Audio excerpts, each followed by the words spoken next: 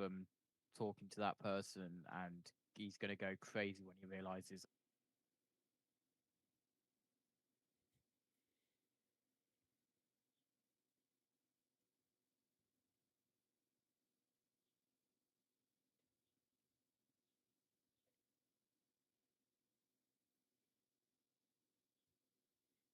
Good evening from the friendly confines of Wrigley Field, where tonight the battle for Chicago continues as the White Sox and Cubs meet for Game 2 of this Crosstown Classic here on the north side. And after what we saw last night, the encore has plenty to live up to. Hello, one and all. My name is Jaric Rubel alongside USM's finest producer, Josh Taylor, as we are thrilled to have you with us for tonight's game between the Chicago Cubs and the Chicago White Sox. And the Cubs enter tonight at a record of 73-53 after a wild 7-5 victory in 10 innings last night against the White Sox, a game that began and ended with Pete Crow Armstrong. PCA led off the bottom of the first with a home run, and after the White Sox rallied to take a late lead, Nico Hoerner delivered the game-tying RBI single in the ninth. Then in the 10th, Pete Crow Armstrong struck again, walking off the White Sox with a two-run homer to send Wrigley Field into a frenzy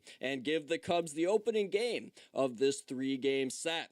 It was Pete Crow Armstrong's 30th home run of the season, completing his second consecutive 30-30 season, which is 30 home runs and 30 stolen bases, and he added another chapter to what has become an MVP caliber season here for this Cubs center fielder. And tonight, Chicago turns to veteran right-hander on the mound, Kevin Gausman, as the 35-year-old enters at 6-11 with a 4.53 ERA and 138 strikeouts, looking to give the Cubs another strong outing after Shota Imanaga struck out 10 over 6 innings last night. And across town, the White Sox, they come into this game at a 65-59 record, knowing that they were only a handful of outs away from taking that series opener, as Andrew Benintendi's pinch hit two-run homer gave the Sox a late advantage Monday before the Cubs rallied in the ninth and eventually walked it off in extras. Tonight, the Sox will have 4 lineup changes along with tossing a bullpen game out on the mound. More on that as the game progresses tonight. So tonight, though, the Northsiders will look to continue the momentum of last night's dramatic win, one of the most dramatic wins of the season for the Cubs, while the Southsiders try to answer back in this Crosstown Classic. It's the White Sox and the Cubs, season series tied at 2 games apiece. Chicago bragging rights are on the line under the lights at Wrigley Field. First pitch is coming up next. You're listening to Major League Baseball with Jaric Rubel and Josh Taylor live here on the Ultimate Sports Media YouTube channel.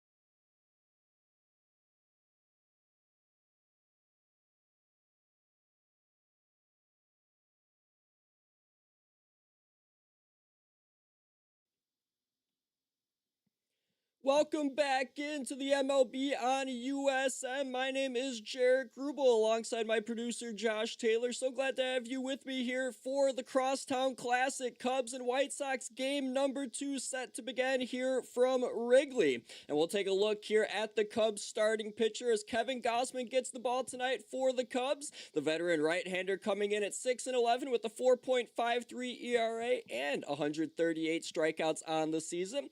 Gausman has always been a guy capable of missing bats, and that'll be something to watch against this White Sox lineup tonight. And the key early for him will be, can he establish the fastball early in counts and get ahead and create opportunities to put hitters away with that signature splitter. We'll take a look here at the White Sox starting lineup. As leading off for the Pale Hose will be the left fielder Sam Antonacci. He'll be followed by Munetake Murakami, who has 28 home runs on the campaign, and Miguel Vargas trails him as he's got 28 as well on the season. A good 2-3 punch there in the heart of the lineup for the White Sox. Then Andrew Benintendi hitting cleanup, had a home run in yesterday's game as well, coming off the bench in pinch hit duties. Then Braden Montgomery and Colson Montgomery will follow suit, though they are not related. Then Chase Maidroth, the second baseman, will hit 7th. Tristan Peters will hit 8th, the center fielder. And the catcher Drew Romo will hit 9th here for the White Sox as they come into this game leading the AL Central, as they are on top of things right now in that American League Central. As if the playoffs were to start today in the American League, they would have a first round bye, as they are 2 games better than the Houston Astros, who are 63-62. The White Sox are 65-59 coming into tonight's game, and the Cubs, on the other hand, 73-53. They are still trailing Milwaukee in the division by 4.5 games. As we get set for baseball here tonight on the north side in this Crosstown Classic. So the Cubs wearing their traditional home white uniforms with the blue pinstripes, the Cubby logo right there on the left side of their chest. They got blue ball caps with the red C as well, and their white baseball pants with the blue pinstripes as well, with the blue belts.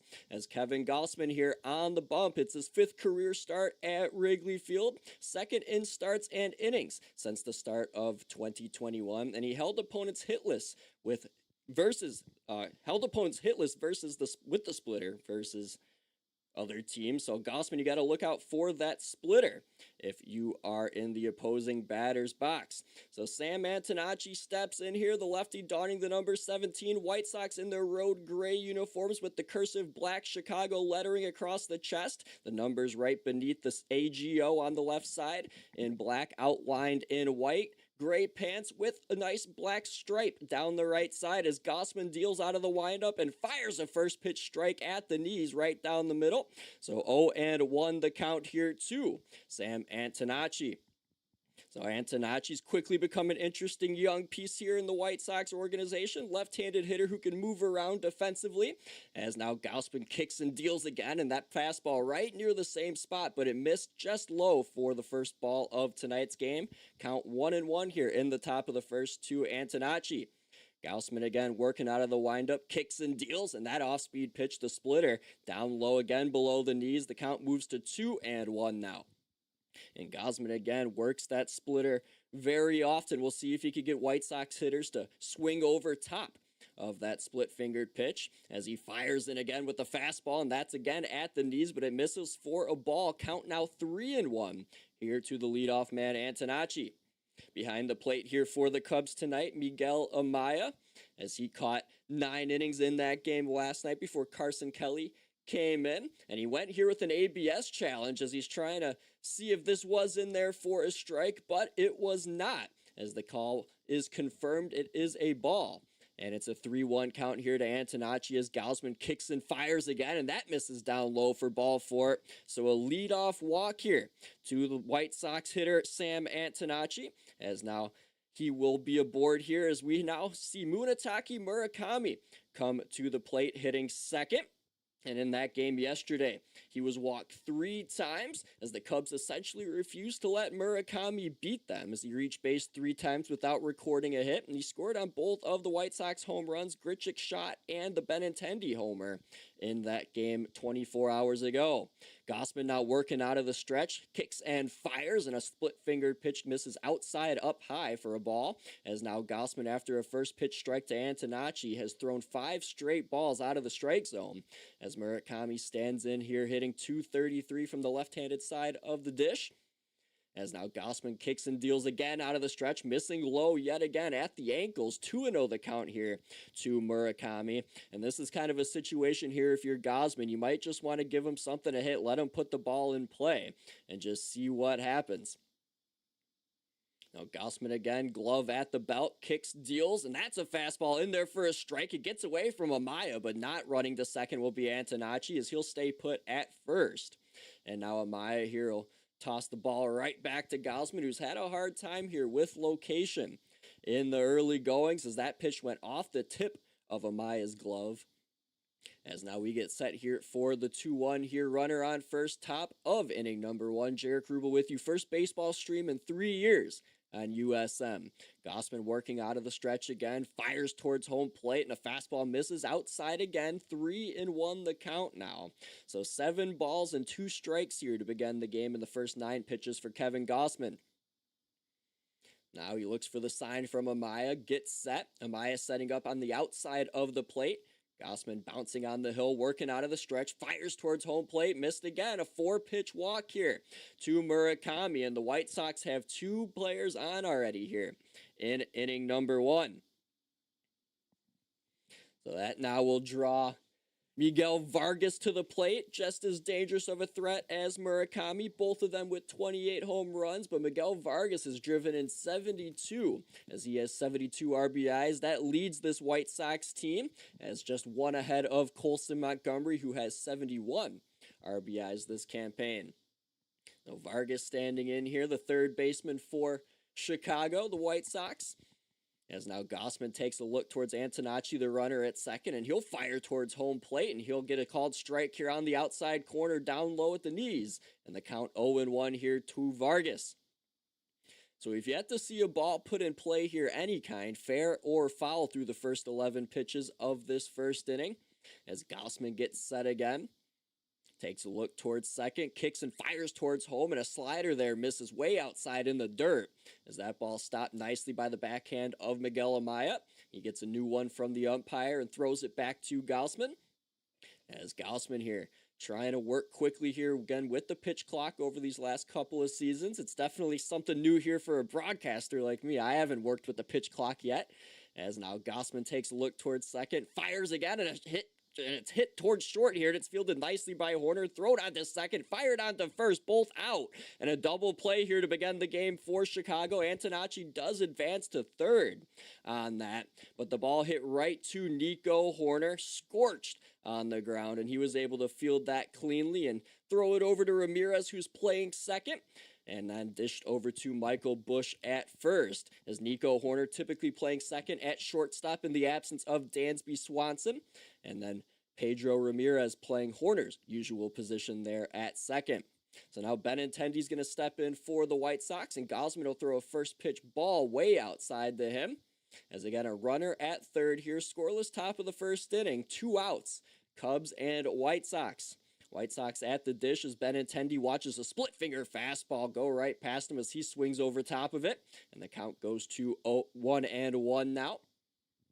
As Kevin Gausman here, acquired at the trade deadline from Toronto, looking to get out of this inning as he works out of the windup and fires towards home plate with another split-fingered fastball that was swung over the top of by Benintendi. And the count moves to 1-2. And again, Benintendi had that home run in the 8th inning here of Game 1 of this series that gave the White Sox a 5-4 lead as he pinch hit for Randall Grichuk. As now here comes another pitch from Gausman. It's going to be a split-fingered fastball that gets Benintendi to swing over the top of it. And that will send us to break here through a half inning, scoreless between the Cubs and the White Sox. Kevin Gausman gets out of a two on, nobody out jam. And now it'll be the Cubs' turn when we come back here on the Ultimate Sports Media YouTube channel.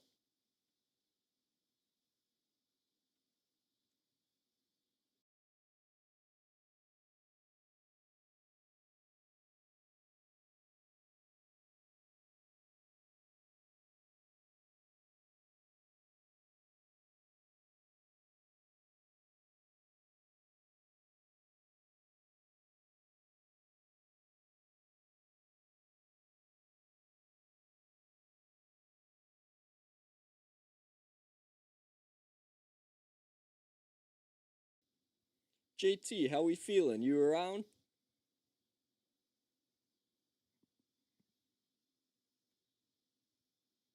If you are, I can't hear you whatsoever.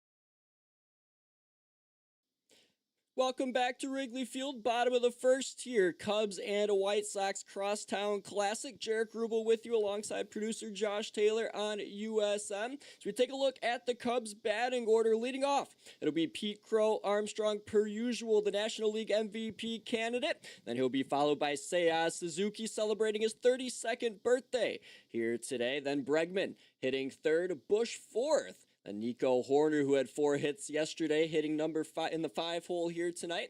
Pedro Ramirez follows him at 6. Ian Happ 7th.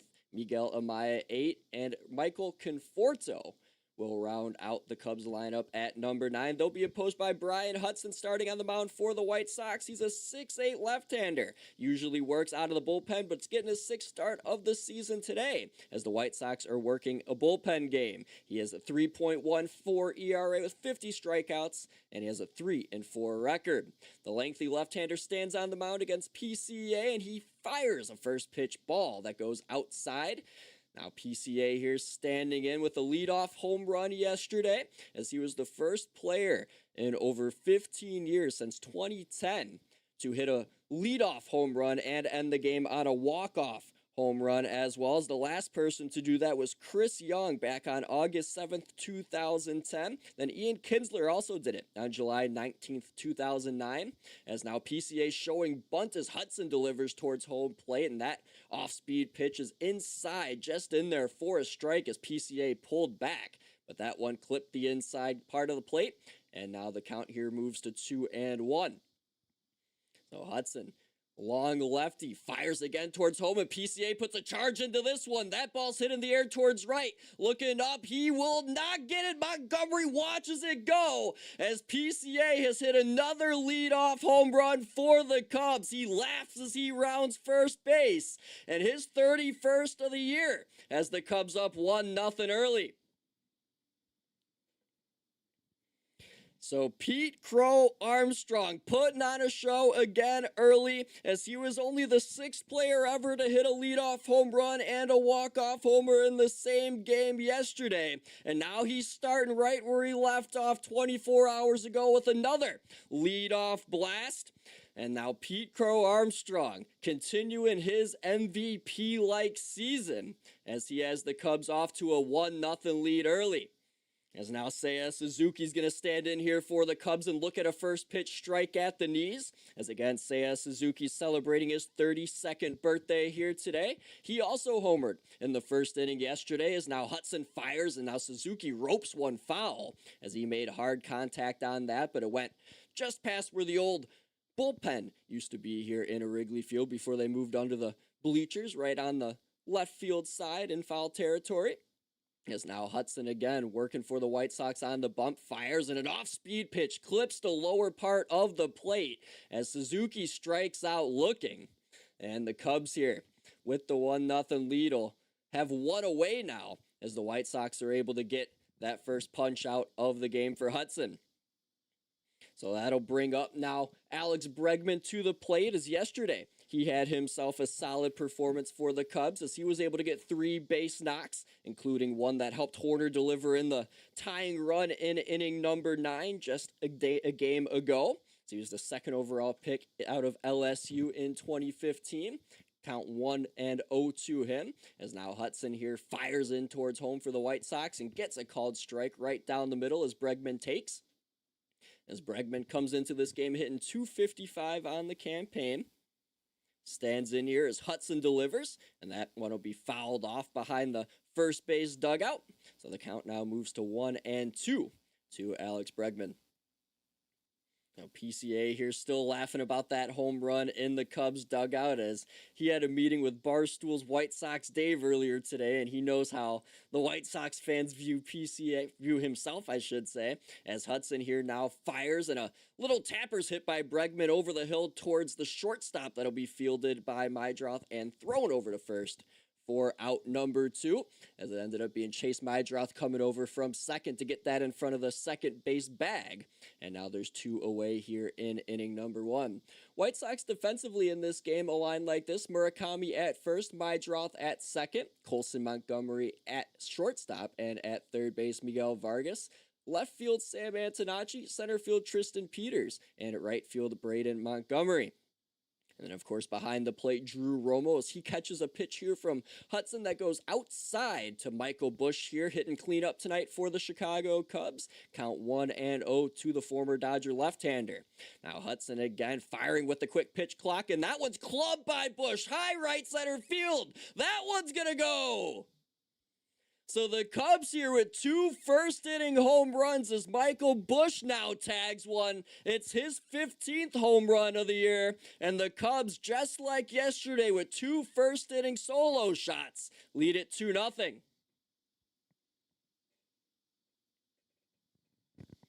So Michael Busch there put a good charge into that one as Hudson laid one right over the heart of the plate, and he was able to let Busch just drive it, a no-doubt home run to right center field, as that one went about 6 rows up in the Wrigley Field bleachers, as this place is rocking here early yet again.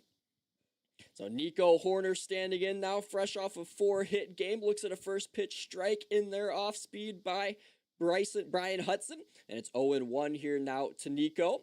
As now Hudson delivers again quickly, and that one's fouled off quickly. An 0-2 count here to the Cubs shortstop, typically second baseman Nico Hoerner. As PCA and Michael Busch here with solo shots have the Cubs off to an early lead in this one. As we'll see how the White Sox respond when they get their hacks again, as they were able to take a 3-2 lead after the Cubs didn't do much with that 2-0 lead in the early part of the first game. As now Hudson fires a fastball at the knees, but it's fought off by Hoerner here, facing an 0-2 count, goes foul down the right field line, as now the count will remain 0-2. So Hoerner hitting .265 coming into this game here today. Has 20 stolen bases as well, so threat on the base pads as if he gets on. As now an off-speed pitch is delivered here by Hudson. It's knocked on the ground to third by Nico, but it's going to be fielded nicely here by Vargas, who fires on to first for the out. And that will conclude matters here in inning number 1. But the Cubs strike first, and they strike twice in this first inning as Pete Crow Armstrong with his 31st home run of the campaign and 3rd of the series. And then Michael Busch as well with a solo shot, his 15th of the campaign, has the Cubs up 2-0 in this one.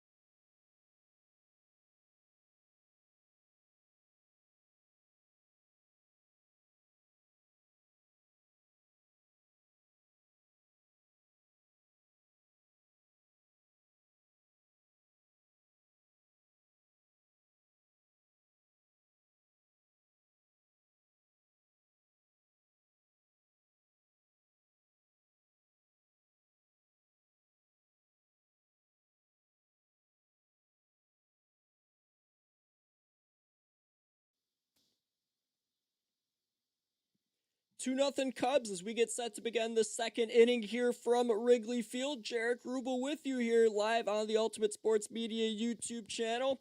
First baseball stream since April of 2023 for me, so I hope you guys enjoy me getting the ropes of this thing again, as it's 2-0 Chicago here as Gausman hops back on the mound and delivers a first pitch ball down near the top of home plate as it would have bounced off it had it been a few inches lower. So they'll count 1-0 here to Braden Montgomery leading off for the White Sox, as now Gausman delivers again here, a fastball right at the bottom of the strike zone, evens the count at 1-1.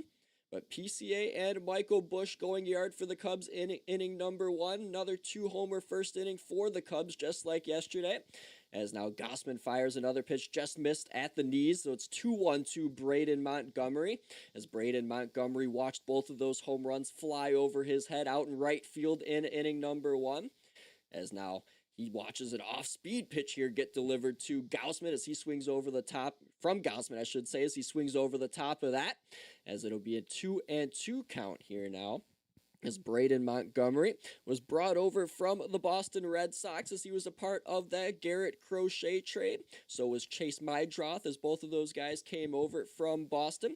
Now Montgomery drafted 12th overall by the Red Sox. Swings and misses here as an outside off-speed pitch from Gausman, as that was the split-fingered pitch that went off the plate down near the right-handed batter's box, but swinging past it was Braden Montgomery, and the first batter of inning number 2 is retired by Gausman.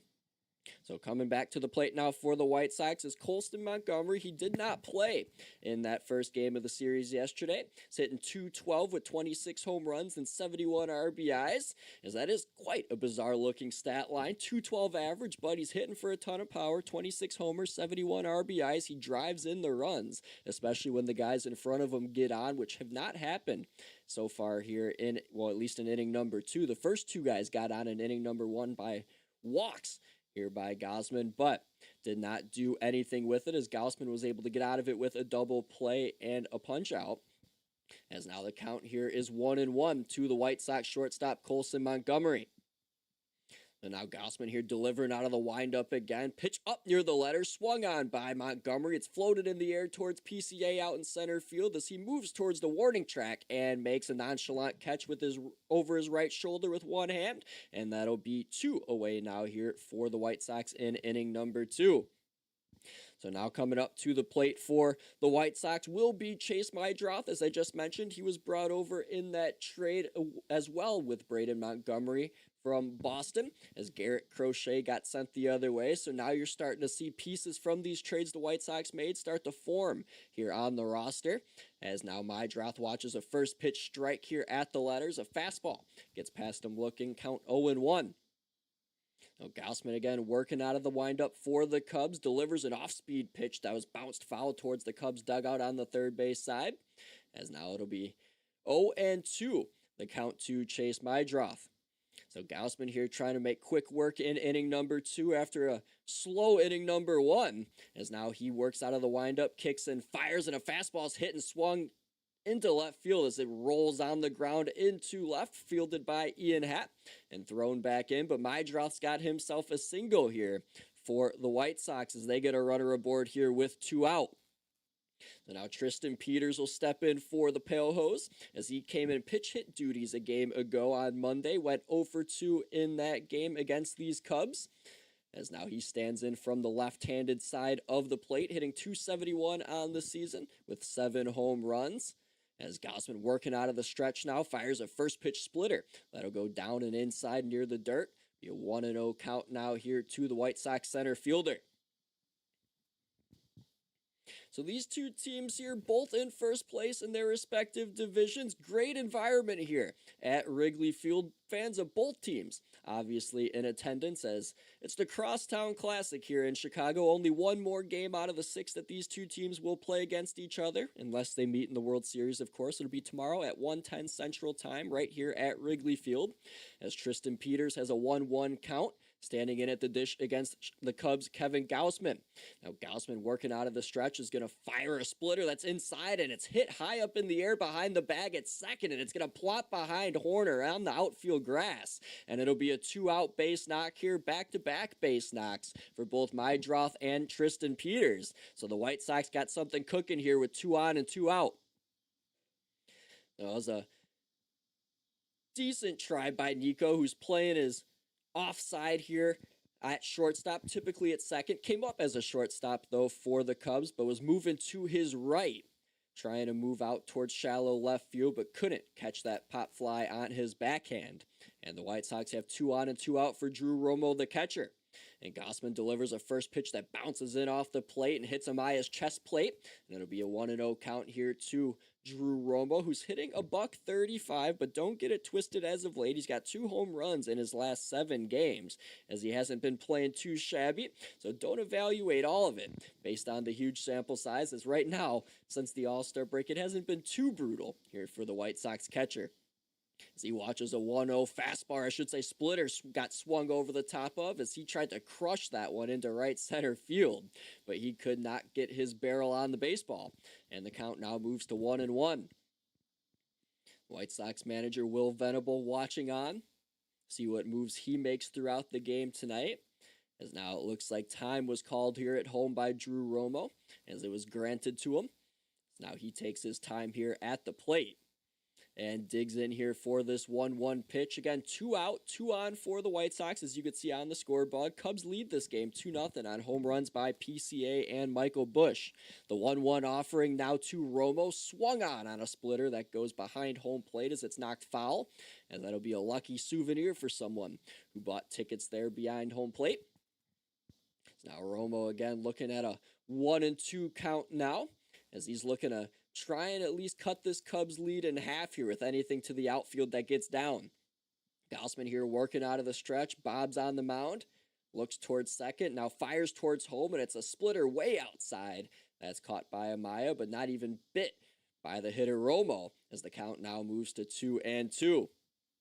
A look here back at PCA on the outfield, as the broadcast must be talking about him on TV. He's got 6 leadoff home runs this year. That's the most by a Cub since Dexter Fowler did it over a decade ago. As now another offering towards Romo's going to be sliced at and hit into left field, fielded quickly by Happ. He's going to test home, but it's going to be cut off by Bregman. And the White Sox get a run on the board here at the top of inning number 2, as it'll be an RBI single here for Drew Romo, as Mydroth comes around to score, and the White Sox now are on the board in this one. So a nice piece of hitting here by Drew Romo. He was able to stay alive with 2 strikes and then able to slice one on the outer part of the plate to left field. Happ did a good job to get that ball in quickly, but with 2 outs, Mydroth was already on the move when contact was made, and the quick relay was not quick enough to get the runner out. So the White Sox on the board here as they cut the Cub lead in half, as these games between these two teams have been plenty of runs, as over the last 10, we've seen 8 overs in the last 10 if you're a betting man. As now standing in Antonacci again, the leadoff man for the White Sox. He walked in his first plate appearance as he saw 4 straight balls after a first pitch strike, and he watches a first pitch ball here on the outer half of a plate that's not going to be challenged by Miguel Amaya, as it looked like it could have been, or it was called a strike, it looks like, as I didn't see the umpire signal, but 0-1 the count to Antonacci, who now watches a splitter by Gausman get swung over top of, and that count now moves to 0-2. Now Gausman here allowed a run, but is trying to get out of another 2-on, 2-out jam, as already 1 run did come across on the RBI single by Drew Romo, who stands at first. So the 0-2 offering to Antonacci. An off-speed pitch goes in the dirt, bounces off the plate, and it'll be grabbed by Amaya cleanly. New ball issued to him as he throws it back to Gausman, as the count now here 1-2 to the left fielder Sam Antonacci. So Sam Antonacci, a Springfield, Illinois native as well. So he grew up here in this state, the land of Lincoln. As Antonacci here watches a fastball right towards him, swung on and hit towards the ground at first, diving to make a stop. Bush to his right, flips it over to the covering Gaussman at first. He's in time for the out. And the Cubs are able to get out of that, limiting the damage to just one, as they'll now get their turn in the bottom of the second, still in front. It's a 2-1 game, though, as Drew Romo was able to deliver with an RBI single. Chase Mydroth came across to score. And through the middle part of the second inning, the Cubs lead it 2-1.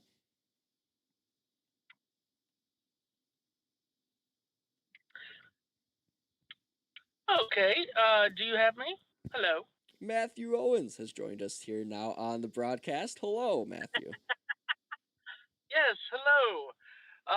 Great to hear from you. It's been a while since we've heard from you here. Almost 2 months. Too long. But yes, glad to have you on baseball. What a perfect game to bring you into for baseball. Chicago versus Chicago. How are you feeling? What are we into? I'm driving. Well, was that the first of all, drive safely. Are we 2.5 in? We're through one full, and we're in the middle of the second right now.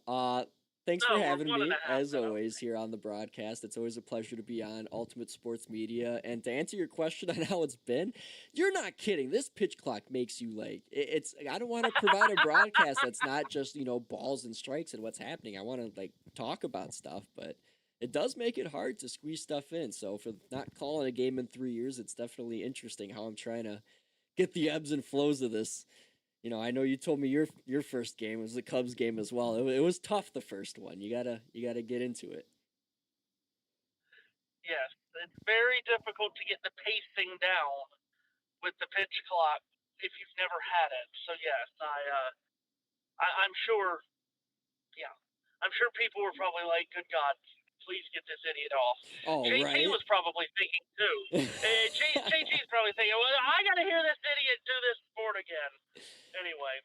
Oh no, it's a lot because your eyes are trying to look at so much, But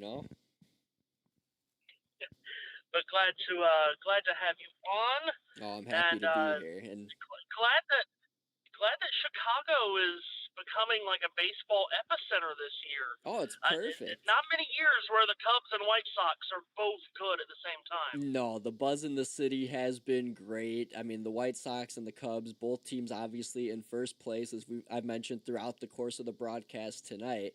And the White Sox, they weren't expected to do what they're doing this year, as now we're back to baseball here as well. Bottom of inning number 2 getting underway. Eric Fetty now on the mound for the White Sox, as it was just an inning of work for Brian Hudson in a bullpen start. So Eric Fetty is expected to get most of the duties in this game, as a fastball's fouled off here by Pedro Ramirez standing in for the Cubs. Count is now 0-2 here in the bottom of inning number 2. But about both teams being in first place and whatnot, the White Sox were not expected, to make as much noise as they have this year. And yeah, part of it is kind of a little bit of having some luck that the AL's not as good, but they're beating the teams in front of them, man. They're playing good baseball. You got to do what you got to do, and they're better than most of these teams in the American League as it stands right now. And the Cubs, on the other hand, it's more just trying to build off of what happened last year. There are expectations, and so far they've been met, as the count's now even back here at 2-2 after 2 straight balls were delivered inside on Ramirez by Fetty.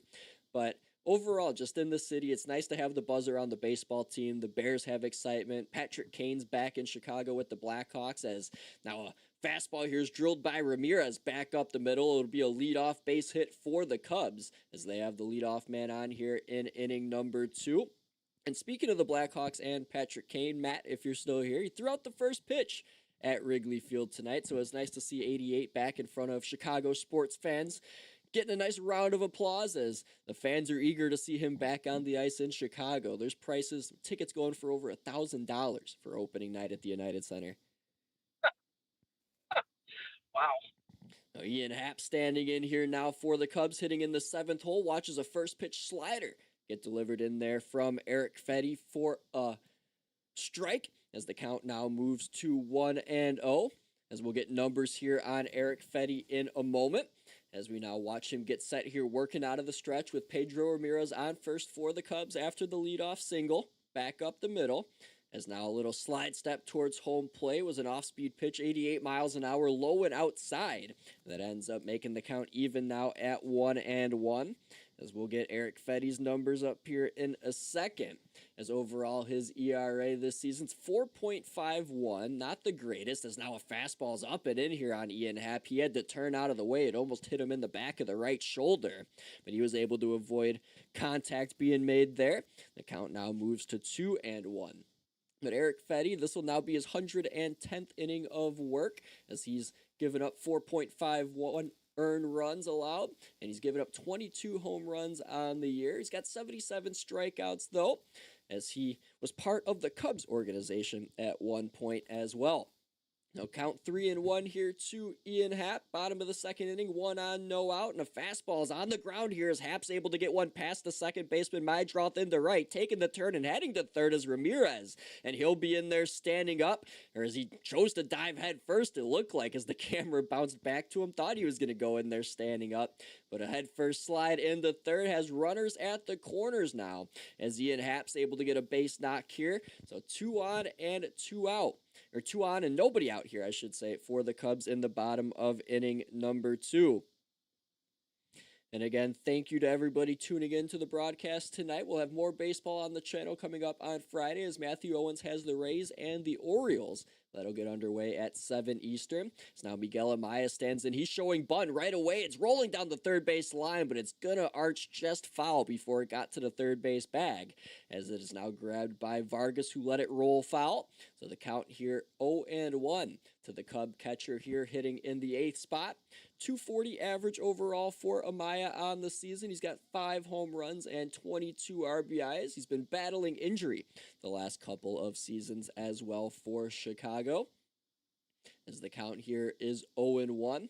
As at the corners for Chicago, the Cubs are Pedro Ramirez on third and Ian Happ on first. Now time was issued out here as now Amaya gets his helmet set and stands back in at the dish, as he's now ready for this 0-1 offering. So Fetty working out of the stretch, has his glove at the belt, gets the sign, now kicks and fires, and it'll be chopped foul right on top of the plate by Amaya, and Romo grabs that as the count moves to 0-2 now. So Miguel Amaya here again for the Cubs, hitting in that 8th hole, and overall this season trying to earn his spot as the number 1 catcher moving forward, as Carson Kelly's only going to get older, as now a slider here is going to be catching Amaya off guard, as Fetty was able to make him bite with a check swing, and he did in fact go around the home plate umpire with the call, and that'll be the first out here in inning number 2 for the Cubs. But more on Eric Fetty here, as he's entered the game for the White Sox. He's got his veteran presence here on the mound. Did not pitch yesterday for the White Sox, but his career's taken some remarkable turns as he's pitched overseas, as he was in the KBO in South Korea when he completely reinvented himself. He won the MVP there back in 2023, then returned here to the majors and immediately became a much more effective pitcher and has found himself in the majors ever since then. As now we have a challenge here, as an outside fastball was delivered to Michael Conforto, and it looks like that call is going to be overturned by the White Sox, or the White Sox call, I should say.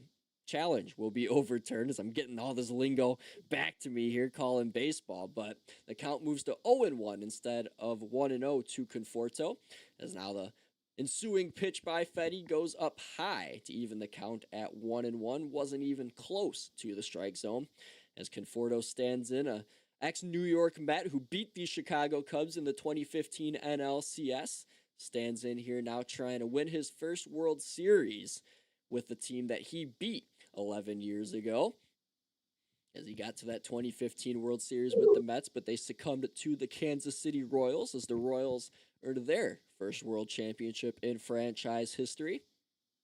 As the 1-1 here now to Conforto is going to clip the outside half, called for a ball, but immediately issuing a challenge will be Drew Romo, and I think he's got a good case, as that should get overturned. We'll see, as now the ABS system comes into play, and it did in fact clip the bottom right corner of the plate on the outside half against Conforto. So the challenge here does work twice in this at-bat, and instead of 3 balls to no strikes, it's a 1-2 count, and the White Sox, Jaric Rubel, is ahead on the mound.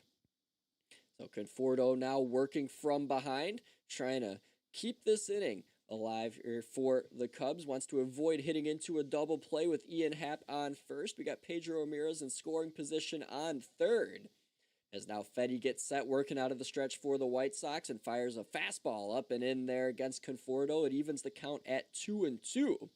As now Fedde here, much longer time here between pitches working on the mound than the starter of tonight's game, Brian Hudson, as he was real quick to go between pitch to pitch, about 10-second intervals.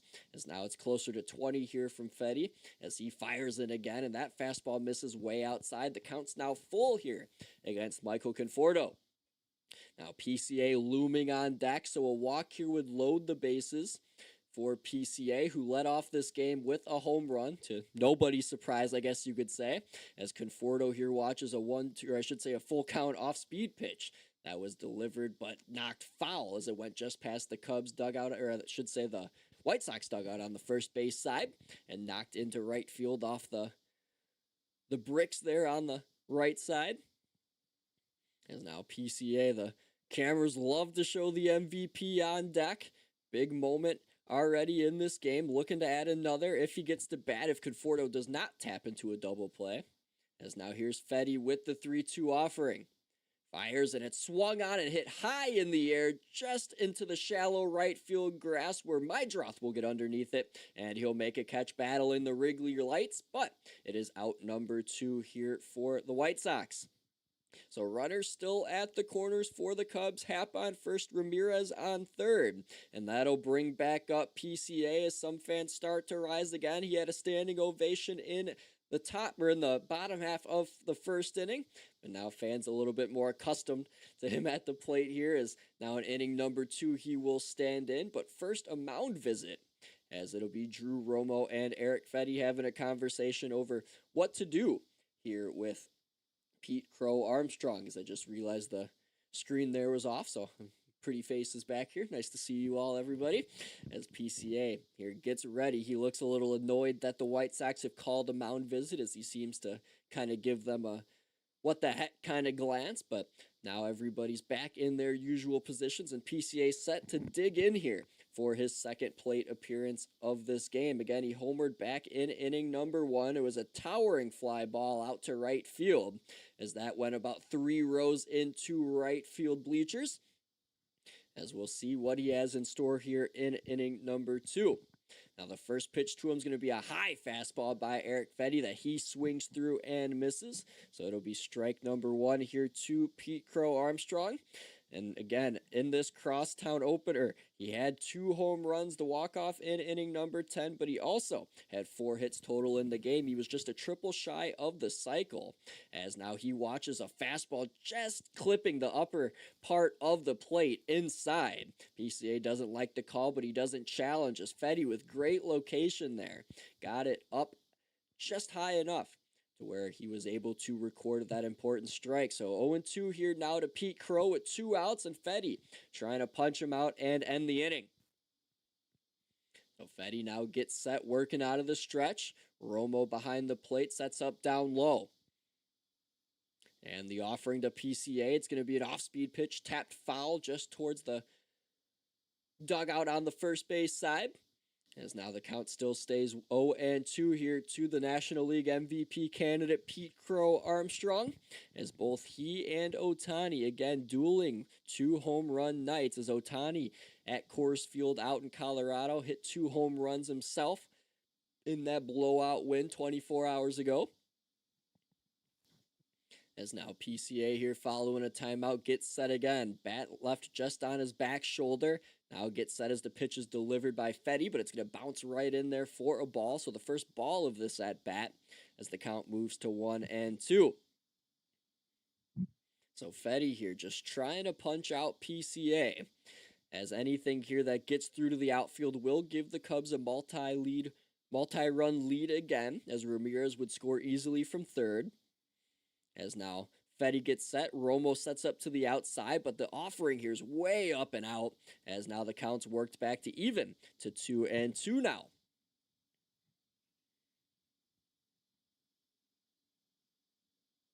Cub fans in attendance waiting to see if PCA has another trick up his sleeve as now he drives one foul as that was a fastball up and in, and he was able to turn on it with his hands, but it went into the seats just into right field foul.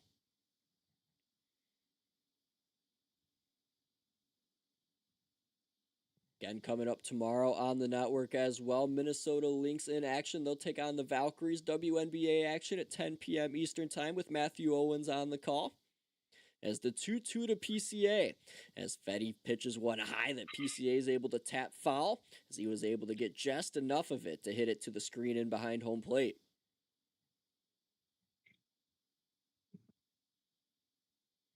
So a big pitch mix here being offered to PCA, as we've seen some cutters, some sweepers, and some sinkers all being offered by Eric Fetty as he delivers the 2-2. That's outside. The count's now full here. 3-2, 2 out. Runners at the corners. Pete Crow Armstrong at the plate for the Cubs. So the runner on first, Ian Happ, will be in motion. Fans in Wrigley rise to their feet. The payoff pitch to PCA. Fetty delivers. It's high, and it'll be ball 4. And the Cubs have the bases loaded here now with 2 away. And the birthday boy, Seiya Suzuki, stepping up to the plate. So his 32nd birthday here today as he homered in inning number 1 24 hours ago. And he's been playing good ball as of late as well as he's hitting .321 with 3 home runs and 8 RBIs over his last 7 games, a .786 slugging percentage for the Japanese right fielder for Chicago. Designated hitter, though, in the lineup tonight. So PCA digs in now with the bags loaded. Again, 2 outs as you can see on your screen. As the Cubs here try to extend their lead against the White Sox in the bottom half of inning number 2. Game already approaching 50 minutes old here, as it's going to be a long one if we're going to get a lot of runs on the north side tonight. And again, 8 of the last 10 games between these two teams have seen 7 or more runs scored. As now the first pitch to Seiya by Fetty will be an off-speed pitch low and away that he swings and misses on, and the count 0-1. So Fetty here in his first inning of work after the starter for tonight's game, Brian Hudson, just did an inning of work in bullpen essentially duty, as it's a bullpen game here tonight for Will Venable's White Sox, as the 0-1 to Suzuki goes up high to throw down to second, and it'll be safe there. Diving back into the bag safely was Ian Happ. Not sure exactly what they were thinking, the White Sox, with the throw down to second there. Happ was taking a pretty sizable lead, and Mydroth right over top of the bag, but not able to get the throw there in time. And I'd love to be able to bring you the defensive positionings of these players, but unfortunately broadcasting a game off TV, I cannot really describe to you what I would be seeing if I was in a actual major league press box looking over the field. So I hope you guys could understand that factor of the broadcast as Suzuki watches a slider miss outside. 2-1, the count now to him. As now Fetty kicks and deals again, and it'll be swung on by Suzuki. A tapper rolled on the ground to short, fielded by Colson Montgomery. He'll throw to first, and it'll be in time to retire the side. So the White Sox avoid danger in inning number 2. The Cubs don't score despite having the bases loaded. It remains 2-1 Cubs through 2 innings tonight on the north side.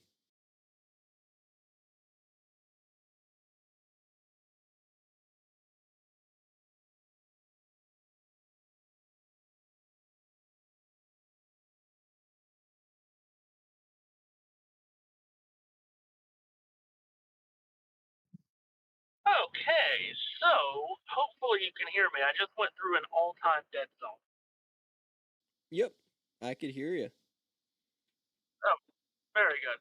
So I heard you mention the KBO during that inning. Correct. Believe it or not, during COVID, I was so desperate to do that. I did 2 KBO games. Oh, really? On the old platform. I was desperate to do something. Good God. And you also said something about bunting in the last inning. JT, Josh Turner, our good friend, JT, if you're with us, how do you feel about bunting? Do not get me started on bunting, Oracle. Bunting is not allowed in Banana Ball, is what I hear. It is not. And for good reason. Oh Bunting my god. sucks. Moving on. Nothing wrong with a little bit of small ball now. Hang on. No, games are Well, won and he also lost. doesn't like walks either. But okay, JT, what do they do on ball 4 in Banana Ball? Sprints are more exciting and more thrilling than walks, Matthew. Oh my god. Oh my god. Okay, Jaric at half inning, because I'm going to go through dead zones like you would not believe. Jaric, at the end of this half inning, I want you to ask JT about his love of Banana Ball. I will make a And mental we're note going of to that. have an all-time conversation. However, the love of MLB is rising a little bit, Oracle. Top of Very the good. third I will be inning. listening for when this inning comes to an end. All the unconventional conversations that also make sense between Matthew and JT as the top of inning number 3 gets underway here from the friendly confines.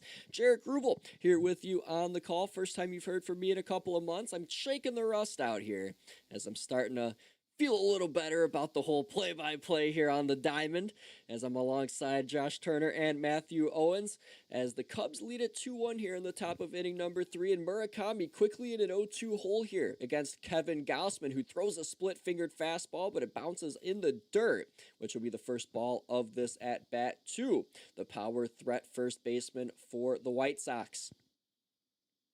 Had 3 walks in that game yesterday as the Cubs did not let Murakami beat them with his abilities at the plate as another bouncing split-fingered pitch hits the dirt and creates a 2-2 count now for Gausman against Murakami as Murakami here again probably the best hitter that the White Sox have, and I'd say the biggest star that they have on the team as well, though Colson Montgomery I'd argue is on his way to becoming that as well at shortstop for the Pale Hose. As Gausman here kicks and fires the 2-2 that misses low and inside, that's now full, as Murakami's gone from 0-2 to 3-2 now in this game, or in this count, I should say. See if Gausman wants to go back with that split-fingered pitch and try and get Murakami swinging as he fires, and it'll be a fastball swung on and hit the left center field. Murakami thinks he got all of it, and he did as he hits a solo shot to tie this game at 2 as Murakami gets his 29th home run of the season, and we're all even at the friendly confines.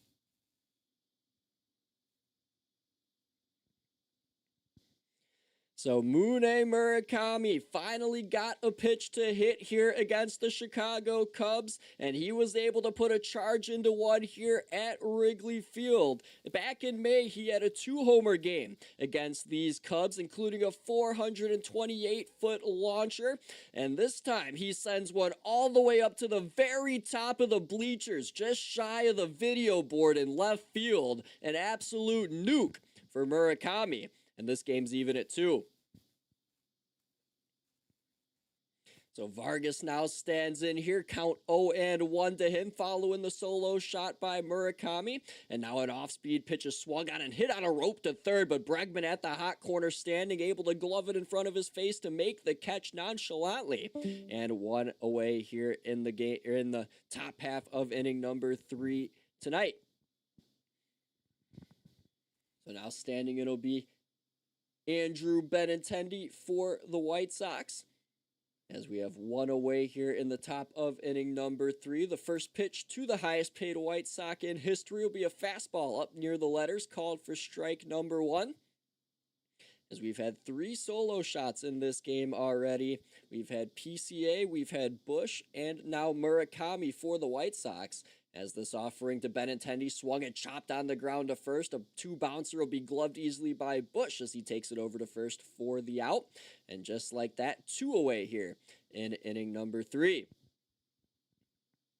So JT, if you could hear me, you aren't a fan of bunting, but we do have 3 home runs already in this game tonight, so I'd imagine you're a fan of those. I I do like high scoring games. Yes, High scoring games tend to be good, but what about like in hockey? You get a good goalies duel. You know, a good goalie duel is always good. What about a pitcher's indeed. duel? You a fan of pitcher's duels in baseball? If it's if if I feel it's a good game, it's a good game. Yes, Two aces going toe to toe on the mound makes for great TV, especially when the postseason lights indeed. get bright. Braden Montgomery standing in here for the White Sox, already down 0-1 in the count. Gaussman delivering the ensuing pitch, and he'll deliver a strike up there at the letters. Believe Montgomery might have went around on the check swing as the home plate umpire makes the call. So already an 0-2 count with two away here in the top of inning number 3. Solo home run, though, from Murakami tied the game for the White Sox, as now an 0-2 splitter will be in the dirt. It'll move to 1-2 now, as Gaussman trying to get out of this inning for Chicago. And we'll see how deep he goes into the game tonight, as he went into the 5th inning against the Nationals in his last start before getting roughed up and eventually losing that game, as his 1-2 offering will be fouled off there towards the third base dugout by Braden Montgomery, as the count remains 1-2 here to the left-handed right fielder for the White Sox. Gaussman still working out of the windup kicks and deals, and it'll be chopped towards the first base bag, but foul, as it'll now roll towards White Sox first base coach Daryl Boston. So he'll grab that with his left hand and give it to a lucky fan in the crowd, as a souvenir will be issued out here at Wrigley Field. Sure, he'll find a White Sox fan to give it to, though. As now 1-2 here, the count to Braden Montgomery, as Gaussman kicks and fires, and it'll be another splitter, but it just misses low and inside. It'll go to 2-2 now, as Braden Montgomery's going to signal for time. And now we'll get a little bit of a pause here at home plate, as again, Kevin Gaussman looking to punch him out perhaps with that splitter, as he's so used to getting batters out with that split-fingered pitch.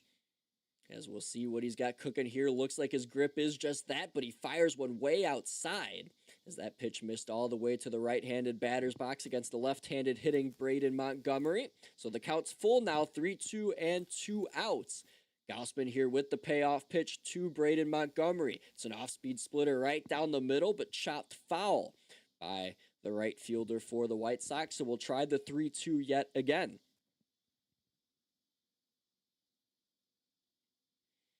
Braden Montgomery standing in here, intently looking towards Gaussman, who delivers a splitter, and it's going to be hit right back to the mound. Gaussman leaps and grabs it with his glove and flips it towards first base, where Bush will grab it while avoiding contact at the bag as well. But the third out has been made, and the side is retired. But the White Sox do strike in the top half of inning number 3. It's a Murakami solo shot that went to the left field video board in Wrigley Field, and that nuke ties this game at 2.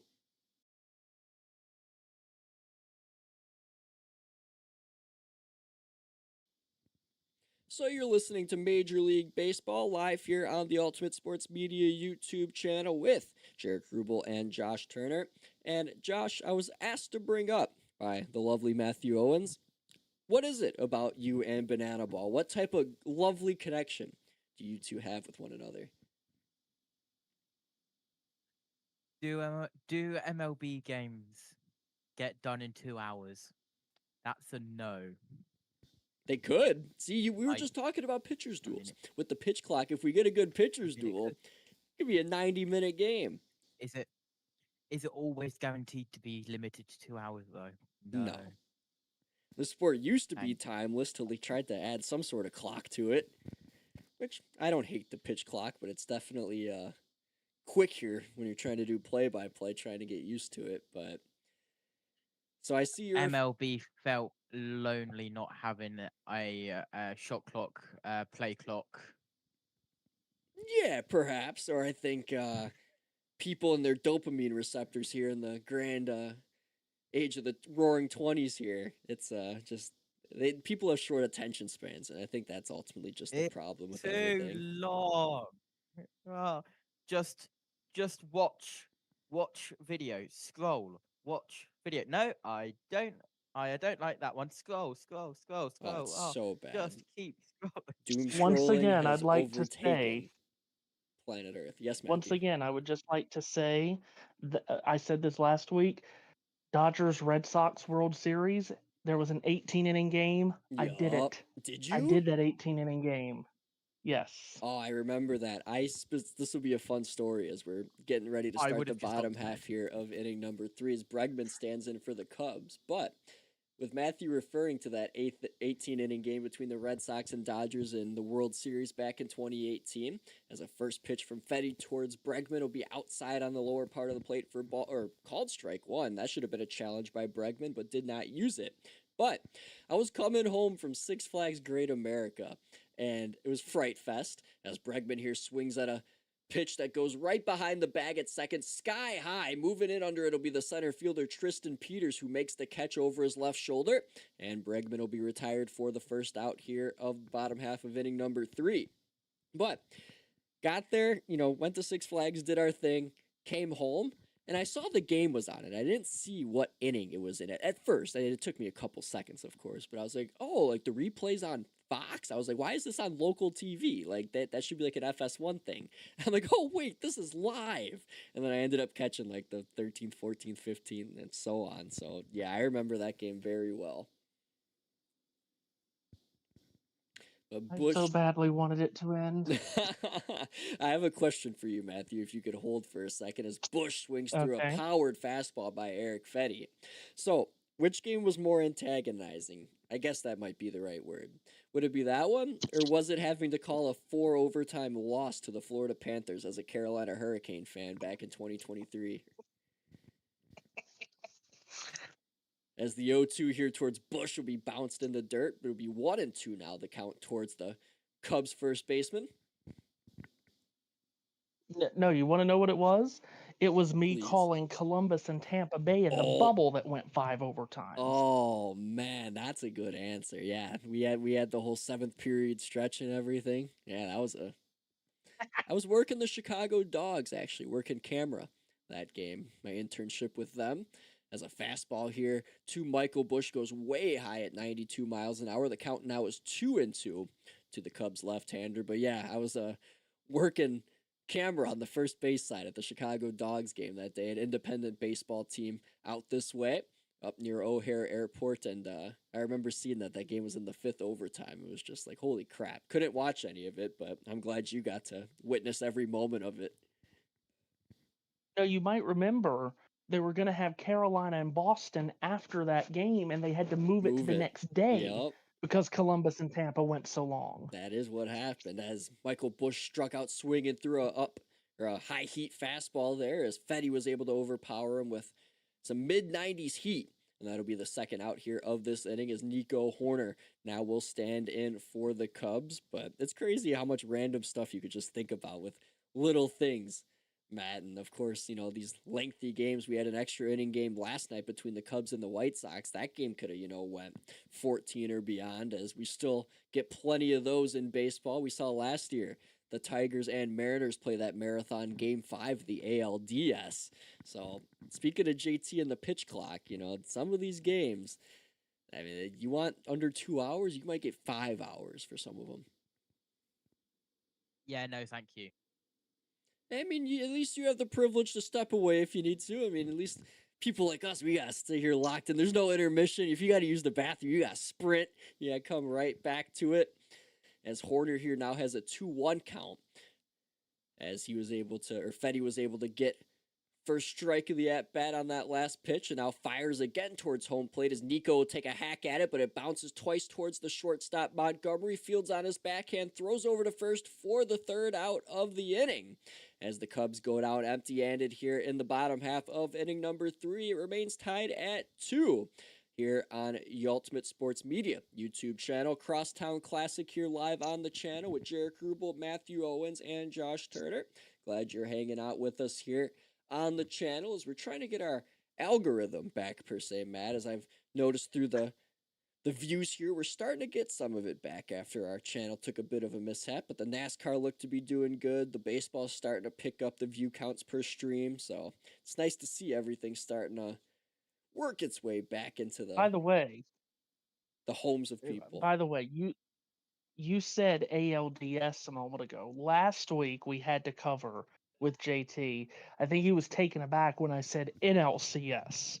He said he would like to buy a vowel. So, yes, JT, when we get to October, there's a wild card. Well, there's 4 wild card series. Then there's the ALDS. Then there's the NLDS, NLCS, ALCS, and then the World Series. Yeah, I would love to buy a vowel or 2, please.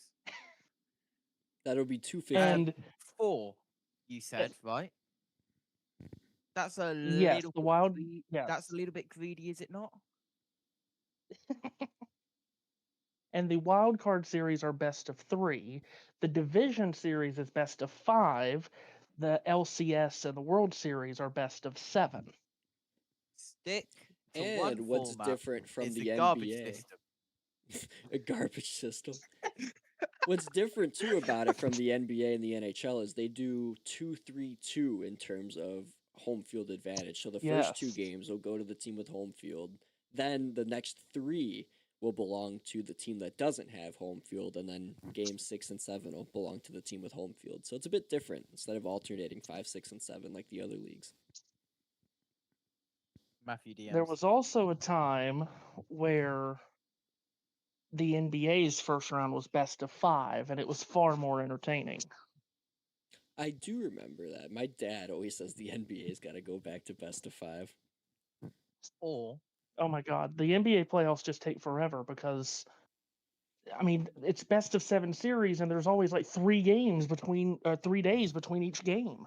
So Colson Montgomery in here to lead off the top of the 4th inning. He'll be first pitch swinging here against Gausman, and he's going to rope one down the right field line. That's going to bounce into the corner, and he's going to be into second base standing with a leadoff double to start the 4th for the White Sox.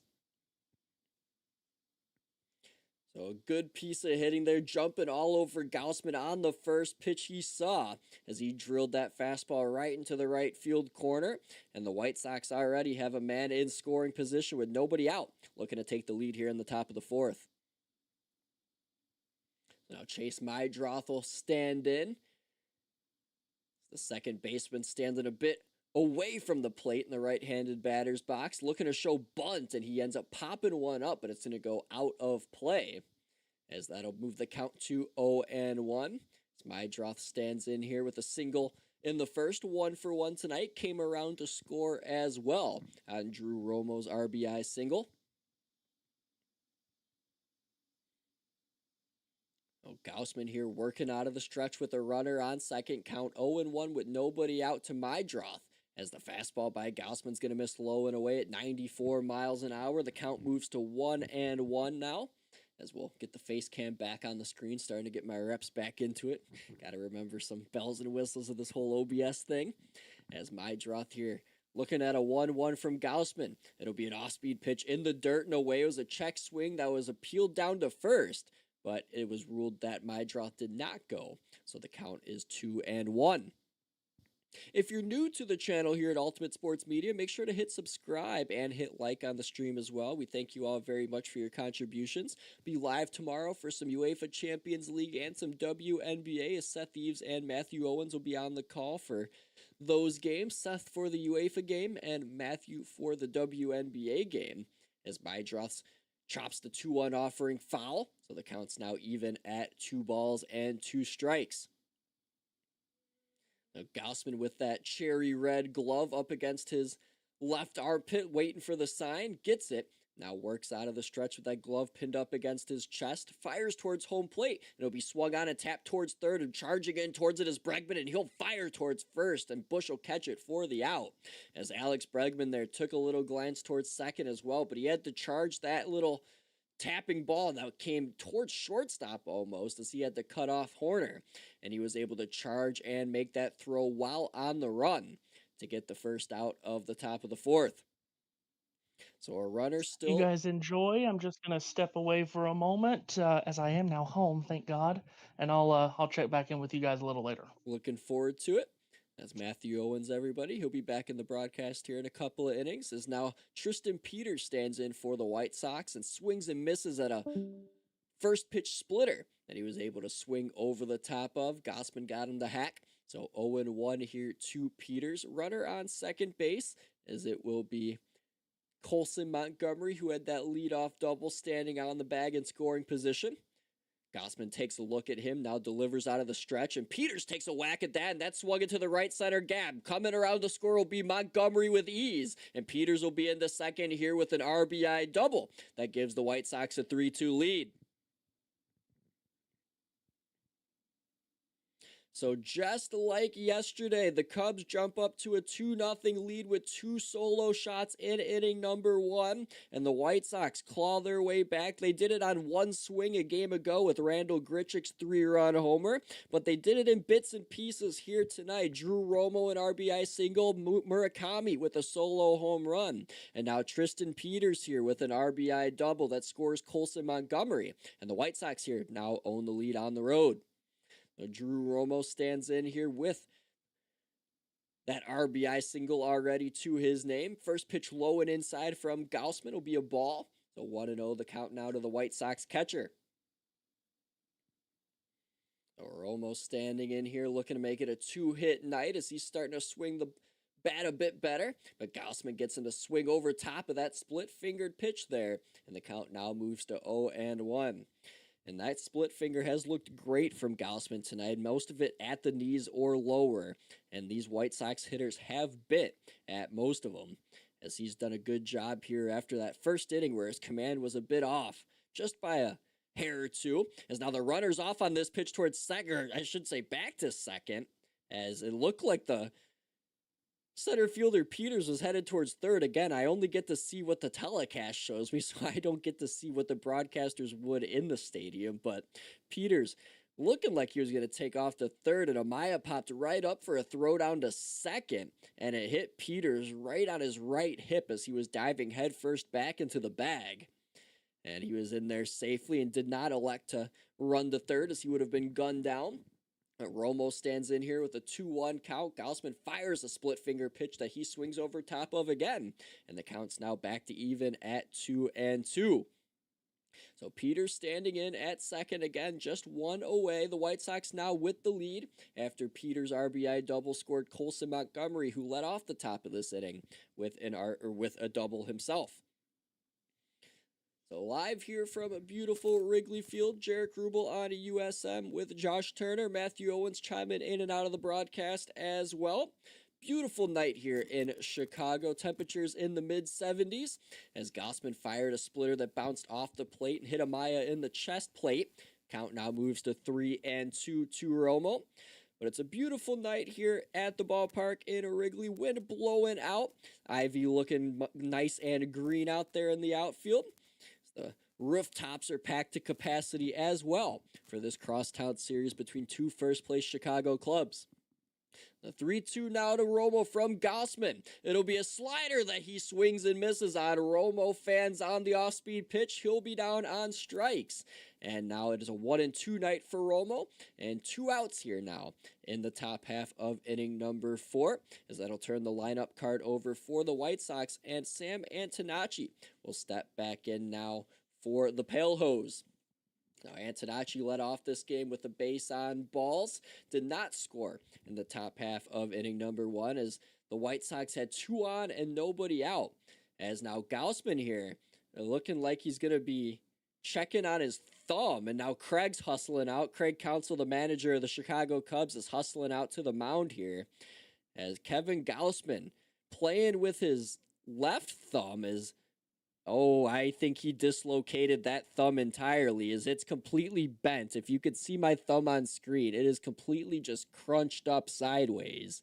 And he was trying to move it, and it did not look good. And it's not his throwing hand, but it is in fact still part of everyday mechanics, as the Cubs here have just been hamstrung with just a ton of pitching injuries this season.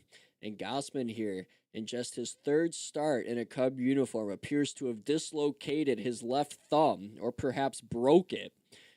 One or the other. and we'll see if they're able to keep him in this game or not. But my guess is, well, no, his thumb looks okay now. We'll see if they're able to keep him in this game, as now he's chewing on an airhead or something.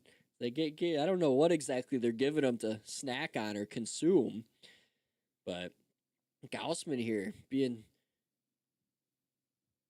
worked on by the Cubs medical staff. Craig Counsell, manager, watching here. Umpires as well, moving in towards the mound to keep tabs as to what's going on. So a interesting situation here, JT, developing at Wrigley Field, as if the Cubs lose another starter here in their rotation, it's going to be another arm they could potentially lose for a playoff push. Yeah, absolutely. And I think that, Jaric, you might say, is suboptimal.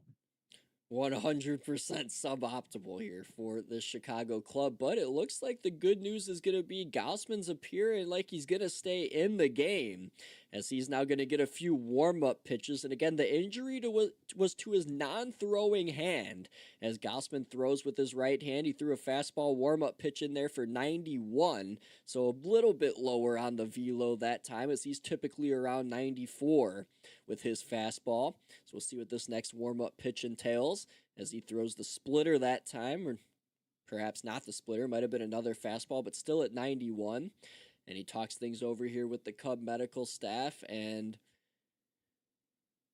don't know if he's going to stay in the game or not, JT, as it seems like there's still a bit of uncertainty here in the dialogue between Gaussman, Craig Counsell, and the Cubs medical staff. Yeah, absolutely. Well, if he was a soccer player, he would be out for the next 6 months. But at least he's throwing pitches, just checking it out. Oh, it's incredible, JT, during the World Cup, seeing what some of these players were doing. I mean, I'm not one who watches, soccer, football all that much, but yeah, it definitely sometimes the stereotypes live up to the stereotypes in that sport.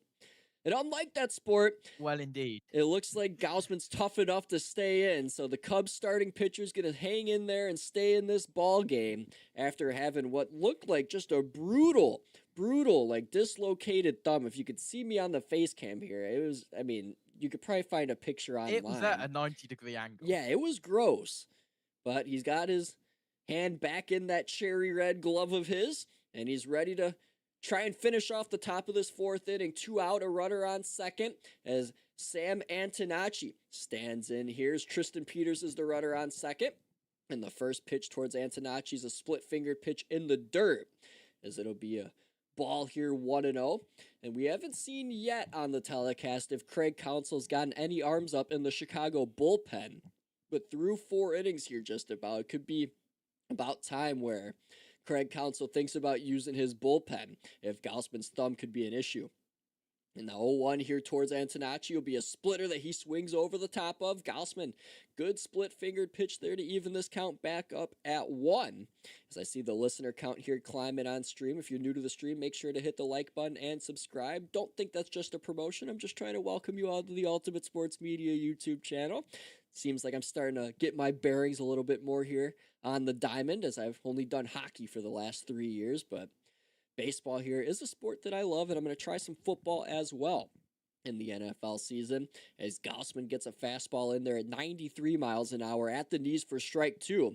So some rising some rising velocity here to that fastball, as it was 91 during the warm-up pitches. Now 93 here back in play, as Gaussman's now going to turn and just look towards Tristan Peters at second. And Peters will just trot back in there, standing up, no throw over. So 2 outs and a 1-2 count here. Sam Antonacci, the left-handed hitter, stands in against Kevin Gaussman. The pitch swung out and missed. It'll be a drop third strike, but the tag's applied by Amaya. And Kevin Gaussman, through quite the quirky inning, gave up a leadoff double that Colson Montgomery was able to come around and score from on Tristan Peters' RBI double. Ran into some injury problems with his thumb. It looked gross. He was able to withstand it and get the ensuing out to end inning number 4. The Cubs have their hacks now coming up in the bottom half of inning number 4. When we return, you're listening to Major League Baseball live on the Ultimate Sports Media YouTube channel, the Crosstown Classic between the White Sox and the Cubs in Chicago. Did I hear football mentioned there? You did, and that would be the American football, as on September 20th Well, indeed. of the calendar 2026, I'm going to attempt to call the Vikings and Bears game. I've only done one football game on USM that came back 2 seasons ago, the Commanders and Buccaneers wild card playoff game, but I'm going to try and expand my repertoire here on USM, as I've done strictly hockey for a while, which is my bread and butter, but I think it'll be good to get the versatility in the works and do some different sports. Well, don't make this put you off, but let's just hope you have a person like me who can keep score for you, because we did some mathematics in last season, and on average, a score bug in the NFL, there's 2,000 button presses on average. Oh, I for one believe, I game. believe it, to be honest. Oh, yeah. Crazy to score bug. I was NFL. thinking too, like if I didn't have like a producer like you, I might have just simplified it to the point where it's just down, score, and that's Yeah. it, you know, and then it's just my job Yeah. as a radio That, broadcaster to, you know, speak on everything That on else. average, 2,000 buttons is score, downs, distance, clock, play clock. That is everything. So back here for Yeah. the bottom Crazy. half of inning number 4 at Wrigley Field, the White Sox with a 3-2 lead now over the Cubs here in Chicago, as the Cubs now will get an opportunity to try and even the score up in this one after vanquishing a 2-0 lead. Now, Pedro Ramirez will stand in for the Cubs. He's 1 for 1 with a single. Watches a slider clip the inside corner for a first pitch strike. As now the second offering by Fetty's a fastball up high and in, as that evens the count now at 1-1. So Ramirez here, the rookie for Chicago, in at the plate, swings at the 1-1 offering. It'll be tapped on the ground towards third. Vargas moving to his left, fields it cleanly, fires over to Murakami at first for the easy out. And that's 1 away already here in the bottom half of inning 4 for the White Sox. Eric Fetty still on the bump here, getting some more work for the White Sox, as he's been their long reliever throughout the course of this season. It's either him or Sean Newcomb that become the innings eaters when they need them to be. And Eric Fetty now here in inning number 112 of his season. He'll now face Ian Happ, who's first pitch swinging and puts a charge into this one. Back at the track it goes, but it's going to die just shy of the ivy. And Braden Montgomery will come up with a catch over his left shoulder for a loud out number 2. So already 2 out in inning number 4 for the Cubs, as this one's moving quickly. Here, the first quick inning. JT, I think, likes those. Is now standing. Well, it is only 2:28 a.m., 2:29 a.m. now. Yeah, we got to remember JT's coming at us live here from the UK. As, yeah, the time difference there is no joke. I applaud you for hanging out with me here late night for some crosstown baseball, as Miguel Amaya, the catcher for the Cubs, stands in and watches a first pitch strike on the outer half of the plate. 95-mile-per-hour fastball on Eric Fetty's 50th pitch of the game, as he'll deliver a slider outside there, called for a strike way outside, but it was called the strike, and Amaya does not challenge. Cubs only with 1 challenge left in this game, as they had a failed challenge earlier in inning number 2, but Amaya elects not to use it here, and he's down 0-2 in the count with 2 away. So Fetty working out of the windup, offers a fastball high and away that Amaya does not bite at, so the count moves to 1-2 now.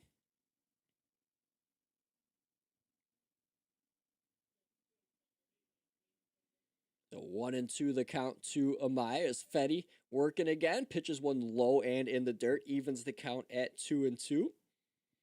As now Amaya here back to even after being down 0-2 in this at bat. See if he's able to make any noise with it.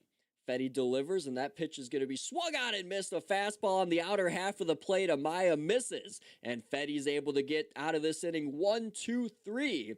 And Murakami will lead it off for the White Sox when we return for inning number 5, as the White Sox lead it 3-2 here. On the north side, you're listening to Major League Baseball with Jaric Rubel and Josh Turner, live right here on the Ultimate Sports Media YouTube channel. I did a game last week. I can't remember what it was. I'd have to look at the schedule, but it was it was MLB Brewers at Dodgers last Thursday, and that was a 10 p.m. Eastern to start, and it didn't finish until 6 a.m. my time. So, I gotta ask you, what do you like? Do you get up and I know it's summer because I remember you'd have class and stuff to go to during the winter, but like, are you able to do these baseball games now because you just have the free time, or like, what do you do when you have to stay up that late and have stuff to do the next day? Well, I don't have anything to do at the moment. Well, that's good. You're able to rest up. Because over there, you guys go back earlier than we do. So I'm not in college until the 4th of September. Okay, so you still got a couple more weeks. Yeah, just over here, I live across from a school, and kids are already going back. So it's always that third-ish, week in August where they send everybody back. It was like that when I was in school too, growing up in the Chicago suburbs. But this is what it is. I don't mind getting out Memorial Day weekend, that last week of May here in the United States. So it all works out, I think. So you guys get out a couple of weeks earlier than us, and then go Exactly back a couple of weeks earlier than us. Yeah. So school over here is September to July, and then college is like September to June. Okay, that or makes even sense. May, September to depending June, on- I think, makes the most sense at the end of the day. That's the most realistic Yeah. schedule people So could my come up with. my last education day at college was 19th of June. Dang, okay. So So you've had 2 yourself months 2 months, yeah. exactly today, because of time zones that do exist. Well, it's gonna keep flying by. Before you know it, September 4th is gonna be here, and you're gonna be busy again. As we're back to being busy here at Wrigley, top of the 5th inning beginning, Mune Murakami standing in as he's walked and hit a solo home run in this game. That home run tied the game at 2 in his last plate appearance back in inning number 3. Now the Sox lead it 3-2 here, looking to do some damage in inning number 5. So 2-0 the count already to Murakami as Gausman still out there, fires and bounces one off the top of home plate. That splitter bounces for ball 3. And now it's a 3-0 count here to Murakami. And I'd imagine they'll just issue the 4-pitch walk here, as you don't want to give him any opportunity to hit one out again. But Gausman will fire and put a fastball right down the heart of the plate. It'll be 3-1 here now to the White Sox slugging first baseman. His first season here as he came to MLB, already one of the most accomplished Japanese power hitters of his generation, as he watches a fastball clip the inside part of the plate, 93 miles per hour, called just barely catching the part of the strike zone. So now the counts worked to full. But Murakami, he famously hit 56 home runs in Japan in 2022 as he broke Sadaharu O's longstanding single season record for a Japanese-born player. As Gausman here on the payoff pitch makes a miss on the split-fingered fastball, Murakami swung over the top of it, and that is the first out of inning number 5. So just good off-speed pitch there from Kevin Gausman gets Murakami down on strikes, and now in steps Miguel Vargas. So this 5th inning here off to a good start for Gausman after he unraveled in the 5th inning in his last start against the Nationals. His first pitch to Vargas is just going to barely miss the bottom of the strike zone, and that'll be ball 1. And it looks like no challenge will be coming here from the Cubs as the umpire tapped his helmet, but we play on. It's Gausman working out of the windup, fires again, and a split-fingered fastball will be swung over the top of and missed by Vargas as the count now is 1-1. So Gausman here trying to win that World Series, as he's yet to win. He was a member of the Blue Jay squad last year, as he throws a fastball 1-1 offering that's hit by Vargas and bounces over top of the mound. It's going to be a tough play, and Horner just can't grab it with the bare hand. So reaching easily at first base will be Vargas. That should be ruled an infield single, as that was a slow roller after it bounced right on top of the plate. Went right over Gausman's head, and Nico just misjudged it as he went running in after it, but couldn't grab it with the bare hand, as it bounced a little bit too far behind him to his right. So now it looks like that might be it for Kevin Gausman's night, as Craig Counsell's going to head on out to the mound, as Gausman here looks like his thumb's okay at the moment. Not sure if they're looking at him to be injured again here, JT, but I think that's just going to be the night for Gausman, and it will be. So he will go 4 1/3 for Chicago before getting the hook, as the Cubs will go to the bullpen now here in the top of inning number 5.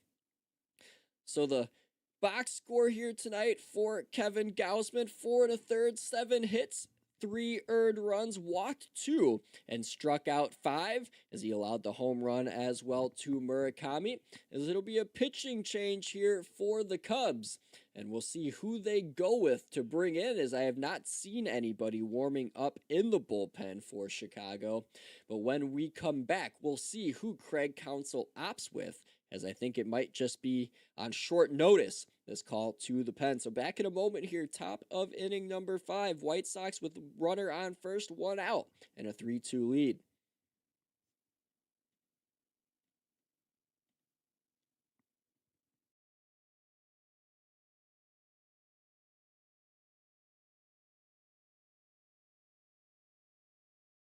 We've got some final scores coming in from around the MLB. Blue Jays 10, Rays 5. Over there, big. Oh, wow, a high scoring game there. Same for the Guardians and Giants. Guardians won that 8-1. And then the Yankees 3, Orioles 1. What a name. There's a long running thing there with me and Matthew Jaric. Pirates 4, Tigers 1. Explain. And I'm fascinated. Cardinals 3, Reds 0. Basically, when I came in a couple of weeks ago and I was brand new to baseball, there was a lot of names that I had not heard of. And the Orioles was one of them. Interesting. And right now, not to Indeed. change the topic real quick, but I just got a text from my White Sox friend, right? And he's talking about how the Cubs fans threw the Murakami home run ball back into the stadium, right? And I'm like, I do the same thing if that ball is hit to me. That's part of Wrigley culture. If you get a hit an opposing home run ball, you got to throw that thing back. Like, if you want to keep it, good for you. But part of being a Cub fan is throwing back the opposing home runs. That's been a way of life here on the north side since before I was born, back in 2001. But JT, I'd imagine you're going to be with Matthew for Rays and Orioles Friday night? I am down for it. Oh, well, yes. I have at the moment I have put myself down for it. So Whether looking that forward to that. stays, we will see what happens. First pitch for What about that one will be at Go on. 7 Eastern. Yep.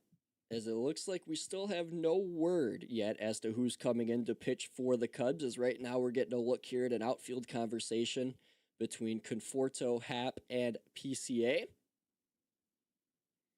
As we'll see who Craig Counsell and the Cubs are going to elect to throw out onto the mound.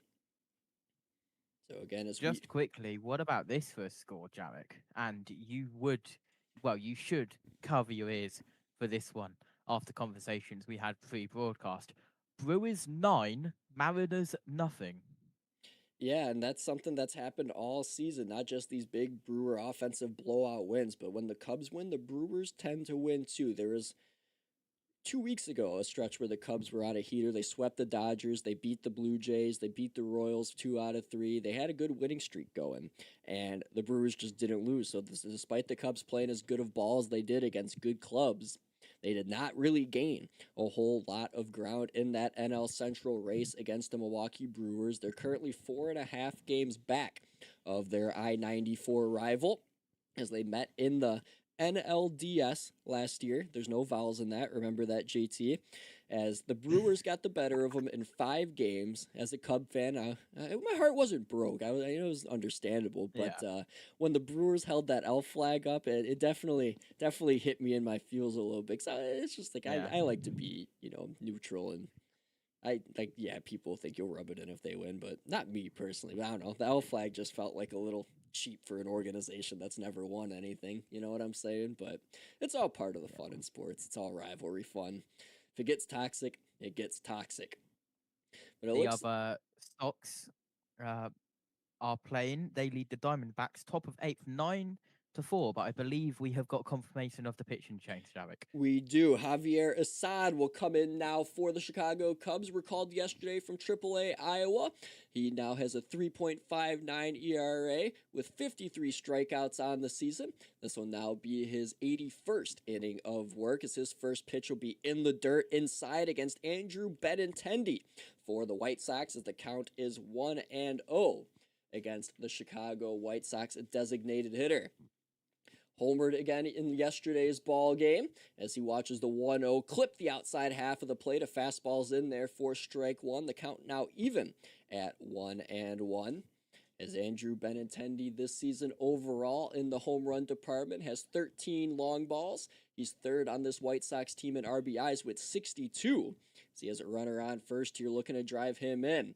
The 1-1 offering from Assad will be swung on but hit foul behind the third base dugout, as the count now moves to 1-2 for Andrew Benintendi.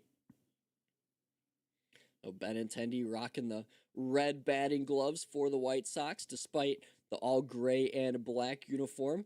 Over on first base is Miguel Vargas. He also has some red in his uniform, as he's got the red wristbands going and the elbow pad, as the White Sox third jerseys are kind of a nod to the Chicago Bulls uniforms. They have red uniforms with black sleeves and black pinstripes, as well as black pants, as Jerry Reinsdorf, the owner of the White Sox and the Bulls, kind of came up with the jersey to commemorate both clubs at the same time. The 1-2 offering here from Assad to Benintendi. It's an Uncle Charlie, a curveball that missed high and away at 77 miles an hour. And that was nowhere close to the zone. The count now even at 2 balls and 2 strikes. Now Benintendi 0 for 2 tonight, but looking to get on base here with his first hit of the evening, as Assad fires and Benintendi swings and drives one deep in the air to the left field corner, but it's going to go foul just past the Bartman seats here in Wrigley Field. That's about 5 rows beyond where that infamous moment happened. And JT, as much as I don't want to talk about it, are you aware of who Steve Bartman is? And this is where Matthew Owens, it would be great for him to be here, because I'm going to say, who?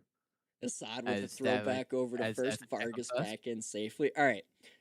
So Steve Bartman was a Chicago Cub fan that was sitting beyond, like, the third base bag down in left field. It was the first row, kind of where that foul ball went, but it was the first row before, like, the foul line becomes almost too thin. As an offering here to Montgomery's going to be, or I should say Benintendi swung on a hit on the ground to second, fielded by Ramirez over to short, got out at second, over to first in time for the double play. As Assad's going to get out of that, but Venable, the White Sox manager, wants to wait, but he won't challenge. As after all that, a double play was hit into by Benintendi. Vargas out at second, and then Benintendi out at first. And the Cubs get out of that without any damage done, as the White Sox still lead it 3-2, as we're through the middle part of 5 innings in this one. So back in a moment towards the action, but I'll continue on here, JT, with who Steve Bartman was. Have you researched it already? I have done a search on the goggle, and the first result is the 2003 incident. Yep. Tell me more. So the Cubs were on the verge of going to the 2003 World Series. They led the NLCS 3-2. And in the 8th inning, I forget who hit it for Florida, the Florida Marlins at the time, not the Miami Marlins. And funny enough, if Louis Castillo. when we come back, I'll point out something to do with the Marlins that's at Wrigley Field tonight. But a fly ball goes towards left field, and it's going foul, and it's just kind of in play, but it's also not in play. And the Cubs left fielder Moises Alou tries to make the catch just outside of foul territory. It's a tall brick wall. He has to try and make a good leap to get it, and he could have made it, but Steve Bartman was sitting there and just instinctively just went for it, and the ball touched him, and catch was not made. The Cubs melted down. They lost Game 6. They lost Game 7, and the Marlins went on to win their second World Series in 6 years. It is an infamous moment in Chicago Cubs history, not for the better. Noted. But again, many of the demons were exercised 13 years later in 2016 as they took down the Cleveland Indians. And what, not even as a Cub fan do I say it's the greatest World Series ever, but I genuinely think that was just the most dramatic World Series most people are going to see in their lifetimes, with all the history surrounding it, the 2 longest droughts in baseball history championship wise. So yeah, but that's the whole Steve Bartman incident there, buddy. That was one that'll live in infamy. I have done a search on the Google, and I have found said video. Do you have thoughts on said video? I am watching said video While right now. While Okay. he watches said video, Michael Conforto's going to dig in, still against Eric Fedde, as he's first pitch swinging at this fastball, but it's just inside the first base line that Murakami's going to get in front of and take to the bag himself for the first out of bottom 5. It has 3.6 million views. Should on have YouTube. more. Wow, it feels kind of low. The lineup card here is going to turn over now for the Cubs. Pete Crow Armstrong coming back up for his third plate appearance. Again, he homered back to lead off inning number 1 in the bottom half as he watches a first pitch cutter that goes in there beneath the strike zone but called a strike. And Pete was thinking about challenging it, but he says he's going to lay off the challenge that time and deal with it, as it's 0-1 now to the MVP candidate in the National League. Now Fedde delivers the 0-1. It's hit up towards first base kind of awkwardly, and Murakami's going to catch it on a fly, as it was a full follow-through on the swing by PCA, but it was just a little floating fly ball that went to Murakami, and he was able to catch it without moving for the second out of the 5th inning. So Seiya Suzuki now will step back in for the Cubs. Again, celebrating his 32nd birthday, trying to make some noise here and get the Cubs back to at least even in this game against their crosstown rival. Again, Game 3 of this series will be tomorrow at 1:10 Eastern or 1:10 Central from Wrigley Field. As a first pitch to Suzuki's in there at the letters for a strike, a 95-mile-per-hour fastball from Eric Fedde. So 0-1 the count, 2 outs here to Seiya Suzuki.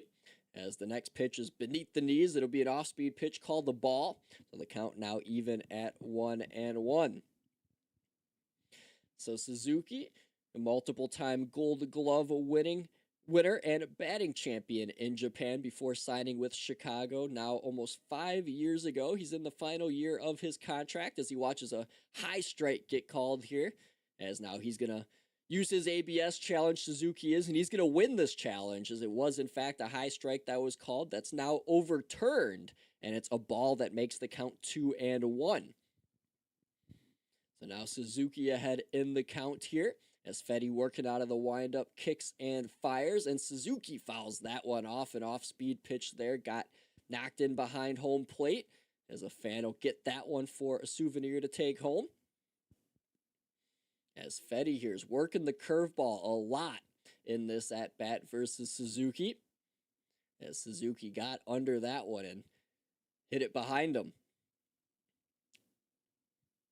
Well, the 2-2 offering coming up as Fedde fires, and that's a fastball that rings up Suzuki on the outer half, and he's not going to use his challenge this time, as Suzuki's down on strikes looking. The pitch looked to be outside, but a good frame by catcher Drew Romo gets the call, and the White Sox get through 5, still in front 3-2 on the north side against their inter-city rival, Chicago Cubs.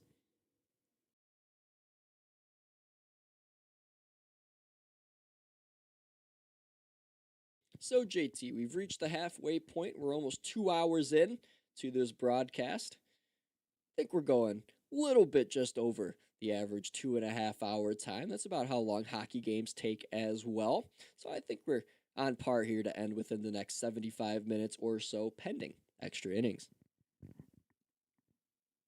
Wonder where Matt's Hopefully. at, too. Thought he would have been back by now.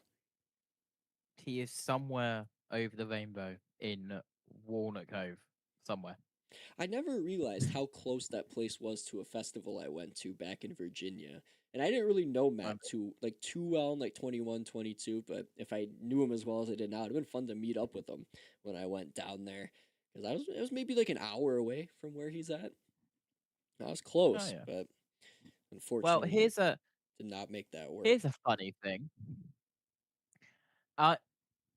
If you weren't aware already, I'm going to the Daytona 500 next year, making the Really? hop over the. Yes. That's sweet. And Daytona's awesome. I've been there, but not for a race. my seat is literally just above from where Matthew sat to watch the 2015 Daytona 500. No shot. It's like the same section and everything. Well, we were in like the same block, but he was down by the fence. I'm up by the top. Okay. If that I makes think being up by So- the top's better. I don't know. Yeah, I feel like you get to see the whole track. Yeah, exactly. Speaking of So- NASCAR, coming up this Sunday, we got some racing coming your way. We got IndyCar's Freedom 250 at Washington, D.C. at 12 Eastern. That'll be followed up with the Dollar Tree 301 at New Hampshire. Matthew Owens, JT, Matt White, all you guys, I'm sure, will be on the call for that one. Correct me if I left any names out as we get back in here to Wrigley Field for the start of inning number 6. That was an absolutely goated plug. Awesome. Perfect. As Braden Montgomery stands in now and swings at the first pitch, but it goes foul. And 0-1 here working against Javier Assad, the long relief pitcher for Chicago. Thank you, though, JT. I try to be good with my ad reads. Try to squeeze them in when I can. You can see on the bottom of your screen as well as a ball's hit right up the middle by Braden Montgomery, but behind the bag at second is Nico Horner charging in after it to make the throw to first, underhanded almost for the first out. So 1 away already here in the top half of inning number 6. I don't think even I could have done that good of a transition just from just from casual chat to go, hey, there's a racing on Sunday. Awesome.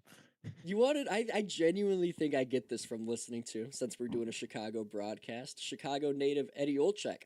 As Colson Montgomery stands in now for the White Sox, Assad offers a fastball right towards him, and it's swung out and hit right towards left center field. It's going to be not grabbed by Pete Crow Armstrong, as that's going to roll all the way to the wall. And now back-to-back at-bats for Colson Montgomery will be doubles.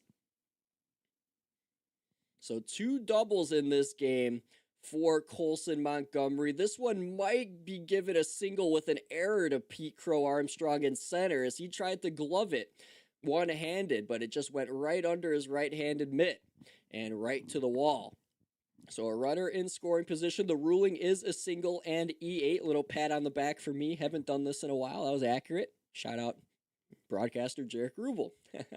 But Chase Mydroth now is standing in for the White Sox as he looks at a fastball from Javier Assad. It's in there 0-1. The count here to the White Sox second baseman. Now Mydroth standing in here with pine tar on his elbow pad as it's all dirty looking. So he's got that on his left elbow. Assad firing here with the second pitch of the at-bat that bounces in the dirt just outside. And it'll be stopped by Amaya, preventing the ball from rolling to the backstop and a wild pitch advancing the runner to third, Colson Montgomery. Still just a wonderful atmosphere, though, here tonight in Wrigley Field. A sold-out crowd, over 40,000 in attendance, as a fastball by Assad powers past Mydroth's swing, as that was some high heat that got Mydroth to miss. And the count now 1-2. So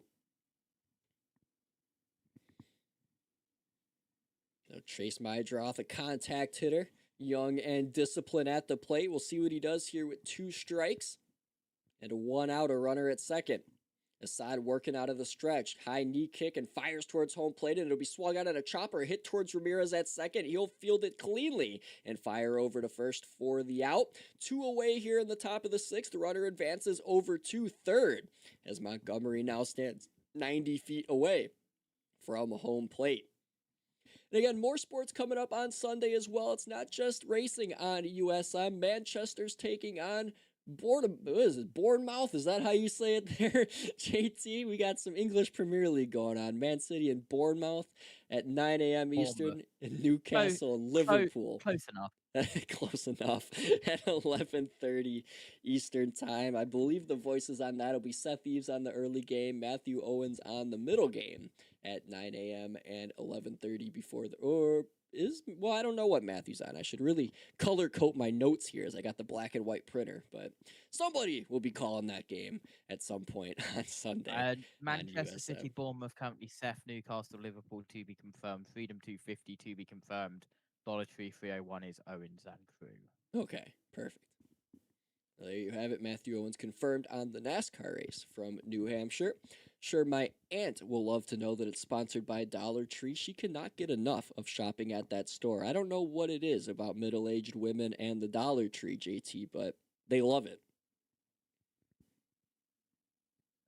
So an 0-2 count here to Tristan Peters, and a saddle fire, and Peters will swing and he'll lift one in the air to left, but plenty of room for Happ moving over to his right to grab it, and he'll make the catch over his head with one arm, and that'll end the inning. As the White Sox don't make any noise off the Colson-Montgomery double, the Cubs have an opportunity to try and tie this game at 3 in the bottom half of inning number 6 when we return from Wrigley. What, JT, before cut you off there for the play-by-play so we could get that in. What were you going to say? So, about the broadcast schedule on Sunday or about Daytona?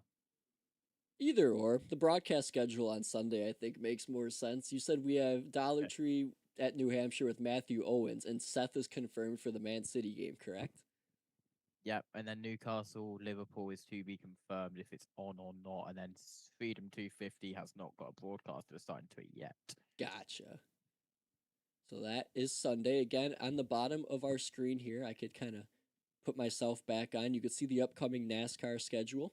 Thanks to JT, I now have this lovely ticker on the bottom of my screen, so you could get a bunch of updates. I need to make sure that keeps getting updated every now and again. If so many people are now starting to use it. Yeah, if you could show me how to use it, I'm sure I could keep tabs on it. I think that stuff's cool, so I'll probably play around with it and get it all up to date. But more ad reads real quick for the channel while we got a moment. We're talking about the English Premier League, and Seth Eves will have another game for you. This will be on Monday at 3 p.m. Eastern Time in North America. It'll be Fulham versus Chelsea, as Seth Eves will be on the call for that. Then Matthew Owens later that night will have the Cubs and the Diamondbacks at 9:30 Eastern Time, 8:30 Central. Maybe I'll do one of these with you guys. Maybe I'll join in on the broadcast and mess around for another Cubs game and hang out with you and Matthew. And of course, I will warn you, a lot of shenanigans happen on a me and Matthew broadcast. That's good. I gotta get into this. I haven't been a part of too many of them. I gotta get a feel for the vibe, you know? I up my game up. Step my game up. And on Tuesday, as well, we'll have Phillies and Mariners from Seattle. That'll be my second go at baseball this season. I'll have that one for you on Tuesday the 25th at 9:30 Eastern. I do believe it's time to go back to Chicago, and you can spot the song lyric in there if you so wish. So bottom of inning number 6 as Bregman steps in, and he's going to put a charge into one on the first pitch he sees. A high fly ball into left center field, but it's going to die at the warning track as Tristan Peters is going to make the catch just shy of the ivy for a very loud out number 1. So Alex Bregman, fresh off a 3-hit game yesterday, not yet able to reach the base pads, almost was able to leave the yard with this one. Would have needed to hit it 368 feet. It went about 365 feet and did not leave the yard. Now the first pitch to Michael Busch hitting cleanup goes outside on the fastball as it's 1-0 here to Bushy. He's 1 for 2 with a solo home run tonight. Hit that in the first to put the Cubs up 2-0. As he watches a cut fastball chop in there at the knees for a strike. 1-1 now the count. As Eric Fedde approaching now 70 pitches for the White Sox, still out there in long relief duty. After starting the game was Brian Hudson, as he just did 1 inning, the long 6'8" lengthy left-hander. As now a 2-1 count here to Michael Busch, as Fedde winds up again and fires a fastball that misses way outside, and it'll be now 3-1 to the Cubs' left-handed first baseman. Hit an absolute rocket, as I mentioned in the first, went about 8 rows up the right center field bleachers here in Wrigley Field, as the 3-1 offering to him is a splitter that's dropped in there beautifully on the outside part for a strike. Count now full at 3-2. I mentioned earlier in the broadcast, Michael Busch brought over a couple of seasons ago in a trade with the Dodgers organization. Was a first-round selection in 2019. He's been a highly touted prospect that's made his name here now in Chicago, as he watches ball 4 on the outside half. A changeup misses, and the White Sox want to challenge before this gets ruled perhaps, and we'll see if they're right or wrong in doing so. And in fact, they are wrong, as Drew Romo's challenge is unsuccessful, and it will be a walk issued to Michael Busch, who reaches first base with 1 out on that base on balls. So now that'll bring up Nico Hoerner here with 1 out and a man on first. Fedde now on his 70th pitch of the game for the White Sox, as Hoerner 0 for 2 tonight, looking to get on the base pads after a 4-hit game yesterday. First pitch will be a slider low and away that he takes, as Hoerner now ahead in the count 1-0. Nico hitting .264 this season, batting average wise. That is 4th best on this Cubs team, as he watches a fastball on the outer half miss for a ball. 2-0. Now the count to, in my opinion though, the best contact hitter on this Chicago team. He went through a slump earlier in the season, but has now picked his game up much more in the later half since the All-Star break. As now he watches a 2-0 pitch from Fedde working out of the stretch. It's a fastball hit right up the middle by Nico, a base hit into center field, and that'll move Busch over to second. Nico's aboard with a 1-out single, and the Cubs have runners on first and second here in the bottom of inning number 6. So Nico Hoerner there with a nice knock as he gets aboard, and mentioning that 4-hit game just a game ago from him. That 4th hit was huge, as without that 4th hit to tie the game at 5 in the bottom of the 9th, there is no Pete Crow Armstrong walk-off, and the Cubs likely lose that game. So as much as PCA played hero, Nico is just as much one just 24 hours ago. Now, White Sox pitching coach Ethan Katz has come out to the mound to have a conversation here with pitcher Eric Fedde and Drew Romo, with runners at first and second here and just 1 away in a critical point here in the bottom half of inning number 6. Again, a massive thank you to all the new listeners here on the Ultimate Sports Media YouTube channel. Glad to have you with me here for the Crosstown. My name is Jaric Rubel, and you are listening to me live with Josh Turner as well as Matthew Owens when he chimes back in. It's nice to have a 3-man booth here for once, carrying the play-by-play duties.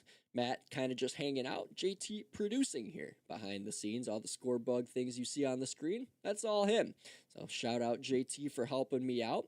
As a first pitch here to Pedro Ramirez is in there for a ball, but now a challenge is going to be had by Drew Romo, and I think he's going to win this one. He will. So with the White Sox having just 1 challenge remaining, they'll get to keep that challenge as the call's overturned and the count's now 0-1. But again, thank you, JT, for helping me out with this stream tonight. I think I would have had like a brain aneurysm if I had to do scorecard, score bug, call the game, read the notes. Been a lot, as these things are not done too often without a full team.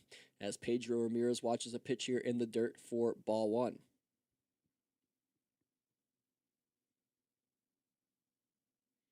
So Ramirez here again, a rookie for Chicago, one of the youngest members of this Cubs group, trying to make himself a name here amongst a bunch of veterans, as he's going to swing at a high inside fastball that's roped foul inside the first base line, as that'll get past the ball boy there out into right field, as Drew Romo appears to share a little chuckle over that, the catcher behind home plate for the White Sox.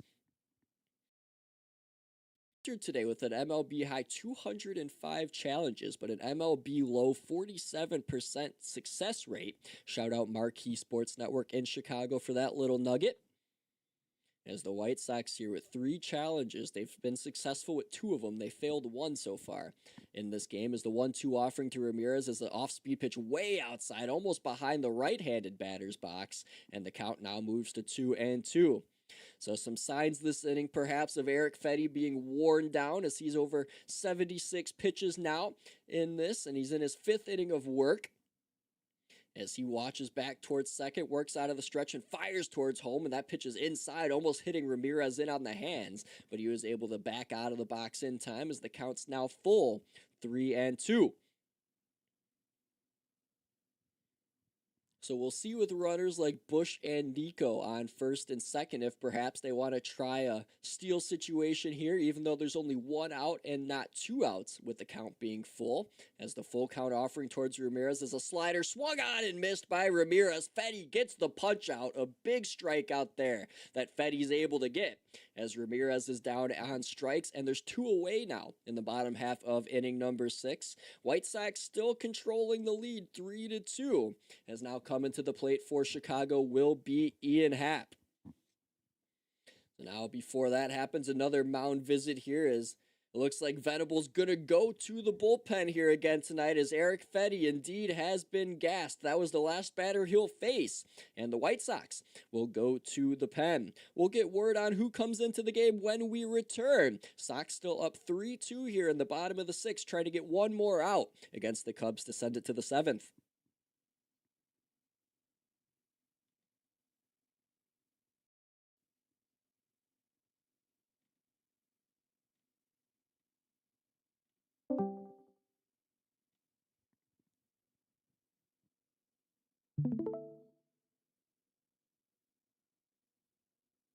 Hello, Discord is bugging the hell out for I me. thought You I got me? heard a noise. We're back though. We good?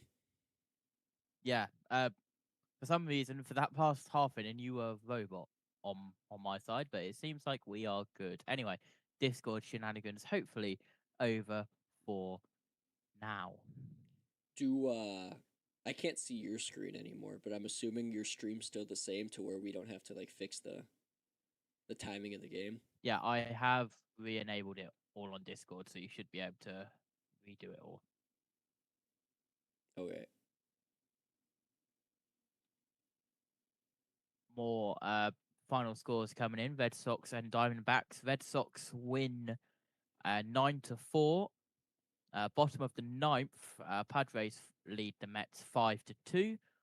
Athletics, same bottom 9th. Athletics lead the Wolves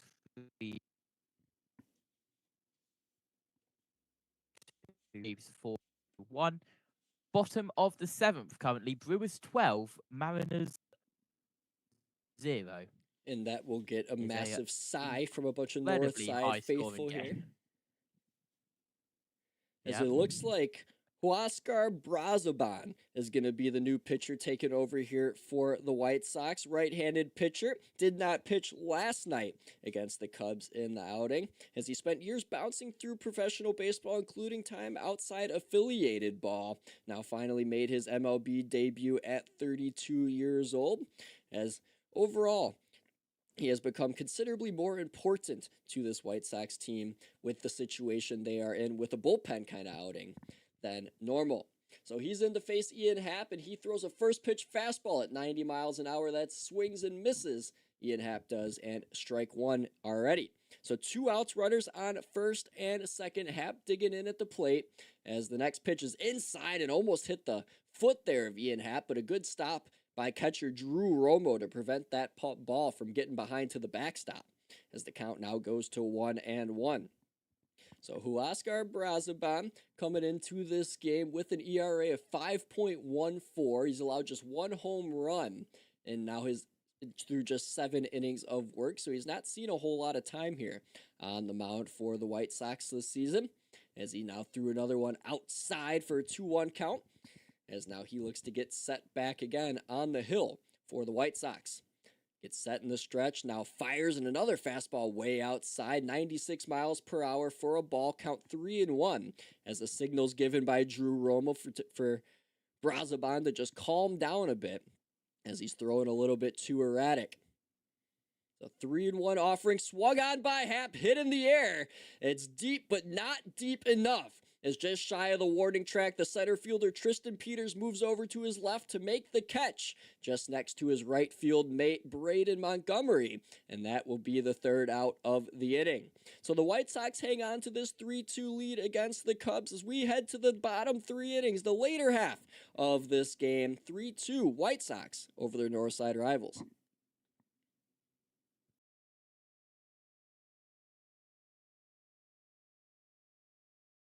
Bottom of the fifth, over in LA, the Dodgers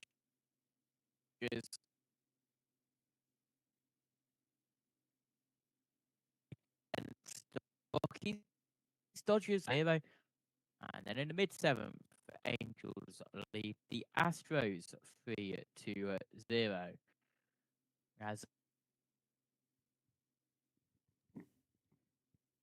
that is, of course, let me try and find the stat once again. The first series that the Braves have ever lost at Target Field in Minneapolis. They have a 9-4 all-time record since the stadium opened in 2010. So, a full series lost there at Target Field in Minneapolis for. That's good stuff. I love historical nuggets like that. I'll use that stuff moving forward. I'm a fan of that. As my Chrome here, you could still hear me and everything, but I can't see Discord whatsoever. It's just a white screen, so I'm not even gonna mess with anything. I don't want to crash anything. I'm just gonna let it be. So I don't know what issues happen, but I can't even see Discord anymore. So Yeah, I'm gonna roll with it because you are lagging in and out so badly. So we will just press on like a lead now and do the best we can. it sounds like you're lagging to me too. So it's just something like I could hear what you're saying. Plus but 1 point from Matthew for getting a bingo card there. So we're getting welcome back in here now to Wrigley Field for the top half of inning number 7, as the White Sox still lead it 3-2 over the Chicago Cubs. Jaric Rubel hanging out with you here alongside Josh Turner on Ultimate Sports Media YouTube channel. It's the first time I've been on air since June the 23rd, when it was the Wolves and Marlies in the AHL's Calder Cup final. The Marlies winning their second Calder Cup in the last 8 years. As now Assad back on the bump for the 7th inning for Chicago, his 3rd inning of work since coming in the 5th in relief for Kevin Gossman, as his first pitch is going to miss for a ball. As now the next one towards Drew Romo will be swung on, and he went around. It was a check swing, 93 mile per hour fastball on the outer corner, and it was called he went around by the third base umpire, as the count now moves to 1-1. Drew Romo drove in the first run of the game for the White Sox, an RBI single that ended up scoring Chase Mydroth back in inning number 2. As Assad deals him the 1-1, it swung on and chopped on the ground just to the left of the bag at second. Grabbing it is Horner, moving in and hopping on 1 foot to throw out the runner in time, as the first out has been made in the top of inning number 7. And again, in this game, if you're just now joining us, Nico Horner is playing shortstop, Pedro Ramirez at second for the Cubs, as Dansby Swanson is dealing with an oblique issue. He's on the IL for the next 4 weeks, so that's a big blow for the Cubs, but he should be back in time for the playoffs. First pitch here by Assad to Sam Antonacci, who's 0 for 2 with a walk tonight. It's a fastball inside that made Antonacci brace for contact and turn around, but it missed him, and it's just a ball, 1-0. Now the next offering to him is a fastball that clips the outer half of the plate. Count even now at 1-1 to Antonacci, the White Sox left fielder. So Sam Antonacci showing some sneaky pop as well at the plate for someone whose game isn't built around the long ball, but one of his homers this season went over 422 feet out at Yankee Stadium, and he makes plenty of highlight reel defensive plays. As now the offering to him is going to be an off-speed pitch, a curveball by Assad that buckled the knees there of Antonacci as he watched it drop there for a strike. Count now 1-2. Assad working out of the windup, looking for the punch-out pitch. Delivers a curveball. It swung on and hit and found the hole between third and short. As the outstretched glove diving to the right, Nico Hoerner could not grab it. And aboard now is Sam Antonacci with his first knock of the game, a one-out single. So just found the hole beautifully there, just to the left of the bag of second did Antonacci, as Hoerner was playing more behind the bag, and that ball hit just to his right, wasn't able to scurry over in time. A couple of poorly placed balls in terms of Hoerner's defensive luck, where he's had trouble moving to his right to get him tonight.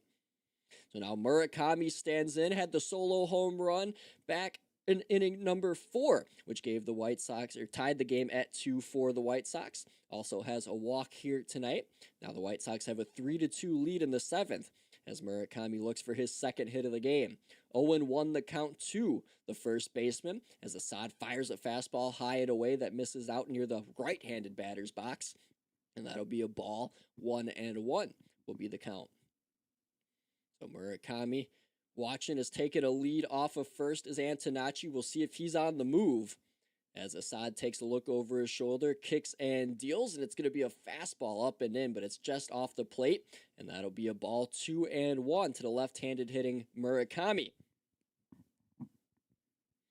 So again, Murakami, dangerous as ever, has 3 home runs against the Cubs this season, as he now watches Assad's 2-1. It's a fastball right in there for a strike, as Murakami didn't want to swing at that one, watched it go by him.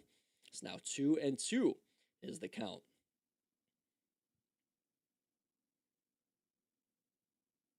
So Assad here takes another look over his left shoulder at the runner, Antonacci at first.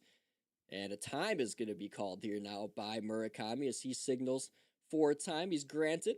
And now he'll step back in here after a quick pause and is ready for the 2-2 pitch. So Assad gets set, and he'll fire it. It'll be a fastball up high, and that'll miss with ease. It'll be 3-2, as that was nowhere near the plate. And now the count is full here with 1 out to Murakami. So the payoff pitch in store here, as Assad gets set. And a pickoff play ends up getting thrown over to first, but Antonacci's back in with a head-first slide. Now the ball's back over to Assad, as he looks to get Murakami out here. Murakami here has other ideas, looking to extend this White Sox lead, as Assad fires, and it's a fastball swung on and missed. Strike 3, throw down to second on an Antonacci steal, but he's going to dive in head first safely and steal second. So runner advances to second, but Murakami down swinging on strikes, as there's now 2 away here in inning number 7. So Assad just challenging him with a fastball right down the heart of the plate, and Murakami just missed it with one heck of a swing. And then at the other end, Antonacci able to go down and get the steal. So now in steps Miguel Vargas, 1 for 3 tonight for the third baseman for the White Sox. He's first pitch swinging against Assad, and he'll chop that one foul to the third base dugout. As behind home plate tonight here in attendance, the M&M coat guy, a Chicago fan.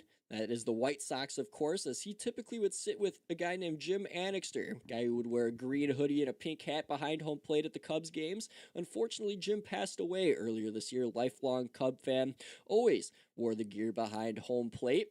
As Vargas here swinging at an 0-1 fastball is able to fight that off. But always see the M&M coat guy hanging out at Wrigley Field. Always a good time there on the south side as well. As if, you know, I've been to both stadiums. I'm from Chicago. I'm kind of familiar with a lot of this stuff. The food, you got to ask about the food. 10 times better on the south side than the north side. Gotta say it, I'm a Cub fan, but it is much better on the south side than the north side. I'd much rather spend my money on food there than at Wrigley Field. So if you're ever looking to check out one of these two parks, they're both good for their own reasons. The Sox is more simple and easy to get around. The food's good, and it's, you know, a little more spacious. Wrigley's a little more tight, compact, crowded. The food's not as good, but overall, the environment, just the iconicness of Wrigley Field makes it worth your while to go to one of baseball's greatest landmarks. So 1-2 the count here to Vargas, as now Assad looks to strike him out, but an off-speed pitch outside doesn't get Vargas to bite. So the count now moves to 2-2. And again, Kevin Gausman leaving tonight's start early for the Cubs as he's dealing with a left thumb issue, as he's been dealing with look like thumb dislocation, as it was a ugly sight on his left hand.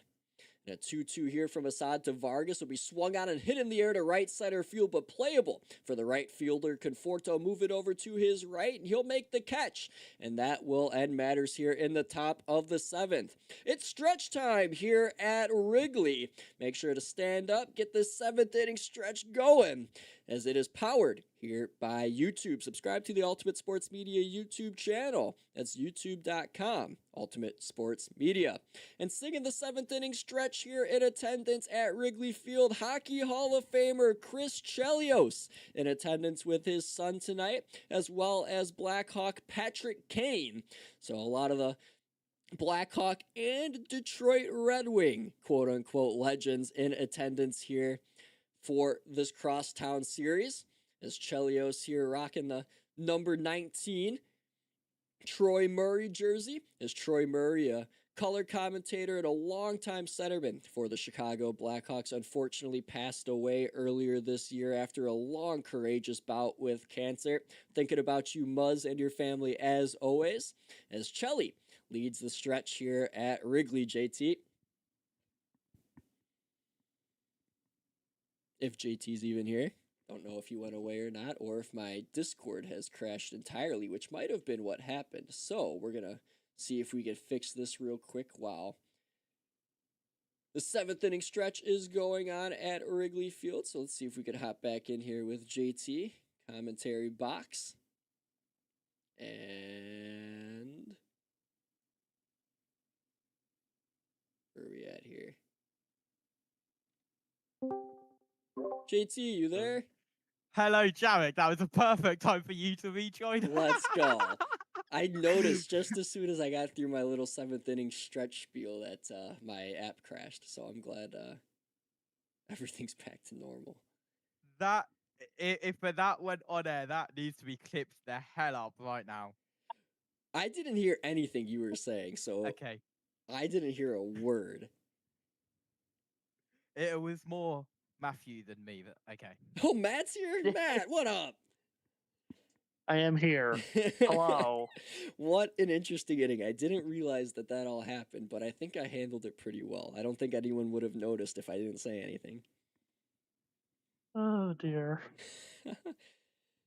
Well, we're back to Wrigley Field here, bottom of the 7th inning. Brazoban still out for the White Sox on the mound. Amaya in at the plate watches a ball up and in for a 1-0 count, as the White Sox still lead 3-2 here after we've stretched at Wrigley. Want to welcome back in Matthew Owens to the broadcast, as he's come back from probably some meal or whatever the heck you were doing. And then, of course, JT, we've reconnected with him after good old technological issues here on my first stream back.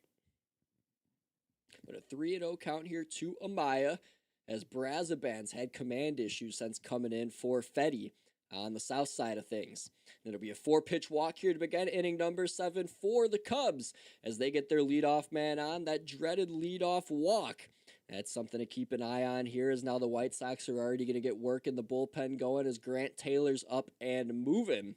As Matthew, we saw yesterday in this game, not sure if you were following along, but you might have been, as this is a good series to follow along too, that the Cubs were trailing around this point of the game they were leading at this point of the game last night. Then they ended up giving up the go-ahead 2-run homer to Andrew Benintendi. Then Horner tied the game in the 9th before PCA walked it off in the 10th. And by the way, before throw it back to you, looks like we got a pinch runner. Kevin Alcantara is going to come in and replace the catcher Miguel Amaya at first base. So Alcantara acquired in the Anthony Rizzo trade in 2021, starting to make a name for himself in Chicago. On the base pads here in bottom 7 with the leadoff walk. By the way, we all know it can't be a USN broadcast without one technical issue. Oh, 100%. It needs to happen just to make sure that it's like a ritual at this point. You know, it's not going to be a good stream if you don't have one problem. as Conforto stands in here. First two pitches miss way inside as Brazaban's control here has just been brutal for the White Sox, as now Drew Romo's going to come out and have a conversation with them. But yes, Matthew, it's very typical to have some sort of technological issue here. And of course, for me, I'm still trying. Like, I know how to use all this stuff, but it's been a couple months. When you don't use it for a little bit, you got to refresh yourself. When I was doing hockey, it was like clockwork, but now you got to remember all the bells and whistles we got here. And with Discord, it's different too, because I don't have the tab open, so I didn't even realize Chrome closed. I have OBS open on my computer right now, so it took till that break to realize that everything that happened, but it makes for a good moment. As now, long pause here after the mound visit as Conforto now finally stands in. Hitters count 2-0 as he's 0-2 tonight at the dish.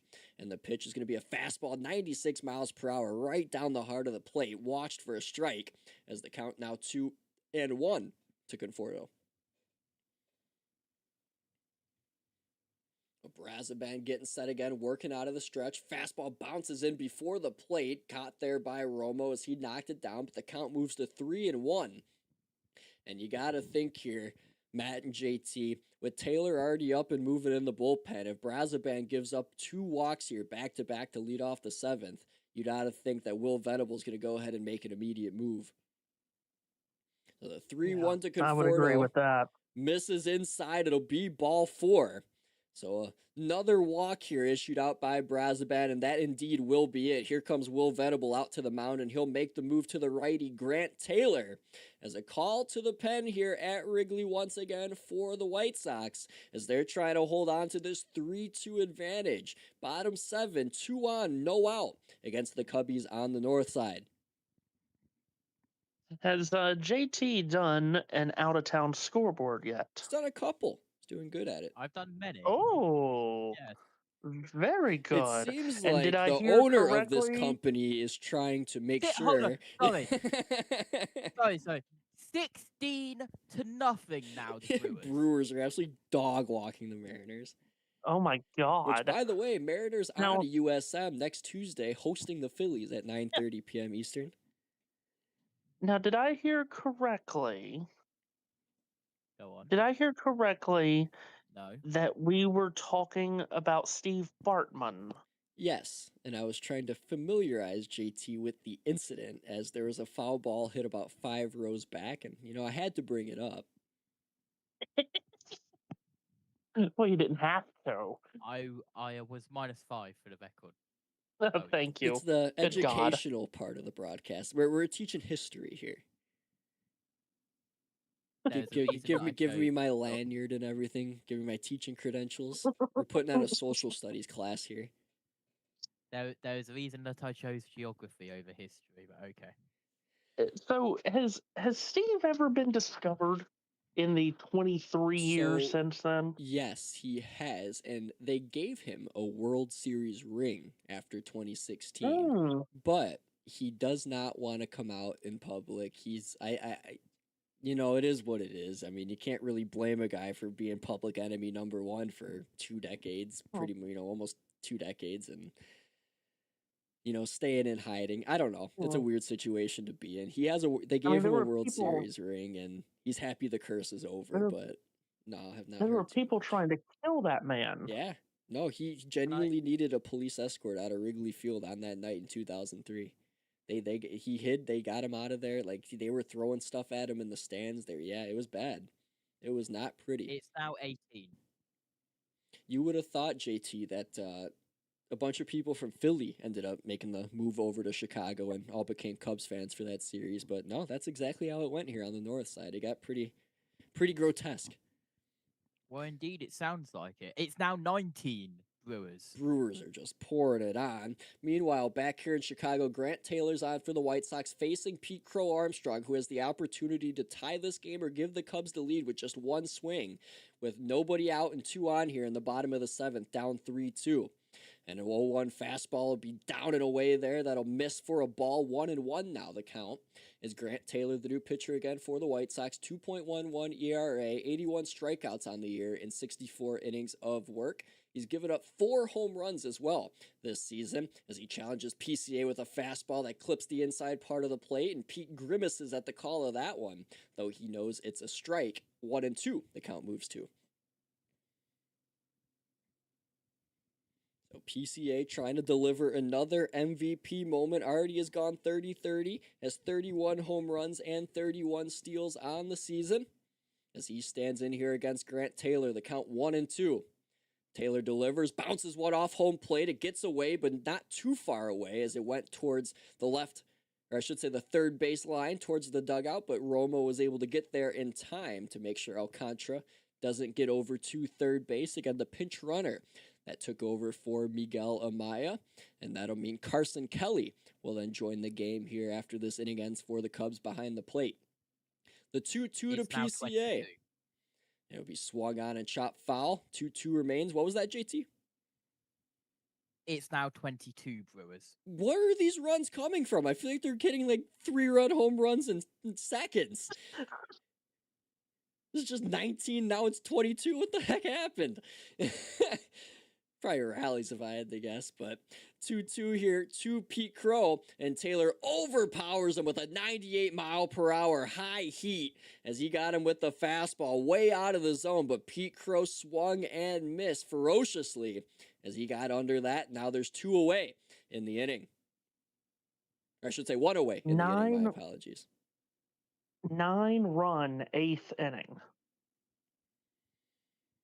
Not good if you're a fan of the Cubs, but I also wasn't sure if they were going to catch Milwaukee for the division, but they do have plenty of games, 7 games against them in September, as Suzuki watches a first pitch strike.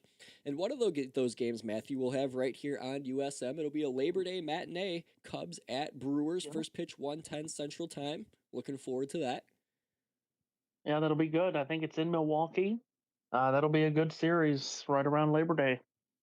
Fastball here challenges Suzuki in on the hands. Almost went around and appealed down to first as he did not go. So the count now moves to 1-1 here against the Cubs' designated hitter, Seiya Suzuki. As now the 1-1, a hanging curveball, but underneath it was Suzuki as he hit it foul back beneath off the screen behind home plate. Marlins man in attendance. Matt, I think you know who Marlins man is, sitting there with his bright orange Marlins jersey, his orange visor. Sitting right next to the M&M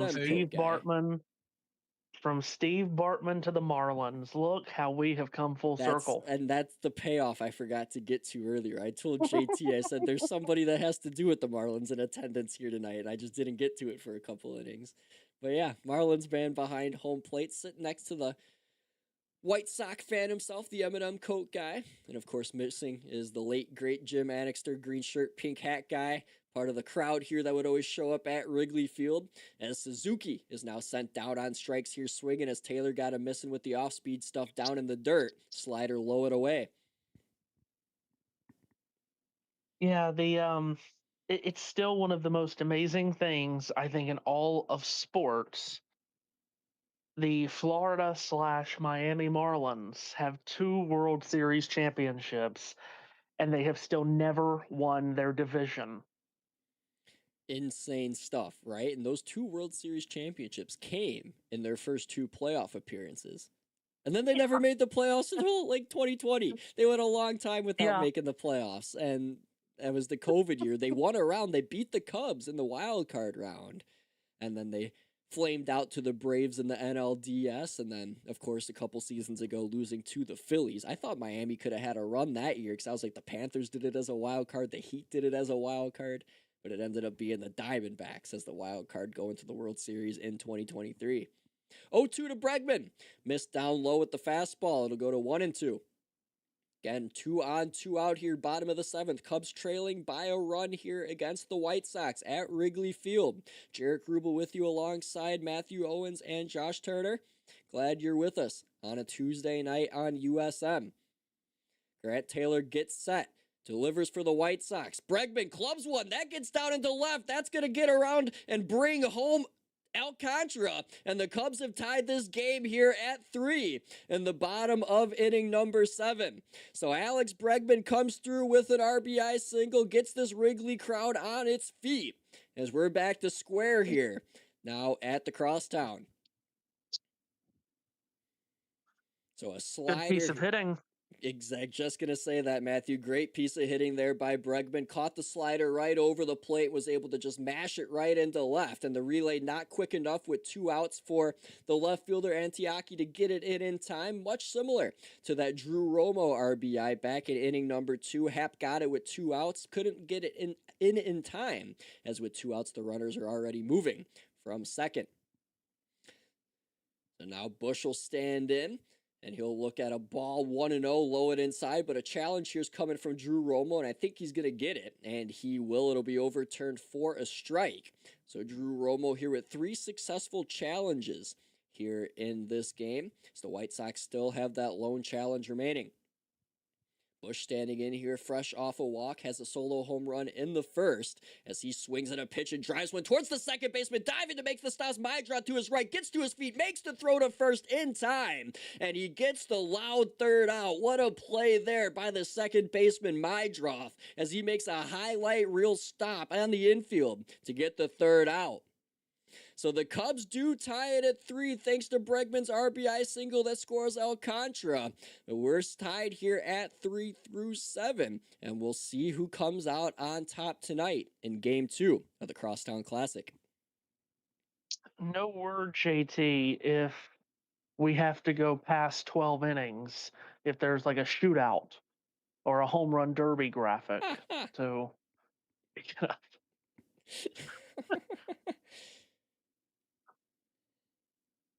JT, what English do you think? Home run derby if we get to the 15th inning? Sure, why not? Matthew, I've not done one this broadcast yet. That was a fielder's choice, right? Right? Fielder's choice, right? Right? Yeah. I'm not even watching. I'm only listening. Wow. That would not be a fielder's choice. Wow. At least I don't think they ruled it that. What was the play? Hold on, let me. It was a ground 4-3. Yeah, no, Mydra just okay. picked it at So, yeah. second and throughout the first. Can confirm. Okay, so just 4-3. Yeah. You're good. Yes. That's Anyway, one thing I've slacked on. I have not kept score great this game. I have strictly gone off my memory. Oh. Trying to get into the Whoa. swing of it all. I've forgotten to pick up my pen at Jaric. times and put stuff down. I can tell you that the guy who is about to come on for the White Sox was involved in a double play 6-4-3 in the first. Line out to third baseman in the third, and then had a single, and then was caught out in a double play 4-6-3 again, and then in the 7th had a fly out to right field. And now And with that kind of I await. performance, you would know. I await for Matthew Owens to go. Look at him go. That would be He's Andrew learned so Benintendi quickly. that JT is talking about, who leads off the top half of inning number 8 as Assad's still out there for the Cubs, drops a curveball Oh my god, I was reading the wrong one. in there for a strike. Oh, were you dude? There we go. That's a good clip. As the 0-1's in here, Benintendi's going to sky that one in the air. Left field, Hap running over towards the baseline along with Bregman, and it's going to drop between them both. No play for either Hap or Bregman, as that'll be a foul ball as the count goes now to 0-2. Strikeout in first. It was a 3-1 in the third, and then a double play 4-6-3 in the fifth. And now we're here. Anyway, moving on. So, as JT says, we're going to move on here. And that'll move on to the Montgomery brothers, as, well, not brothers, but Montgomery bros, so to speak, on the team. Just friends, but Braden Montgomery and Colson Montgomery due up now here after Benintendi has this 0-2 pitch come his way. As Benintendi here looking to avoid going 0-4 in this game. But things are not looking good the way they're trending. A lot of space, though, down that third base line as the Cubs are shifting to their left with the left-handed hitter at the plate. And Assad misses with a fastball way outside, so the count will move to 1-2. I know what everyone listening to this is thinking. Why didn't Jaric do any World Cup games? As now it'll be a foul ball here by Benintendi on an inside fastball, keeps the count 1-2. Matt, I gotta learn soccer, my man. I don't know if I can sit through that. That's I gotta actually like take time to like learn and watch a full few Well, games. You know. the first thing that you need to learn is if any breath of air brushes past them, they will fall to the ground. Oh, that's a given. I mean, you could just watch a couple games as a kid and learn that. As a 2-2 here's on its way to Benintendi from Assad. It's a good old Uncle Charlie that gets Benintendi to swing over top of it.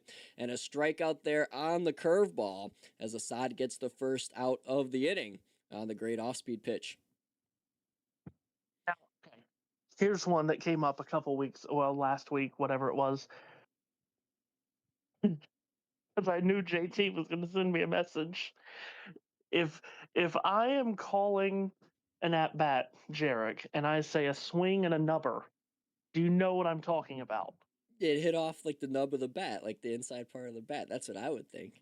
Yeah, and it's like a little roller. Yeah, Little nubber hit on the ground to third.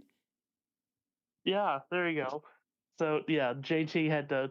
I think he was taken aback by that, as I think he was just taken aback by you saying "and Uncle Charlie." Well, gotta learn the lingo somehow, right? As we have a pitching change coming up here, by the way, in Chicago. The Cubs taking Assad off the bump as they will go to the pen, as Assad had himself an all right night out there, pitching 3 innings for the Cubs. In those 3 innings, he was able to just allow 2 hits. He also struck out 2, didn't walk any, and kept the score as is 3-2. Didn't allow the White Sox to score. The Cubs ended up scoring. So as it stands right now, it would be a no decision for both Gausman and Assad. Looks like Caleb Thielbar going to be the one set to take over as well for Chicago. So the left-hander will come onto the mound for the Cubs. Has an ERA this season, a rough one of 5.54. He's got almost 50 strikeouts on the year with 46 of them. He's given up 10 home runs. The long ball's been a problem for him in 37 1/3 innings of work. And keep an eye as well on this White Sox lineup as we get closer to the bottom of the lineup card, as Drew Romo might get pinch hit for at some point, where they'll put in Randall Grichuk to perhaps take a hack, or perhaps they'll switch out Benintendi for Randall Grichuk as he crushes left-handed pitching, as well as the Chicago Cubs throughout the course of his career. Hit his 12th career home run against the Northsiders yesterday. Spent a lot of time with the Cardinals in his career before being traded to the Athletics, which he asked for as his mom was sick at the time. But Randall Grichuk, been a Cub killer throughout the course of his career, and we'll see with a left-hander now being called into the game for the Cubs if Will Venable's going to make his move and want to bring him in for perhaps Romo or Benintendi. But Braden Montgomery will be the first batter that Thielbar faces, and he'll throw a curveball way outside to begin this at-bat. That'll miss 1-0. The count will become. Braden Montgomery, a strikeout and 2 groundouts here in this game tonight. 0 for 3 as he watches a fastball at the knees get called for a strike. It evens the count up at 1-1. Again, if you're new listening to the stream here tonight, thank you for tuning in to some Major League Baseball on USM. I'm Jaric Rubel alongside Matt and JT. As a pitch here from Thielbar's delivered out, now Montgomery's going to belt one. That's high in the air to left field. It's floating. It's drifting. It's back at the wall, but it's caught by Pete Crow Armstrong right over his right shoulder at the ivy, as Braden Montgomery thought he tagged one that was carrying in the Wrigley wind, but it did not make it the distance. So a loud out there, and Thielbar's first batter faced, as now it'll bring up Colson Montgomery, the left-handed shortstop for the White Sox.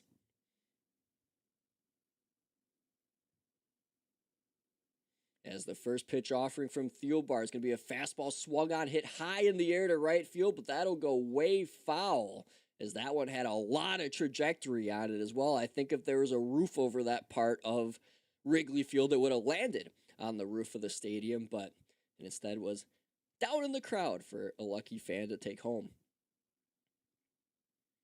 So Colson Montgomery standing in 2 for 3 tonight with 2 doubles. The first double to the right field corner, the second of which to the left center field wall as it went under the glove of PCA. As he watches a fastball drop right in from Thielbar at the knees for strike 2. A beautiful pitch there from the Cub left-handed reliever.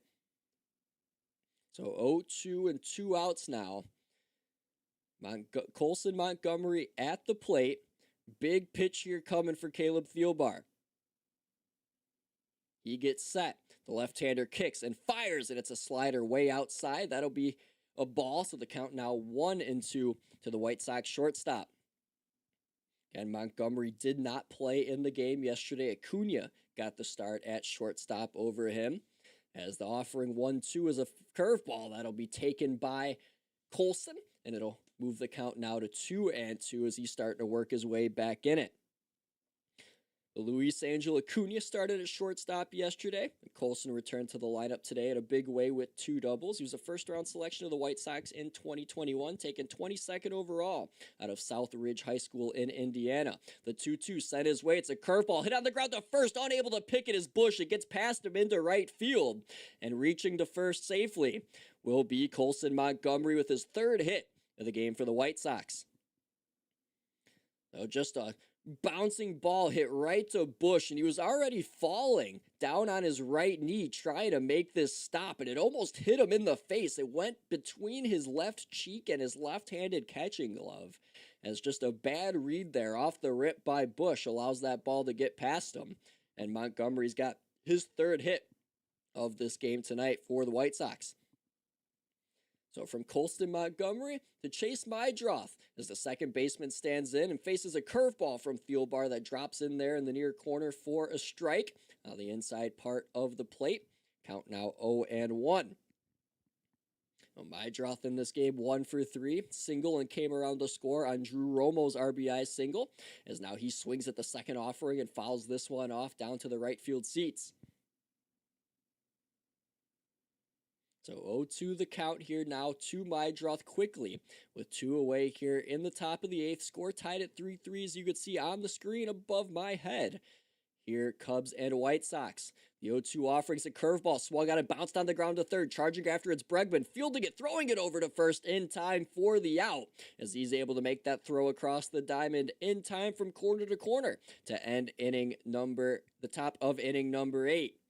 So to the bottom of number 8 we go. We're tied at 3. Cubs looking to take the lead before we get to the 9th. We have a final score alert, Jaric. Who has taken a victory from another team here tonight, JT? Packers 22, Seahawks 0. Hey Oh, wait, now. sorry. Wrong teams. Brewers 22, Mariners 0. An absolute spanking delivered up at American Family Field tonight as the Milwaukee Brewers put the sticks to good use and put 22 up on the second to last place Seattle Mariners. They might as well be last place out of the teams that have a playoff chance in the American League, but they need wins when they can get them, and they're not getting them at the moment. Can we please not call the Brewers Stadium that, please? Miller Park, my bad. Yeah, thank you. You're right. I want it to be accurate, but I call it Miller Park too. How can you be called? I know. How can you be called the Brewers? I know. And you get rid of Miller Park? I couldn't believe it when they changed the name, to be honest, because like you said, that exactly, but just overall, like, it just had a good classic ring to it. Like, it didn't even need to be based around the Brewers or just, have it make it sense around beer. Miller Park is such a clean name. And that park, amazing food too. Bratwursts, peak. Burgers, peak. Sight lines and seats, peak. Like, and I love that stadium. I will go up there to watch a baseball game anytime someone asks me to. Other scores around the MLB. If the stuff thing will load, yes, it will. Dodgers still lead the Rockies in the bottom of the 7th, 7-4. And then mid-9th, the Angels lead the Astros 3-1. I can't believe we just got a Len Goodman reference on an MLB broadcast in 2026. actually unreal that you just did that, JT. Please don't tell me we're in a rain delay. It looks like we are. Where did this even come from? As I'll bring out my Oh radar my here. god. We're all of a sudden in. Oh my god, it doesn't look great either, you guys. This radar does not look great. If you can see here on my screen, I don't know if it's gonna settle in, but this storm right here is moving right in to Wrigley Field. And it looks like we're going to be put on pause here for the foreseeable future. It looks like by the time this moves out of here, it'll be approaching 11 o'clock. So we could be looking at an hour-long rain delay here, you guys. That's what I love to hear. Oh my god. So, have you guys dealt Don't with I this have to deal with situation enough? yet? Well, don't I have to deal with enough rain delays? I mean, really? Like, oh boy. Oh Jesus, I have just looked at the radar and it is on your screen right now. Yep, it does not look good. Oh god. So, we'll Right. see how long this ends up taking. We'll keep you posted. But in the meantime, we're going to go from an MLB play-by-play broadcast to now a sports podcast for the foreseeable future. On my map right here, where am I looking for Wrigley Field? Okay, so you see where the lake, like you can see where it just drops to the lake, right? Like where it cuts to the lake. Here? Yeah, you're just going to follow Lakeshore Drive up, which is like the Route 41. And just slightly, you're going to go a little bit left, and it'll be right above Lakeview. I don't know if I'm giving you the Okay. best, like, description, but yeah, I'm looking at it right now. And if we go to the future radar here, it looks like the rain will move out of the area by about 11:15 Central Time. So we're looking at a Oh my lengthy God. rain delay here, folks. So sit tight, buckle up, and stay tuned for the end of this game here. Bottom 8, Cubs and White Sox tied at 3 here in Game 2 of the Crosstown it. Classic. There. What do you Oh got yeah, going that on is screen here, JT? that is Oh yeah, direct JT's here. got the radar going. Yeah, that looks worse than mine. I didn't even know this was forecasted right now, to be honest. I thought this was supposed to happen after midnight. I was kind of surprised to see this happening. Well, Dear Have y'all viewers, had we enough are all crazy about to weather? lose our minds. yeah, Haven't y'all had enough crazy weather up there this year? as Matt's now pointing out before I could get to it, yeah, Illinois has been hit with a ton. And these aren't severe storms. This is more just rain with a little bit of lightning in it, but severe storms have plagued the state of Illinois this year, whether it be the Chicagoland area, southern Illinois, central Illinois, the Quad Cities. It's been bad, and the state of Illinois has now set a record of over 200 confirmed tornadoes, and it's the second all-time, I Amazing. believe, since I forget what year it was, but Texas was the only state to have had more in one calendar year. And JT's radar doesn't look as bad, and my radar doesn't look as bad as the one they're showing at Wrigley Field. The one on the left field video board right now looks absolutely wicked with dark red. So Wrigley Field is about to get trounced here in the coming That minutes. is literally the exact same radar I'm using. No way. No, they are using the same thing. That's Look. funny. I will put it. I will pause it there. I will get. That is. And you I can't. can't. You can't tell me that that's not the same. I can't help but notice either. Oh, I jinxed it. We've had the longest bit of concurrent viewers, around 15 to 18 during the dang rain delay, and now it just dropped to 9. I was like, why everybody's sticking around when there's no action? Well, I can tell you that it's the bottom of the 9th over at the Astros Angels. Astros are trying to make it happen, but they're on 2 outs, and the count is 0-1 with none on base.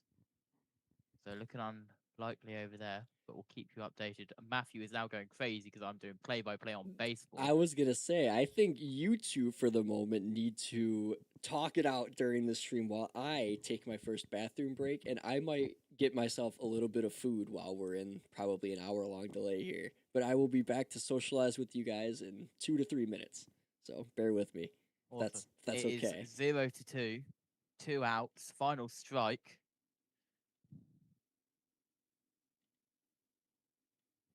As I just get a really loud alert in my ears, which means a severe thunderstorm warning has been issued somewhere in the USA.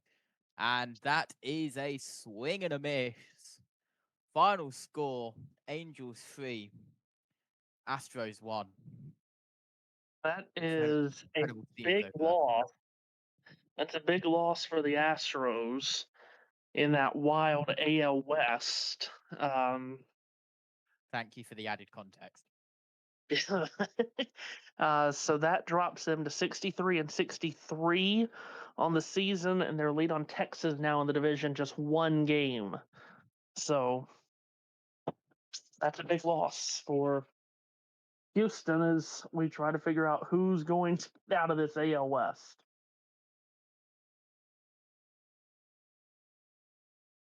Oh God, I thought that the rain delay that we had to suffer through during the tennis couple of weeks ago, JT, was going to kill me. Well, I yeah, don't want. absolutely. I don't want to go through another one. Well, now we Because have full focus on the only other game that is currently active in the MLB, and that is, of course, over there with the Rockies, with the Dodgers traveling up. Has happened to stream. We've got no connection. There's no data on what? stream. God. So I'm just gonna keep waffling. As that gets reinstated, we should be all good on that Oh no, side. we're good. Awesome. There was a slight loss of connection on the OBS on YouTube Studio side. We apologize for that. But yes, the only other active game in the MLB at the moment is the Dodgers at the Rockies. That's going to be a called strike. There is no double checking that one. So you watched the Dodgers with me last week, JT, and of course they're the two-time reigning World Series champions. What did you think of them? I show you the screen that I'm actually looking at. They're all right, I guess. That's the most British answer that I could have given you. Yeah, pretty good. As they've got Gorilla Tape sponsoring behind them. Do the Rockies? They might need some Gorilla Tape to put this game back together if they want to clinch this one Look back. at you! Oh my goodness! I see that in the back of center right field, they have Xfinity sponsor. In the back against the wall. It would be great if this rain shower that we have here would move away out of the area as fast as Xfinity Mobile. You have missed saying that all year. No comment. I have returned. It's Tuesday. Hello. So I got a plate of tacos. Oh, okay. That's good. I think so. Here, hang on. Let me put the camera on. I'll show everybody.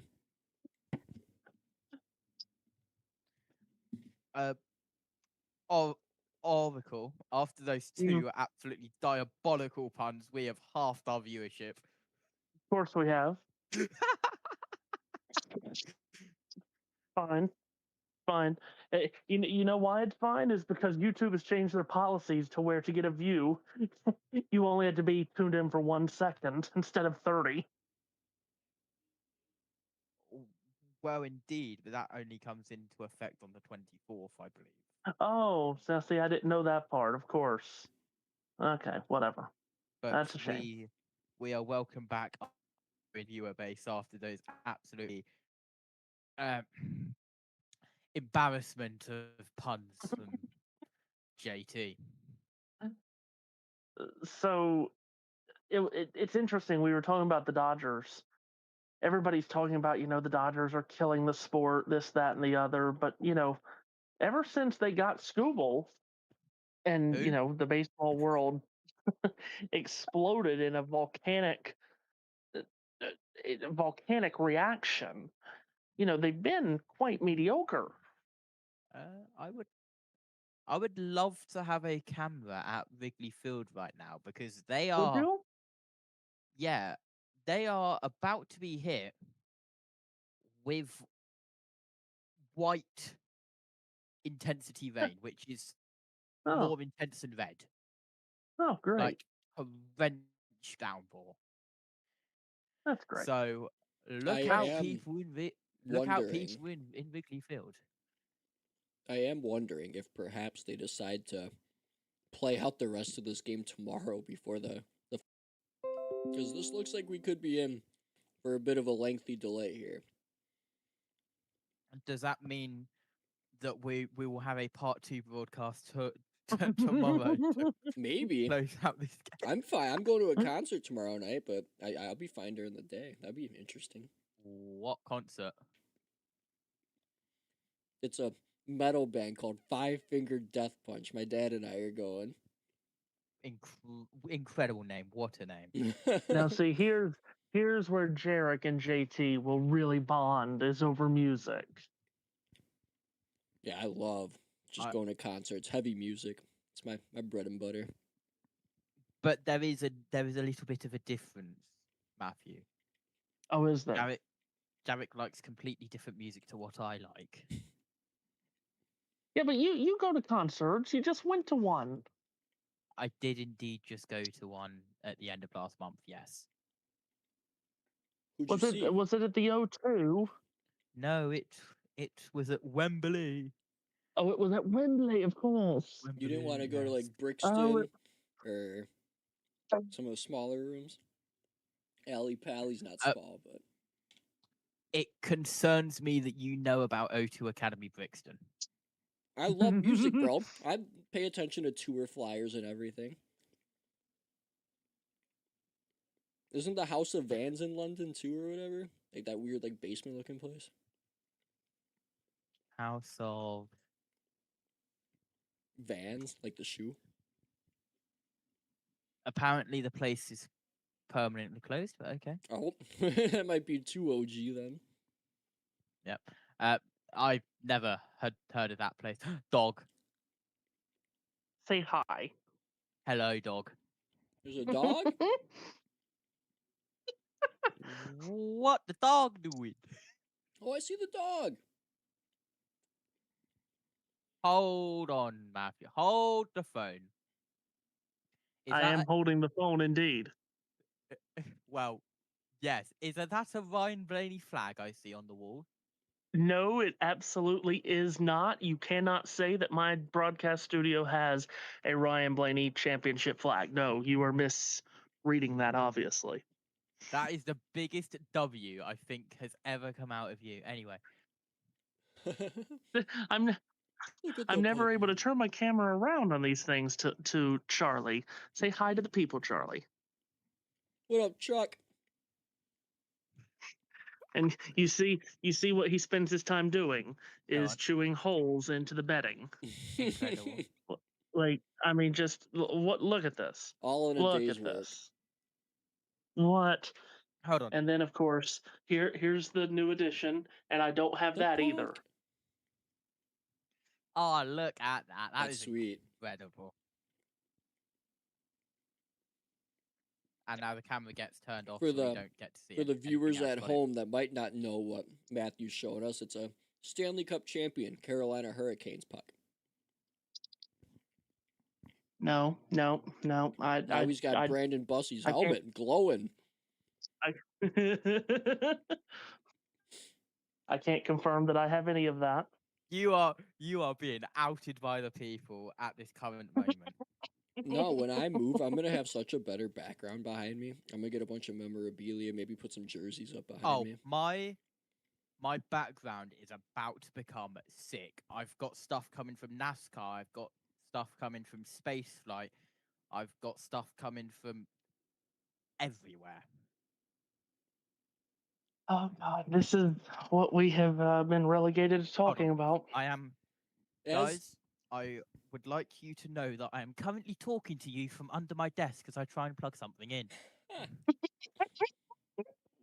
rain delay Stand by. coverage here on YouTube. Cubs and White Sox tied at 3 in the bottom of the 8th inning. Not sure how long this weather delay will last, but stay tuned for updates. Would imagine it'll go at least another 45 minutes to an hour. It better not. Jaric Rubel with you alongside JT, who hates the rain, and Matthew Owens, who apparently doesn't mind it. I think he seems content. No, I hate rain delays. I've done so many of them in my life. I don't need another one. So, okay, my history of broadcasting through rain delays, a lot during racing. Just a couple of weeks ago during tennis in Washington, D.C., but one of the first rain delays that I had to tap dance my way through, I was solo on this broadcast. Game 7, World Series, Cubs at Indians. You called that? How long have you been doing this stuff like I that? that was my first year, 2016. Wow. A decade behind the mic. That was my first year. I tell you, behind the mic, yes, Like that? I did. You did well on that. Little easy segue. Check out Behind the Mic on YouTube. Catch Matthew Owens, get some podcasts going. Had an episode with Braylon Breeze as a part of NHL and MLS media coverage. Good episode. Highly recommend you check it out. Yeah, that was fun. Trying to get something started.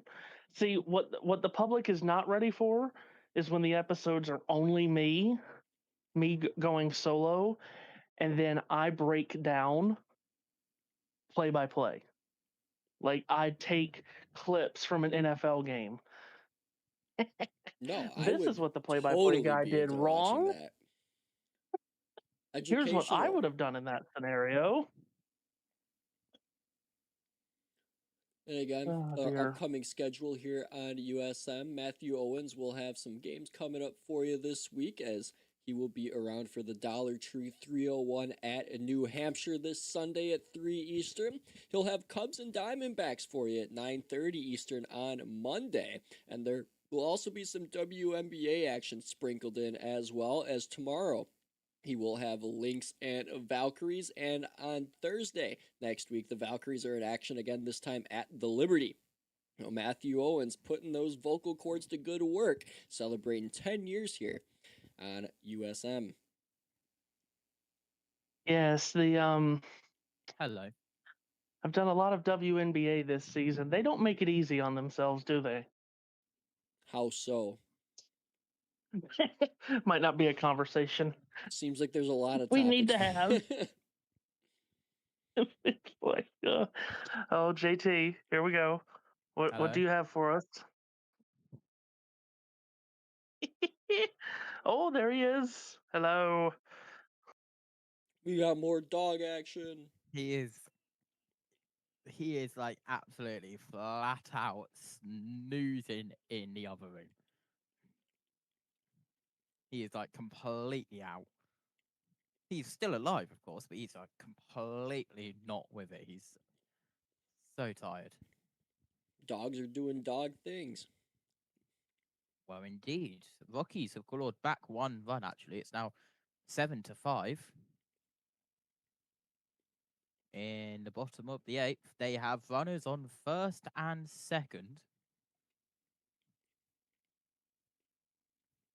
Telling JT for like a couple of weeks that he's going to end up doing play-by-play on a baseball game This because is he seems all- to really enjoy it. This is all that you're getting, Oracle. Just play a little bit of MLB The Show. You'll get the repetition down. You'll get the flow. It's easy.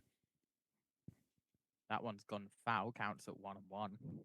Is your guy in Chicago, Boog Shambi, still do the show? I believe he Who? does, yeah. Though, even though he's our guy here in Chicago, I do miss Matt Vasgersian on that game. I love Matt. Oh well, And Matty V was, I mean, he was there for like 20 plus years. Yeah, they kind of just started reusing the same voice lines and everything. It definitely did get redundant and ran its course. The old favorites were always, it looks like he's swinging a garden hose out there. And I always liked when there was a pitch that knocked a player off the plate. He went, ouch back. It's just stuff like that that sticks in my head for years and years and years. Now, the JT needs to go on YouTube and just pull up Matt Vasgersian's best calls. How about no? What? Those are going I to be some mean, of you the want to talk best about baseball clips you will ever hear. you want to talk about like a baseball guy. Like so many baseball guys are so even keeled. Lord knows I love and have forever loved Joe Buck, but Matt Vasgersian, wow, he throws his whole soul into it. What's your favorite Vasgersian I call? was I was told on the TikTok, by the way, that I need more energy. So I've never felt more like Joe Buck in my life. There is no way that you need more energy.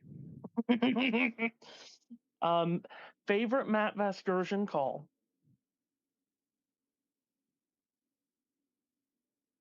It's again going back to this game that I just referenced, like the Rajay Davis home run in Game 7 of that Chicago Cleveland series. Okay. Like, I mean, good God.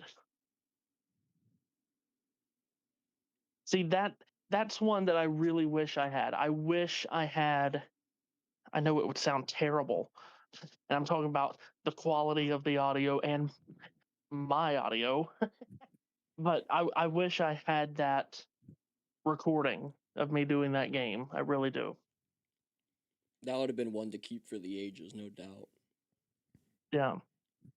I'd have to say my favorite Matt Vasgersian call is either the David Bodie walk-off slam with my Chicago bias, Oh of yeah. course, or I love Francisco Lindor's grand slam against the Yankees.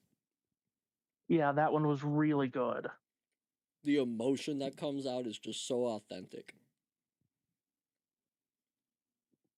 I mean, he had game 1 of that San Francisco Washington division series that went like a lot of innings. Like he had some really good calls in that series. He had it would have been Cubs and Giants game 1. Baez. He had on Fox. Yeah, Baez in the basket. Yeah. And Baez sends it deep to left. Pagan is there at the wall and it's in the basket. I remember that one so vividly. Yeah, it was really good. That whole Cubs run was incredible. And of course, as a former Cincinnati Reds fan, because again, I'm not a fan of anybody anymore, as we know. Sure. But as a former Cincinnati Reds fan, all I was thinking, because there's Reds fans Well, that don't need to like say they can't root for the Cardinals, they can't root for the Cubs, they can't root for any division rival. I was rooting for Chicago that year. I mean, it was just too good of a story. Right. And I remember thinking in that division series, I was like, good God, don't let the Giants get one. If you let the Giants get one, I have lived this life before. From 2-0 up against the Giants in the division series. Do you remember how iconic that Game 4 really was? Oh my God, yeah.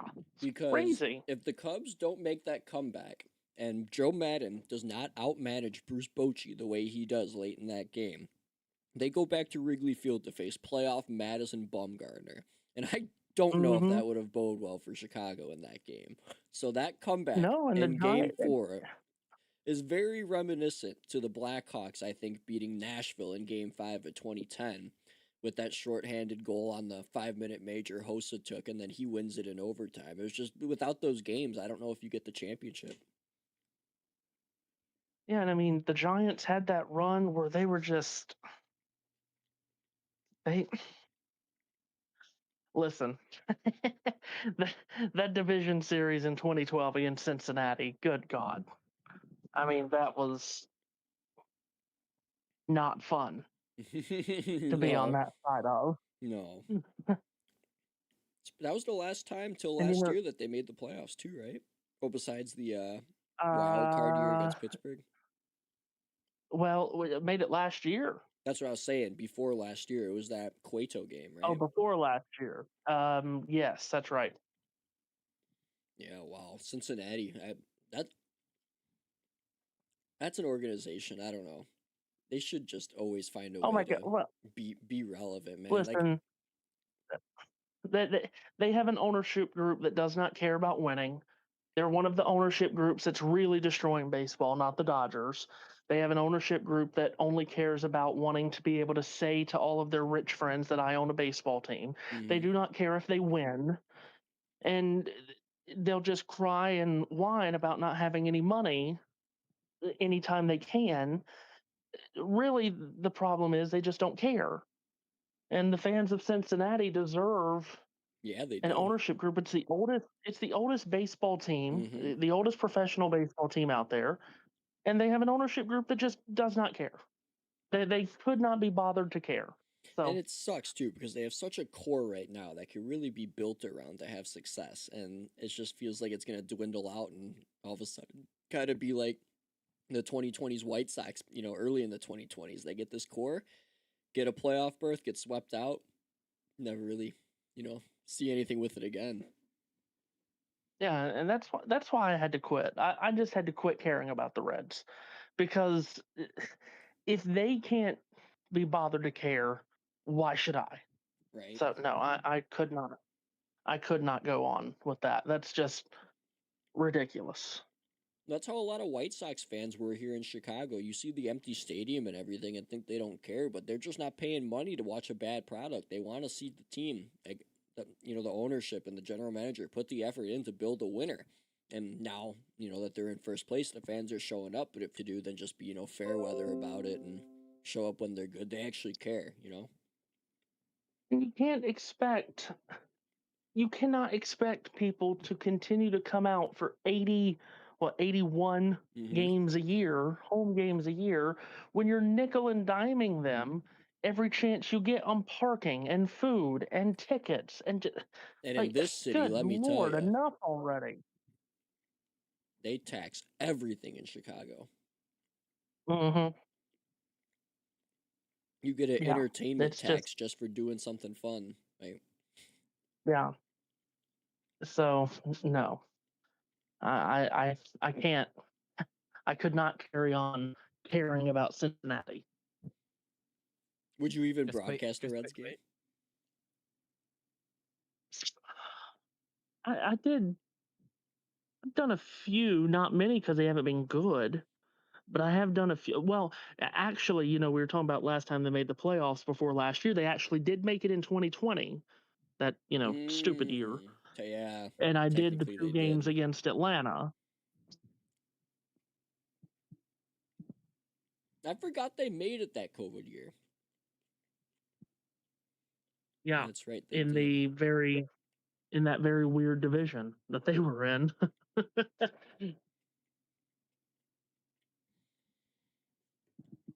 Look for a weather update here in Chicago, as it looks like majority of the rain now is working its way into Wrigley. The heaviest of it's just about past, but I think we're still looking at probably another 50 minutes of rain. So we'll see when they get this game back underway at Wrigley we have Field. a Rockies update there, JT. Yeah, just quickly, the Dodgers able to keep the Rockies at 7-5, end of the eighth. Sullivan hit a ground ball into third unassisted to get the third out. Still into the top of the ninth, Dodgers lead the Rockies 7-5. By the way, the Brewers and Mariners today was the ninth biggest blowout in Major League Baseball history. You know Really? what they say, Matthew. Yoo-hoo, big summer blowout. Ah, um, Still, the biggest blowout remains the Rangers beating the Orioles in 2007, 30-3. I remember that. Hold on. How is that a blowout when they got runs on the board? Because it was a 27-run difference.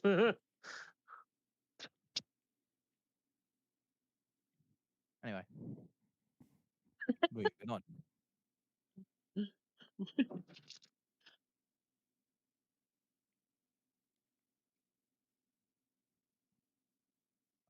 So we got Update on the dog. He is dog? still on the bed, slept, but he has turned around and is now looking up bed instead of down bed. That is what you always wanted, of course. Well, indeed. It's our good friend Freeman in the batter's box. He's 2 for 2 for the night. The count's 2 for 2. Don't you just love it when it all lines up?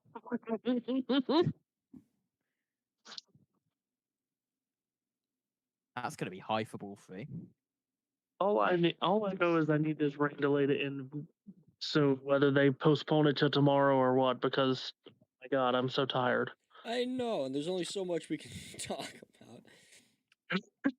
Owens, Yeah. may I remind you what time it is right now? No, that's okay. 4:21 a.m. I will do it anyway. First out is a fly out ball to center field. Yeah, that's so messed up that it's that early by you, or late, however you want to look at it. Speaking of Chicago, NASCAR announced today that they will be running at Chicagoland again next year. They will not be running the Chicago Street Race. Hopefully they sort the car parking out. Well, I mean, Jaric was there that night. I mean, he could give us firsthand exclusive of how parking was. The parking was horrific. So we get there, miles out, just standstill traffic. We're stuck in Joliet, just can't drive anywhere. My dad's getting mad. He's like, I'm gonna leave. I'm just gonna turn around. Screw this. I'm like, no, we gotta see it out. We gotta see it out. So, my dad, being who he is, says, screw this.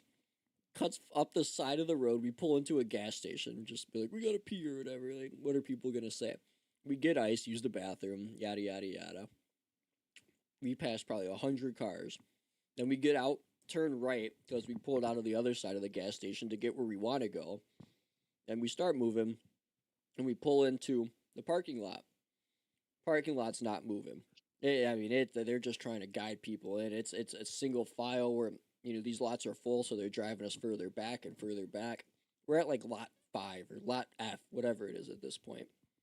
And to the right, we see just open prairie, just a lot of grass and nobody there. My dad's like, screw it, puts the car in 4-wheel drive. We just gut it through the whole field and just park all the way up near the gates to get into the NASCAR race. So we just drove through the whole field and parked and just skipped the whole line. Got in there right when the national anthem started.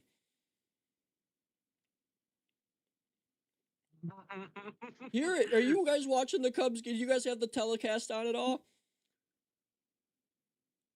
They are tarps off behind home plate in the downpour, shirtless, all the guys at Wrigley waving their shirts like a rally towel around and around.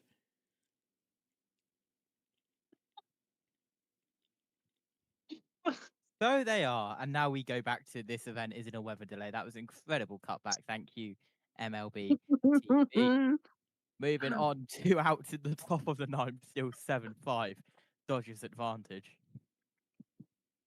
All right, Matthew DMs, by the way, if you haven't seen it. Yes, thank you.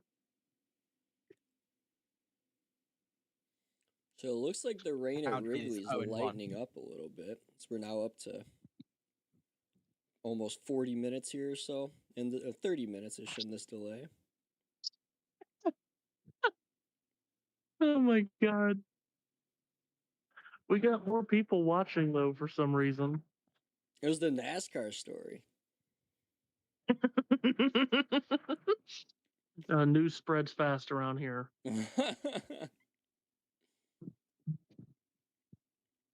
Thank you.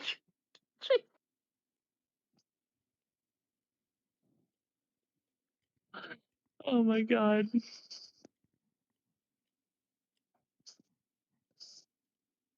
Oh dear. One's will to live. There was some incredible messages being sent between me and Matthew behind the scenes. Oh yeah, you Uh-oh. know it. Just amazing. Just amazing. We I have love added new subscribers tonight, by the way. So to new subscribers, thanks for being here.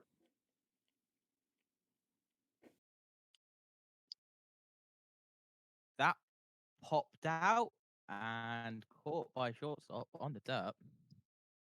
I thought that was gone, but it was a pop out, not a fly out. Looks like it went further than it actually did, Oracle. That's the end of the top of the ninth. I'm Or gonna in easier step way, aside for the that's next the mid 60 of the ninth. seconds. Noted.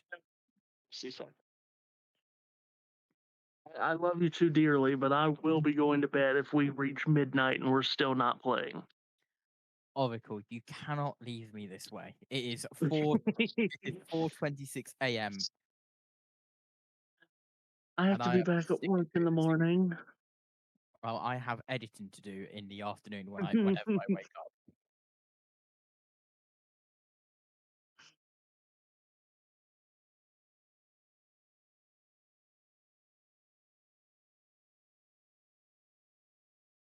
Oracle DMs.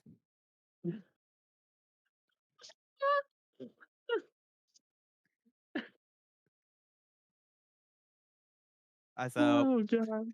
we're still in the mid of the ninth here with the Dodgers Rockies. We're still delayed here at Cubs White Sox, or I should say White Sox Cubs, because Google like to put the teams the wrong way round, No, it's not the wrong way around. Thank you. as you do. Anyway, Red Sox won against Diamondbacks 9-4, Padres 5, Mets 2, Royals 4, Athletics 3. I hope everyone on that team is as athletic as their team name. Brewers 22, Mariners 0, Twins 4, Braves 1, and then Rangers 5, Nationals 0, Angels 3, Astros 1, and that's them all. Hold on. I don't know how far up I need to go. Was Guardians and Giants tonight? Hold on. Let me find that out. I'm gonna say yes. Yes, it was. Yankees 3, Orioles 1, Guardians 8, Giants 1, Cardinals 3, Reds 0, Pirates 4, Tigers 1, Blue Jays 10, Rays 5, Phillies 6, Marlins 4. As I check my Twitter DMs for anything from Matthew. Oh, I am disappointed there is nothing there. We now need to plan, being that I this is the have first time this has returned. happened. Go on. We now need to plan for a rain delay graphic. I was the thinking that. baseball. I was Well, definitely thinking that. we have a NASCAR rain delay graphic. We do have a NASCAR rain delay. Yes, we do. So I need to make one Currently in a rain now. Yes. Weather delay, make it proper. That's what Marquis told Well, indeed. As Matthew said, we need to get the rain bats out. We need to get the rain shoes out. We need to get the rain balls out. Come on, guys. Yes, just race in the rain. Sure.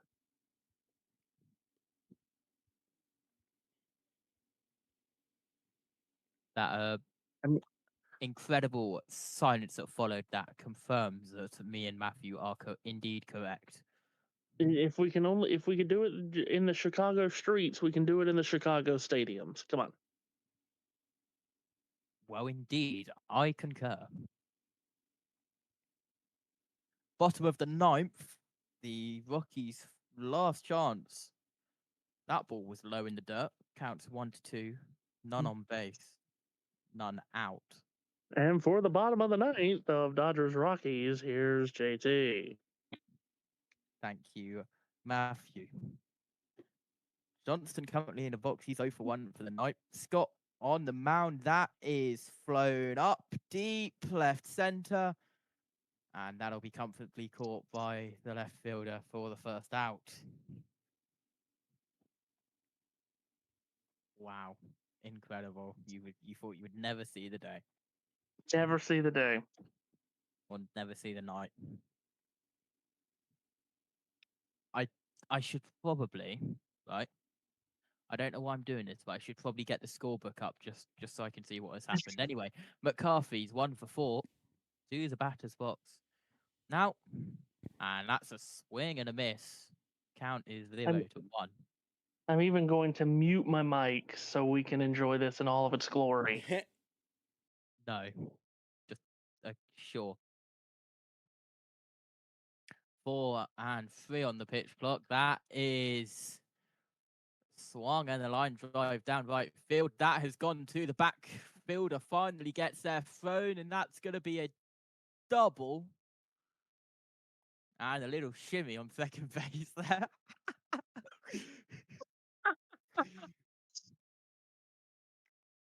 That was absolutely sensational there from McCarthy.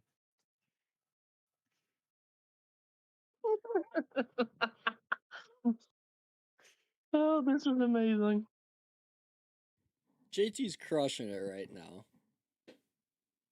Look, Perfect for a hold Rockies on. game. I will try and share my screen. There. Right. Look at this little shimmy. Ready?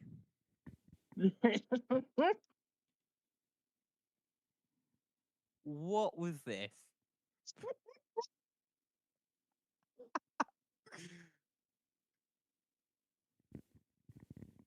On second, count currently 0 for 1. I'm assuming you pronounce that Carrig. 1 for 4 had an RBI double. In the Listen, first. I know nothing about the Rockies. I couldn't tell you a thing about Colorado. Thank you very much. That is high. And even the catcher had to reach up for that one. Well, I can tell you his first name's Cole.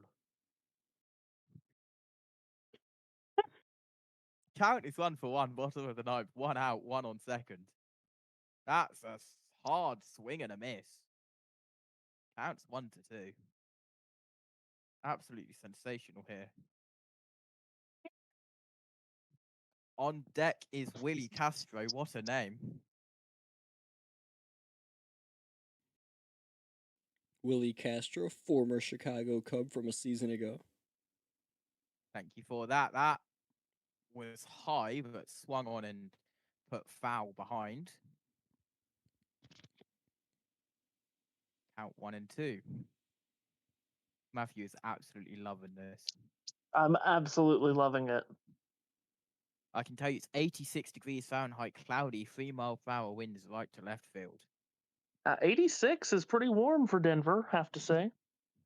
Well, indeed.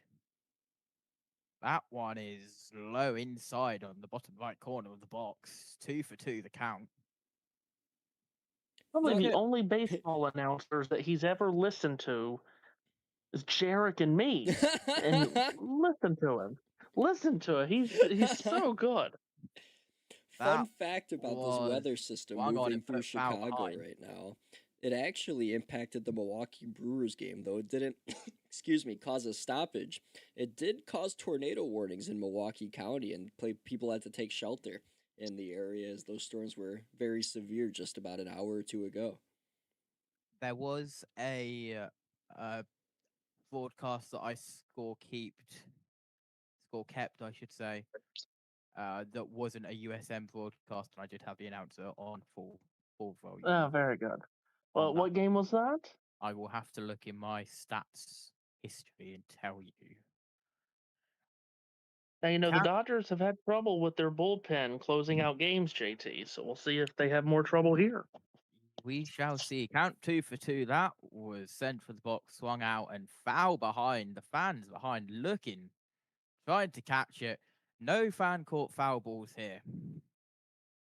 They will just be looking for a souvenir to take home.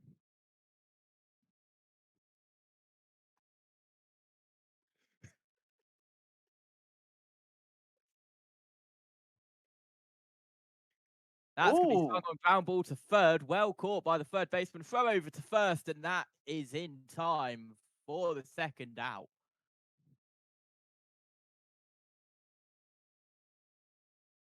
good play over there by Max Muncy.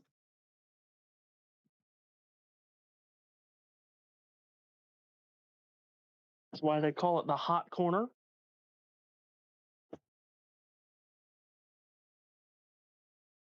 Now up to the box will be Willie Castro. On deck will be Rumfield. It's going to be a called strike. Count 0-1.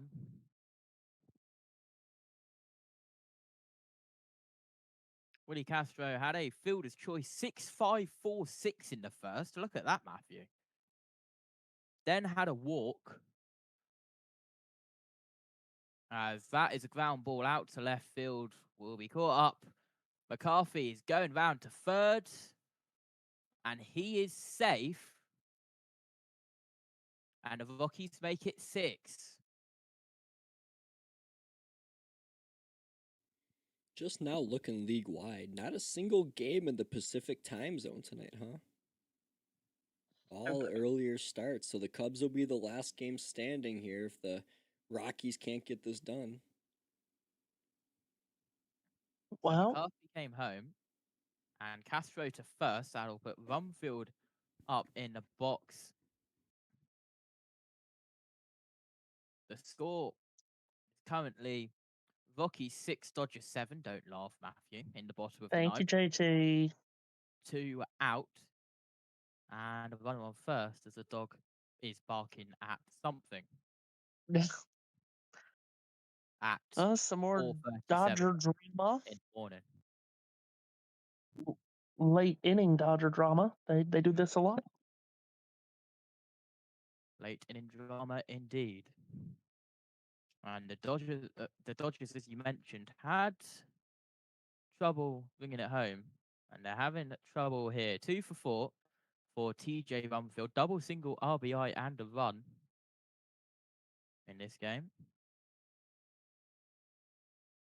And he'll face Scott. First one is inside for ball 1. So help me if the first game that JT does commentary on it ends in a walk-off home run, I'm leaving. If that happens.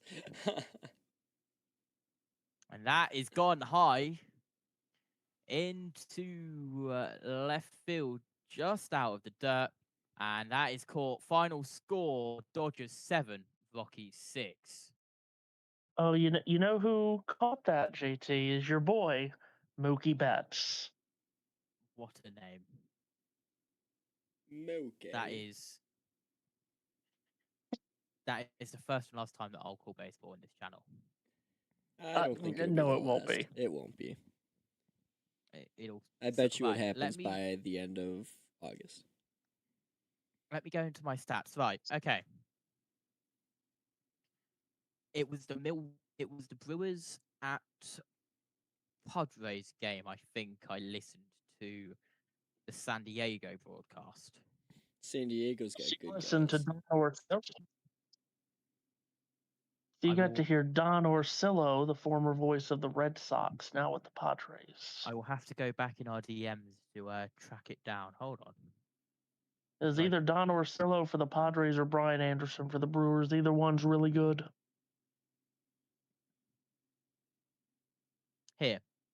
It was actually right. I watched the Sportsnet broadcast of Boston at Toronto, and then something catastrophic happened there. Oh yes, that's right. So you got to hear Dan Schulman, who's great. Yeah, so something catastrophic there.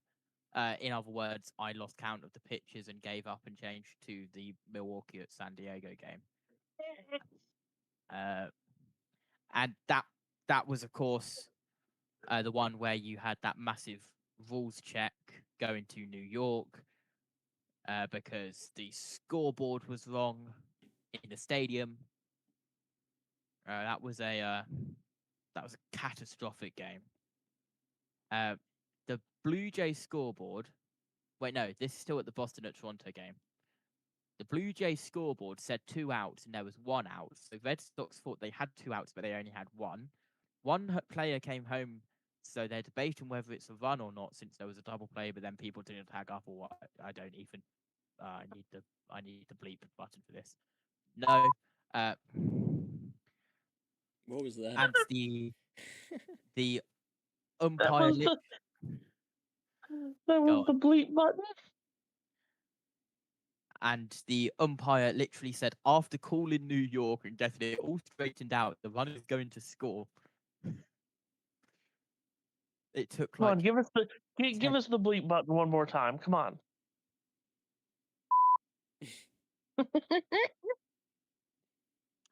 And I also liked how they said, now a quick word from Jack in the Box. Nope, not a man called Jack who's in a commentary box, a literal Jack in the Box picture commercial. And then I'm assuming it, and then I went onto the San Diego broadcast because I sent you a screenshot of the Disney Cruise Line cruise cam, which would only be on the San Diego broadcast. So I had the Blue Jays broadcast. I listened to that, and then I had the San Diego broadcast. I listened to that. So whoever the 2 announcers are on them, then the quote of the night for me, Matthew Owens, which was so good I even put it down in my game notes section on my scorebook. 2 buttons down showing his chest lettuce.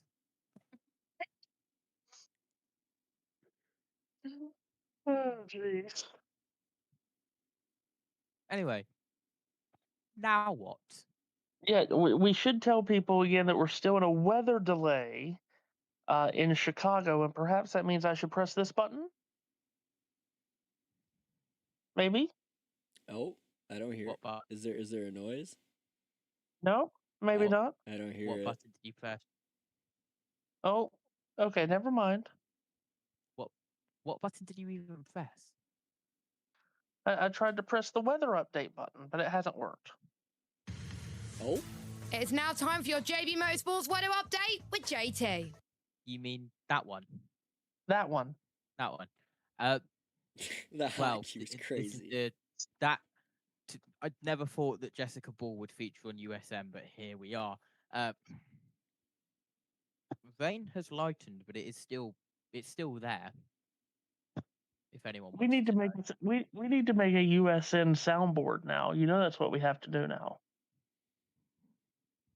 I'm down. Sure. Give me all the audio cues. I'll put them on my Roadcaster. Why not? The Brewers, like you said, won You know how- 22 do you to know nothing how many- tonight. Real quick, the Chicago Dogs are taking a whooping worse than the Seattle Mariners. The independent baseball team by me is currently down 25-1 in the 9th inning to the Gary South Shore Railcats. Oh my god. Crazy. Oh The my god. the admin from the Do you know Twitter how many- account says the 9th inning has arrived with the prayer emoji. Railcats lead 25-1. Do you know how many out of context clips we have that we could put it in this soundboard? Wait. Matthew, I've got one for you. Jaric, Yo, for £1 million. Sorry, for $1 million. How many out of context clips do you think we have that could be turned into a soundboard?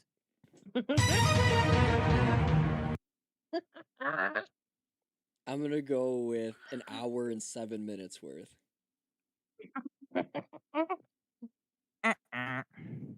Dang. God. That wasn't a soundboard, by the way, Jaric. That was a live one. What? Oh my god. I don't actually know how long we have of I just completely wasted your time. You love to see it. Yeah, we're we're in the business of wasting time. Oh, we are We are so in now the business of wasting time. now 3 minutes away from the weather delay reaching 60 minutes officially. Oh, Oh no. my god. Now 15 minutes till midnight on the East Coast, 15 minutes till 11 o'clock Central Time. We'll see how many fans stay at Wrigley for the conclusion of this one, as the rain should be moving out of the area here within the next 15 to 20 minutes.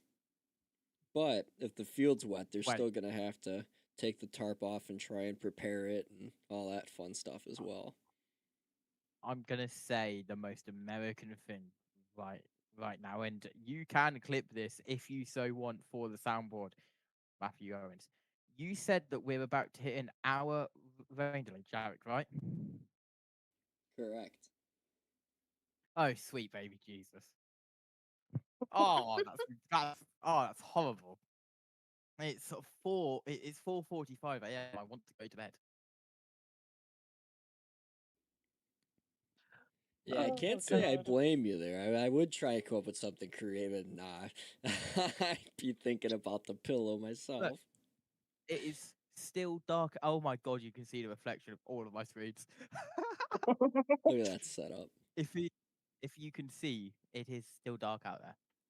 And also alongside, you can see all of the beautiful trophies, which I definitely myself. That's a long, long, long story. Wish you could have I just earned kept all the 90% of raininess them. over in the UK, JT. Can't use that over here right now. We haven't had rain for months. What? I'm not joking. That's crazy. Oh, they were getting alerts last week, like every 30 minutes, that they couldn't burn anything. Red flag warning. Jarek, I'm not joking. We ran out of water last night, and word on the street is that the reason that all of the houses had no water is because the reservoir actually ran out of water. Really?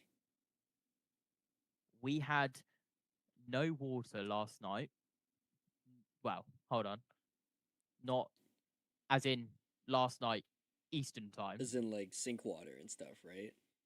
Yeah, Yeah. we had no sink water, no nothing from like 5 p.m. Eastern to midnight Eastern, all because the reservoir had actually ran out of water. The whole Jesus. country is in a drought. Yeah, that's well. I would assume that's incredibly rare out there. I feel like it's always just overcast and drizzling out This is worse than 1976, and that's saying something. there. 2026, man, year of the messed up weather. Indeed. I was gonna Meanwhile, get BeamNG hang out, on, but I I've gotta pick unplugged on my Matt real quick. controller for my camera. So I saw Matt put out a tweet saying how he's so tired of summer, he's ready for the cold weather months and this and that. I get that, but you also live in North Carolina, sir. Would you be saying the same thing had you lived where I'm at and it gets to, -10 in January? I am perfectly fine with -10. That's crazy to me. I can't stand the cold. hold on, I need to do maths here because you're speaking a foreign language. Hold on. I Minus still love how you 23. say That's maths. crazy. That is, yeah. I would hate minus 23 degrees. It gets down to that in Fahrenheit sometimes too. Don't get fooled. Hold on, minus 20. Minus 30. That's even more crazy. Yeah, no, it gets brutal up here. Normally around like that third week of January. Of course, Celsius, the superior temperature measuring gauge. What the heck is a kilometer? Yeah, I'm kidding. that was a nice avoidance from an EB1 there. Matt, I am waiting for Matthew Owens to get the joke there. Unless if he is just fully disappeared. I was just thinking to myself, I really should be doing boards for Brentford and Tottenham Why on are you doing Saturday, but Brentford? Are you doing Brentford and Tottenham? I'm doing Brentford and Tottenham, yes. So you are. Why are you doing that? Oh, yeah. Sorry, I'm just remembering stuff that you said off air. You're doing Brentford Tottenham because you don't know whether you're going to be around for the later broadcast that you're scheduled for. Got it. Yeah. Indeed. Uh, for context, Jaric, let me bring you in to this inside joke. So you know how you score keep baseball, and if someone makes an error, then it's E and then the number of position. Mm-hmm. Yep. Yep. Well, on mine and Matthew's broadcasts, if we ever make a mistake for if it's Matthew that makes a mistake, it's EB for error broadcaster. Okay. And if I ever make a mistake, it's EP for error producer. Okay, I like it. Got to keep track. Hold people accountable. Indeed. And As- since there's two broadcasters, then it makes sense for EB1 to be the lead and EB2 to be the second, i.e. Oracle. I don't keep I don't keep track of it. It's just a fun thing to say. It's a fun thing to say. Should I try and load up some NASCAR 25? Start playing some games. I mean, what else are we gonna do right now? Say goodbye Still to the no camera because I'm word about to. as to when I'm this game's gonna resume. By the way, Oh God. keeping tabs on the good old Twitter machine right now, but nothing from the beat writers.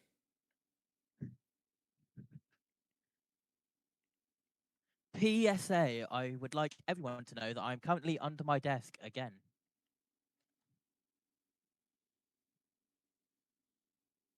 That was PSA, not PCA. What?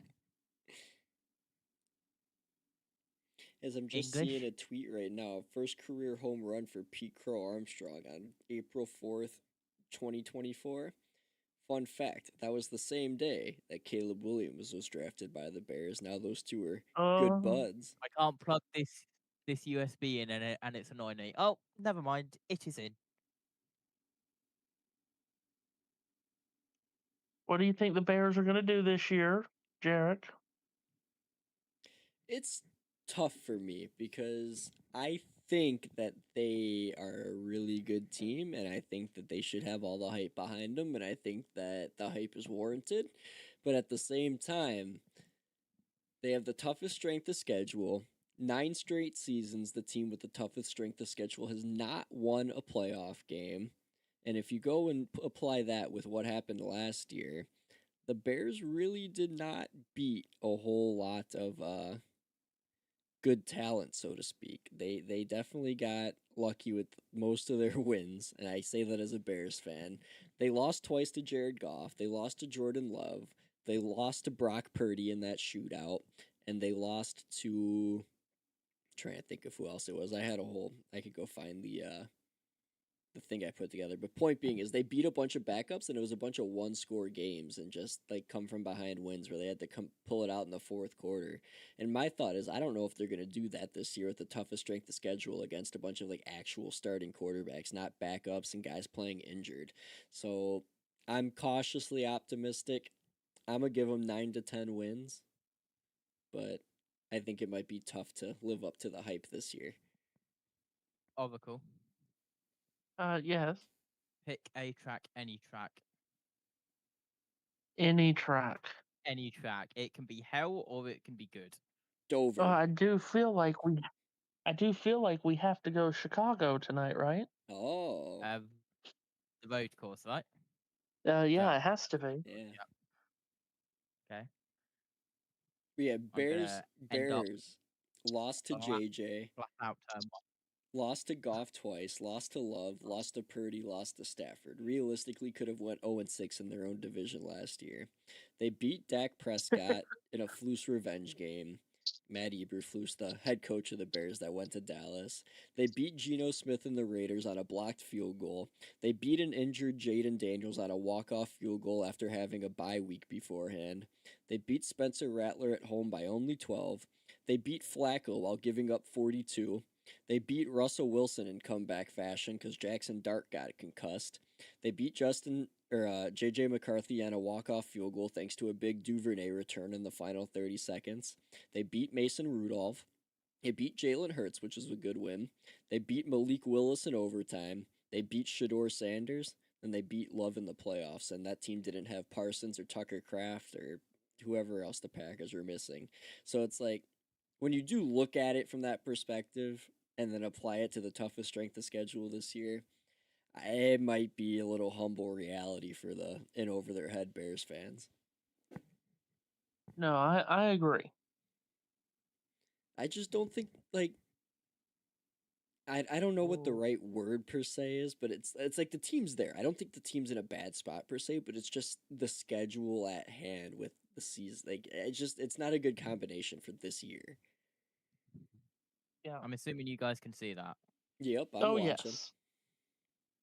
and I'm about to stack it into here. Never mind. JT is playing NASCAR 25 right now on the Chicago street race. His sky blue car. I'm going to Oh. stack it into so many walls. This is Ryan Blaney. I want to For see context. Ooh. Matt get a mustache like Ooh. Ryan Blaney. Yeah, right. I mean, talk about Ryan a Blaney, what a good one. guy. So if you've hung with us throughout most of this weather delay, shout out you, because it's been quite First off, the why? thing to sit through and listen. Second of all, thanks, I guess. Speaking of Matt Eberflus, I just Oh. saw on Twitter, it's a tweet that says, "You ever wasted 3 years of your life with someone?" And a guy quote tweeted it, and it was a picture of Matt Eberflus. JT's more energetic at 5 a.m. than he was when the game started. For real. Oh, indeed. Over an hour into this rain I delay and still no word as to when we're going to come back here at Wrigley Field.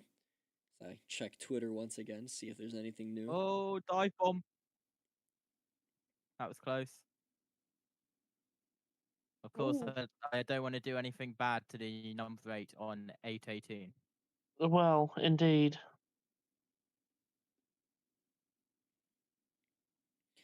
As it does look like the weather is moving out of the area finally, but that still might mean it might take another 30 minutes before this gets underway, unfortunately. Are you JT, okay good there, God, where are Matthew? you going?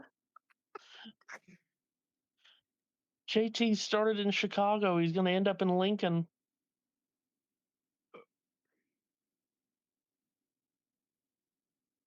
It's okay. People always ask me on the TikTok, do I do iRacing leagues? I feel like I'm going to call JT win this Chicago race. You should do it right now. Let's hear it, Matt. You haven't done play-by-play yet today. Okay, we got to get to the race. Is it lagging for you on your side? Because on my screen it is horribly lagging on Discord. No, Or it's can okay. you guys see Well, it all right? it's not lagging. It's just very Yeah, pixelated. it's grainy. Oh. Maybe because I've got tons of stuff open. Oh. That's the wall. Nice view of the Willis Tower, Sears Tower in the background. Hold on. If I end that and stream it via that way, is that better? Oh yes, looks a lot better. Oh. Oh,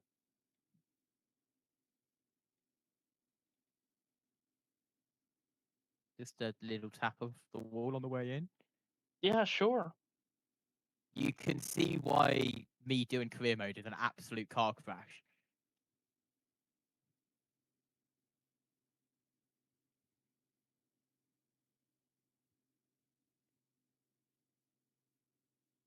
All right, there you go. I see it all now. It does look better. 17 people watching, currently in a rain delay. Still no word when this game will be back. It's a 3-3 tie, bottom of the 8th, Cubs and White Sox from Wrigley Field in Chicago. Jaric Rubel here with you alongside Matthew Owens and Josh Turner as we look at the score for this game. Pete Crow Armstrong homered to kick off the night in the bottom of the first with his 31st home run of the year. Then Michael Busch homered for his 15th later on that inning. Cubs led it 2-0. Then top of the second, Drew Romo singled and drove in Chase Mydroth to make it a 2-1 game, still in favor of the Cubs. Then Murakami tied it in the third with a solo shot, his 29th homer of the year to left center. Then top of the fourth, Tristan Peters an RBI double scored Colson Montgomery.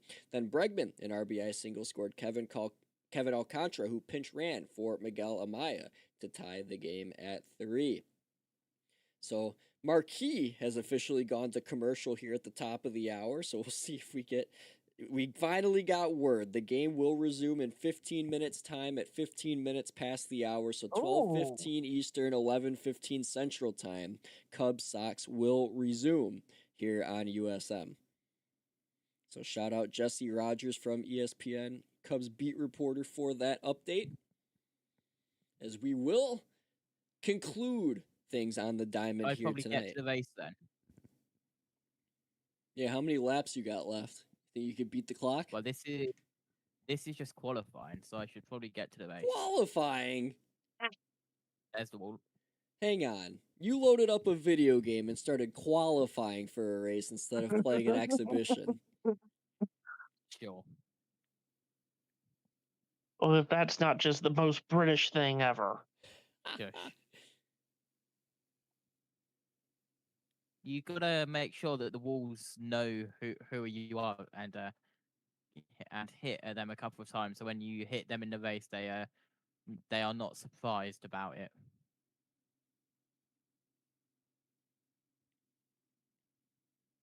Okay. So when things great do lap. resume at Wrigley Field, it'll be the bottom of the 8th. The Cubs will be up to bat. Nico Horner Look at that. will be at the plate. He's 1 for 3 tonight. Sox out hitting the Cubs 10-6 in this game. So it's tied 3-3. Oh. Cubs with 1 error. It goes to Pete Crow Armstrong back in inning number 6 when he let that ball get past his glove in center field, which then Colson Montgomery then came around to score. What a surprise. SVG is on pole by half a second at Chicago.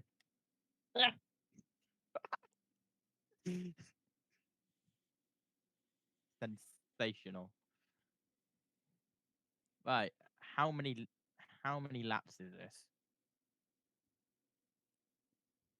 19. There's no way I'm doing this in 15 minutes. That's why you got to set records. Be great. Matthew, take it away. Oh, it's time to drop the hammer in Chicago. It's time to put the bump in on Reddit. He got the one-liner in and everything. Oh, God. Blaney, he's going to look to make a pass. Oh, look at him go.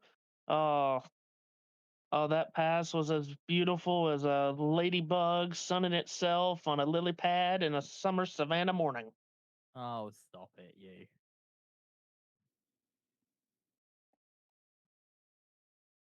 That was nice. Oh, my God. That's the wall. But it's fine. This is the most chaotic thing we've ever done. I'm at least going to be able to get stage 1 done, because stage 1 is only 5 laps. Incredible. Well, remember, if the caution comes out and there's less than 10 laps to Oh. go in the stage, JT, the stage is over. So you're telling me that I could just dump Briscoe in and it'll be done? It'll be done. He's pulling away from me here. The graphics on this game actually are really good. I have not looked at a new NASCAR game in a long time. I don't even know if this Maybe is get- full graphics or whatnot. Need to get Jaric on a NASCAR race. Oh yeah. I don't even know how that would go.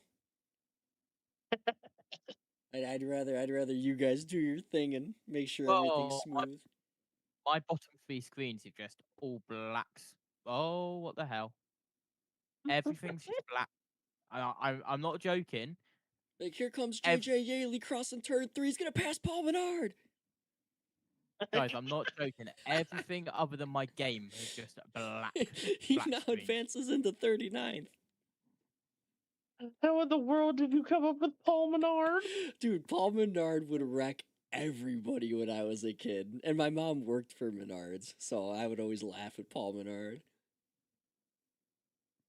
Oh god, I hope JT's PC is not about to fail. I cannot see anything other than my game. Oh my god. You guys are now breaking up. Uh-oh. Oh great. I should probably not be pushing my PC like this at 5 a.m., but here we are. The game's frozen That's the on my wall. screen now. Because we're now 10 minutes away from resuming action here at Wrigley.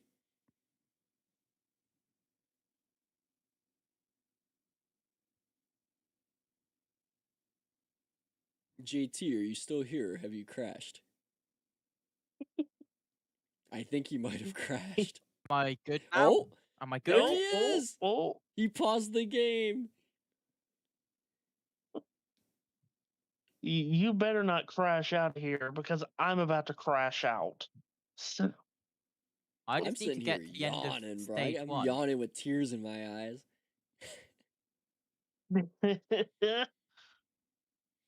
This is baseball, Gonna though. I absolutely did some spend Chicago it. Dogs games, and we didn't get out of there till like 1 a.m. because of how late these things go.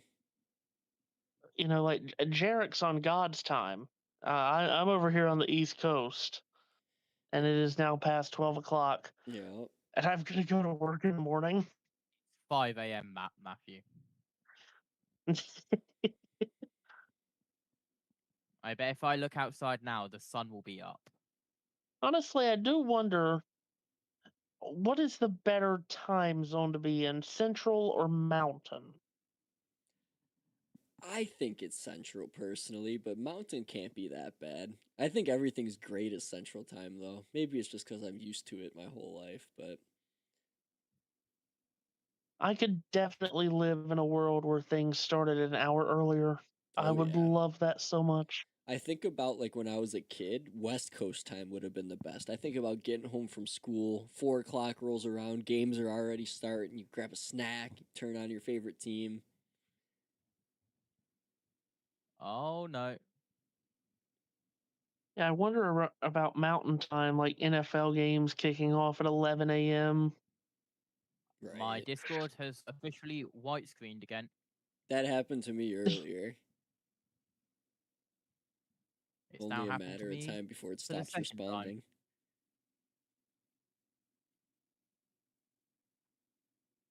You only got to make it 8 more minutes. 7 more minutes now. And I've got 2 laps to go in this stage. And I need Oh, this stage break to come because I am not keeping up with Risco at all. here's a Banana Ball on True TV promo. Really? Look at them go. Matt's over here watching the game on TBS. Respect. Yep. Mm-hmm. As I'm trying very hard to stay awake. You don't got to stay here if you Matthew. don't want to, bro. You got to Wake get up. up in the morning. Wake up, Matthew. It's Matthew, wake up. understandable. The problem is I want to. That's how it is being a sports fan. Got to see it through until the very end every time. Am I good? Think so. Yes, still good. Awesome. Incredible. Break. So I just got a new phone. I've had it on the entire broadcast. I've gone through about 50%. I was at about 95. I'm at 43 now throughout the 4 hours we've been live. We've been live for 4 hours now. Crazy. Yep.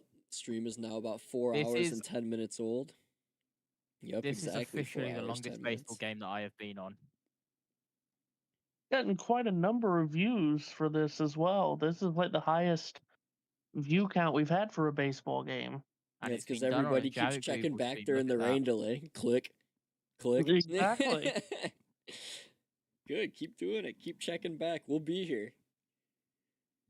This game's gonna go like Whether 15 we're innings, calling isn't it? the game or whether we're calling the race, we'll be here. And whether Matthew will be awake or asleep, we'll be here. Oh my god. Like my worst nightmares, I'm gonna fall asleep here. I'm just gonna start snoring and my microphone's gonna be open. I'll have to mute my soundboard to make sure the audio from the computer doesn't come through. Or I could literally just get the Kick banhammer 'em? out and banish you to the Shadow Realm because I am the owner of the server and I have the power to do that.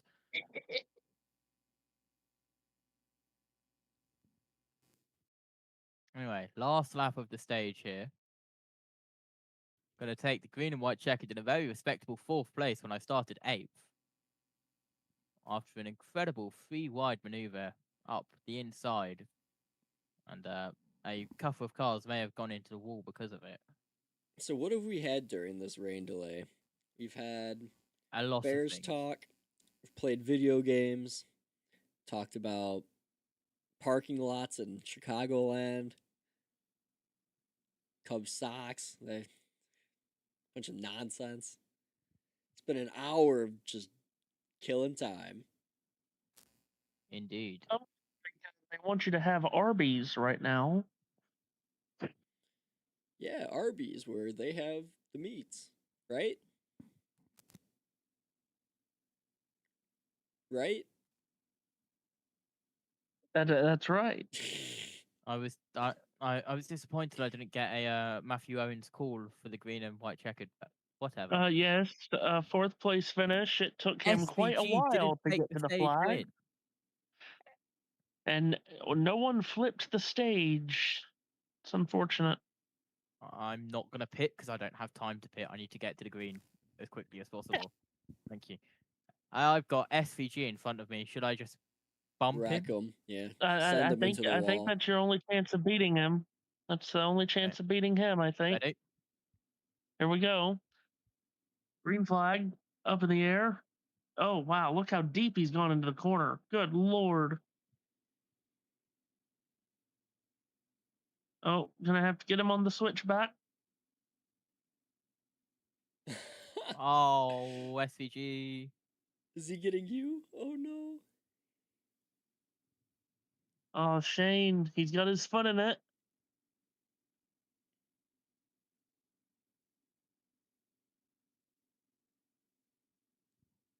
I'll take that. Thank you. That was a very bumper car start, but I'll take it. Hey, you really harpooned him going into the corner. Well, you have to rough him up a little bit if you want to beat him. Well, indeed.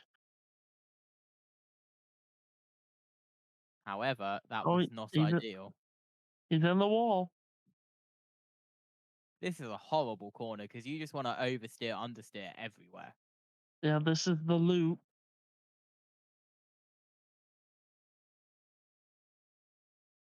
He is all over my backside. In the game, in the game, in the game. We are now under 2 minutes away from finally putting Oh. this rain delay behind us and beginning Are you telling me Oh, that I should baseball probably like again. start getting professional again? I Thank would say in the goodness. next Oh my 120 goodness. seconds you'll need to watch the scoreboard. Maybe. Oh, Jaric with the quick math. I was never good at math, but I could convert minutes to Maths. seconds in the lower parts. No, not maths, but math. Thank you, Maths. JT.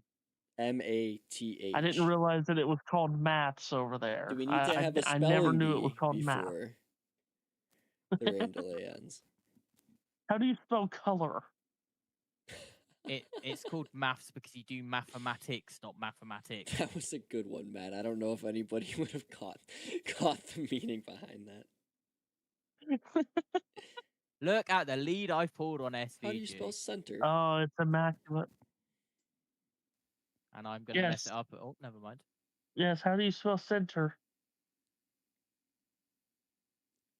CENTRE. Centre. How do Centre. you spell the word color? How do you spell gray? There is a U in colour. We'll go on for Wimbledon next year and live on Century Court. Must I remind you that there is a U in colour and it is also aluminium. There's not a U in color, or if there was, it'd be color. All right, Marquis There is a U welcoming in us colour. back in now. Right.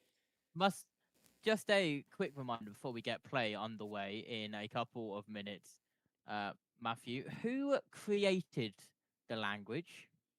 Yeah, but who perfected it? What? That is crazy. So that is crazy that I've just gone out of the game and my clocks have gone teleported from 5:09 to 5:15. That is how messed up my PC is. Who created the language? It's called English for a reason. Thank you. Yes, and it took another country to perfect it.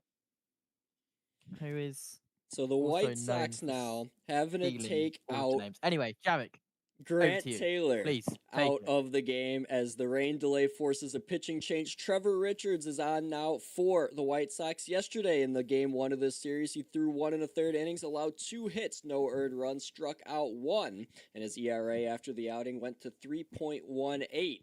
He'll face Nico Hoerner here in the bottom of inning number 8, tied at 3 apiece, as PCA and Bush with homers in the first put the Cubs up 2-0. Romo an RBI single, Murakami a solo home run, and Colson Montgomery an RBI double Tristan Peters an RBI double scoring. Colson Montgomery gave the White Sox the lead. Then Bregman had an RBI single scoring Kevin Alcantara in the bottom of the 7th to tie it. And now here we are in the 8th.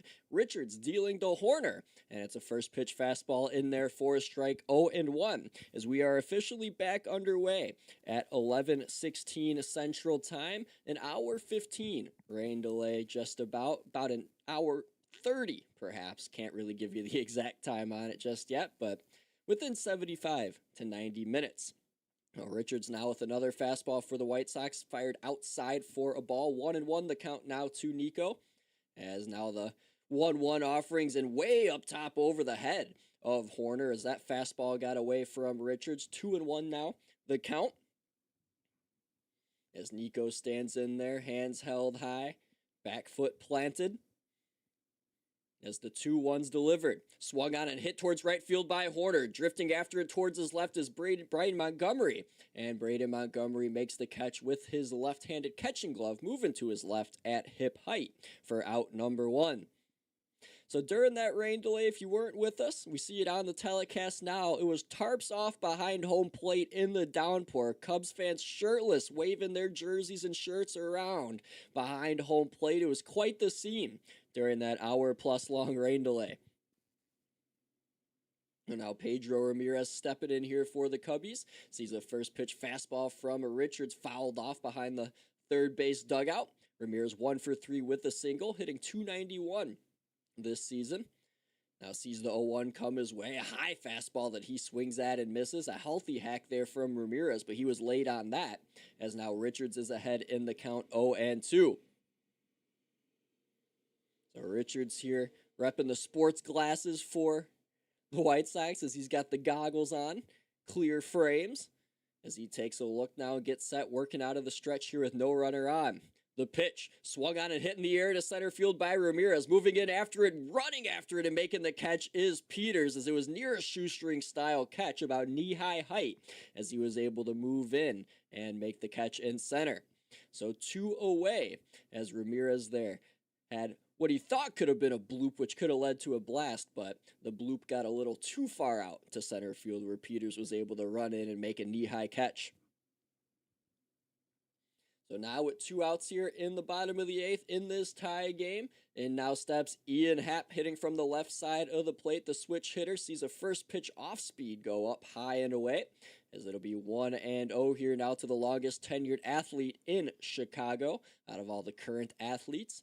So it was him and Connor Murphy of the Chicago Blackhawks in a tie, but Murphy was since traded to the Oilers in this past season. So now Ian Happ, the longest tenured athlete here in the city of Chicago, as he sees a fastball inside that brushed him off the plate a little bit. Count now 2-0 against Trevor Richards, the pitcher for the White Sox.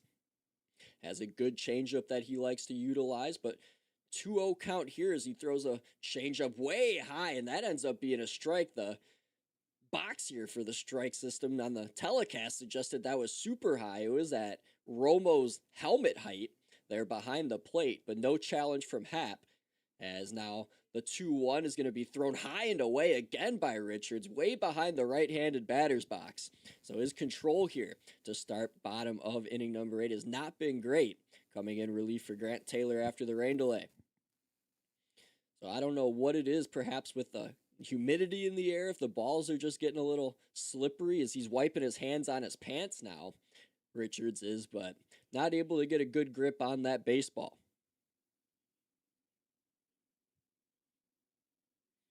So 3-1 here, 2 out. Ian Happ at the plate as Richards gets set to deal. From the stretch, fires, and that's swung out and missed by Ian Happ. The count now full. 92-mile-per-hour heater that was able to get through.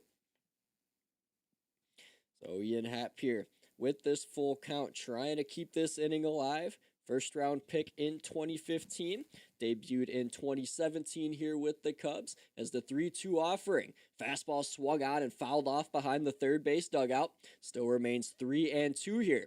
The count to Ian Happ. So a lot of fans still staying in the ballpark despite the long delay. Don't get me wrong, there are still a lot of empty seats, but not as bad as other long rain delays on a weeknight. As the 3-2 offering to Ian Happ. Swung on and hit in the air to right field, but it won't get very far, as just shy of the warning track is Montgomery. And the right fielder, Braden Montgomery, makes the catch to retire the side.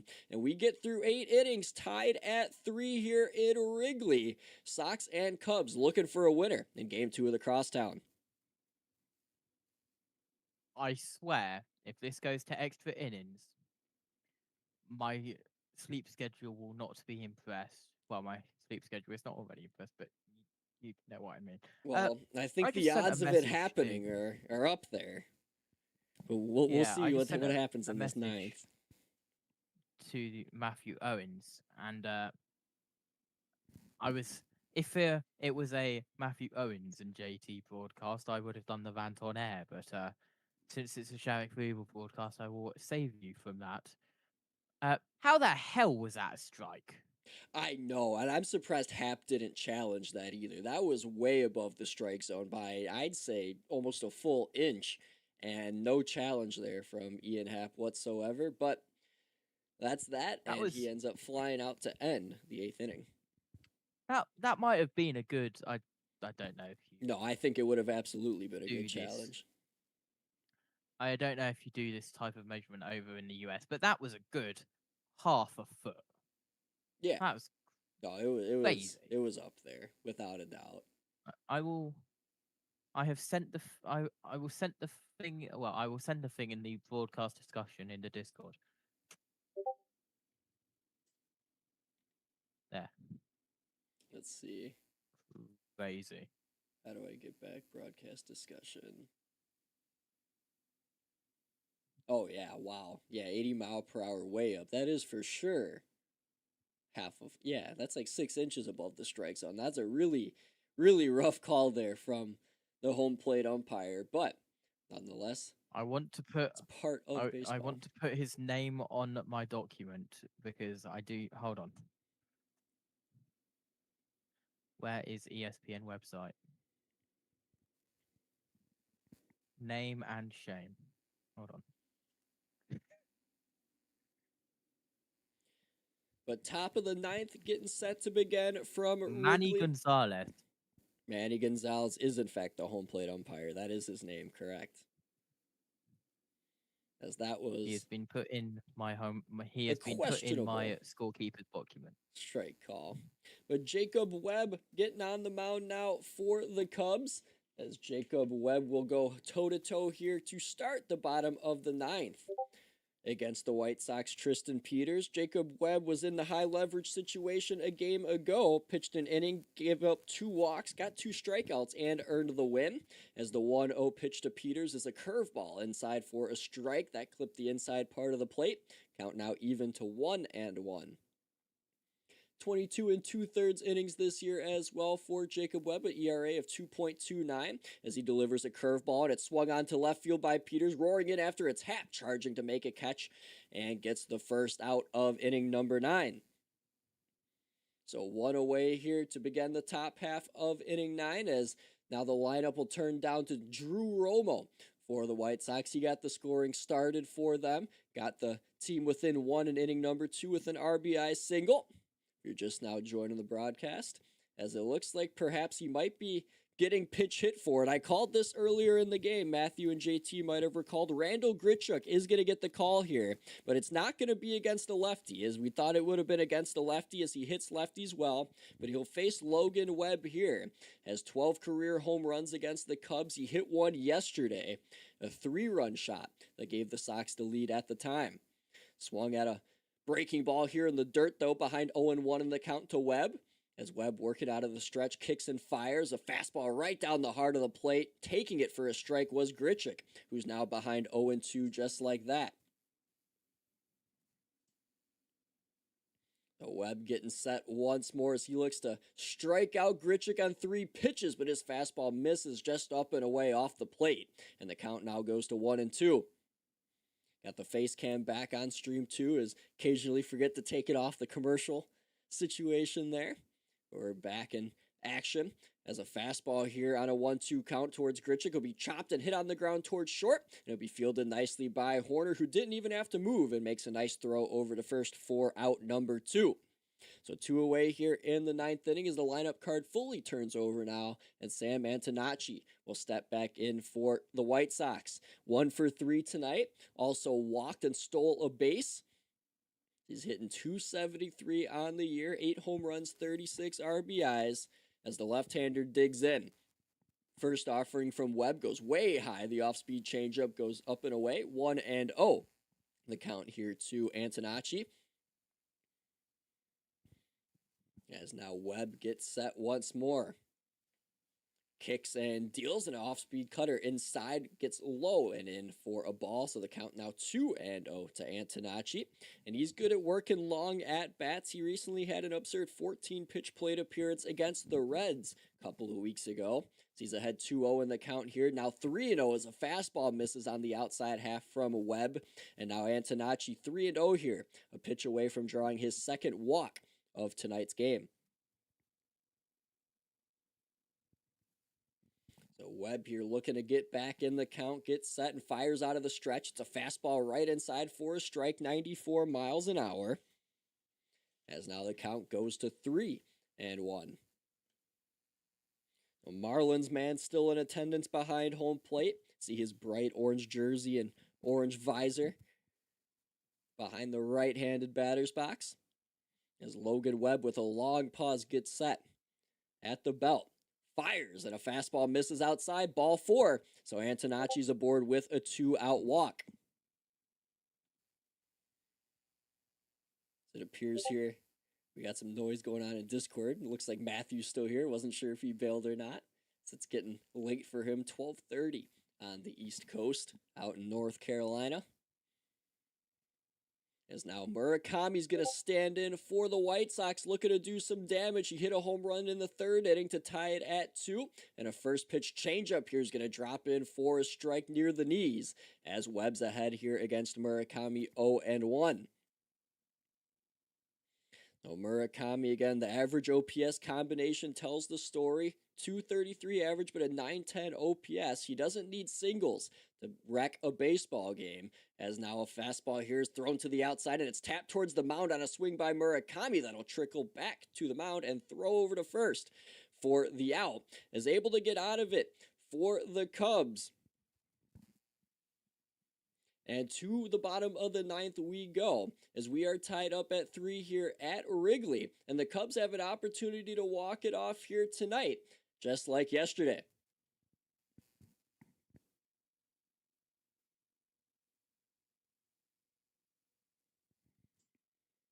I am questioning whether Matthew is still actively moving around on this planet or whether he has fallen asleep. Me too. I kept hearing the note, like the dinks, the note Discord noises in my ear. I kept thinking he was bailing, just the old Irish goodbye, didn't say anything, just got out of there. Well, now we need to work out when we return from commercial break. If it would be very nice if the Cubs broadcast would tell us where the pinch hitter went on the field. That would be incredible. Cubs broadcast. Oh, Please, the pinch hitter when you return, definite. thank you. The pinch hitter went back to the bench, so Carson Kelly will come in behind the plate. He's now catching for Miguel Amaya, who is pinch ran for by Kevin Alcantara, but Alcantara will now come out of the game, and Carson Kelly will be hitting in the 8th spot and replacing Miguel Amaya behind the plate. Hold on. So, replaced by other player. Where is Kelly? There. Save replacement. Okay, I think that's done. Awesome. Awesome. Right. Moving on.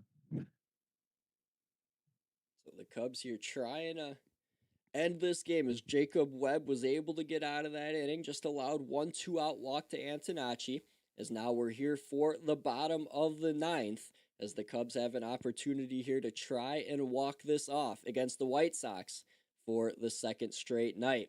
Again, my name is Jaric Rubel. Glad you're with me alongside my producer, Josh Turner, and Matthew Owens hanging around as well. The creator of this If he YouTube hasn't channel. fallen asleep. You're watching along right now. He could be asleep right now on mute, might be snoring, listening to me call a baseball game. It's a good thing to fall asleep to, nice and peaceful.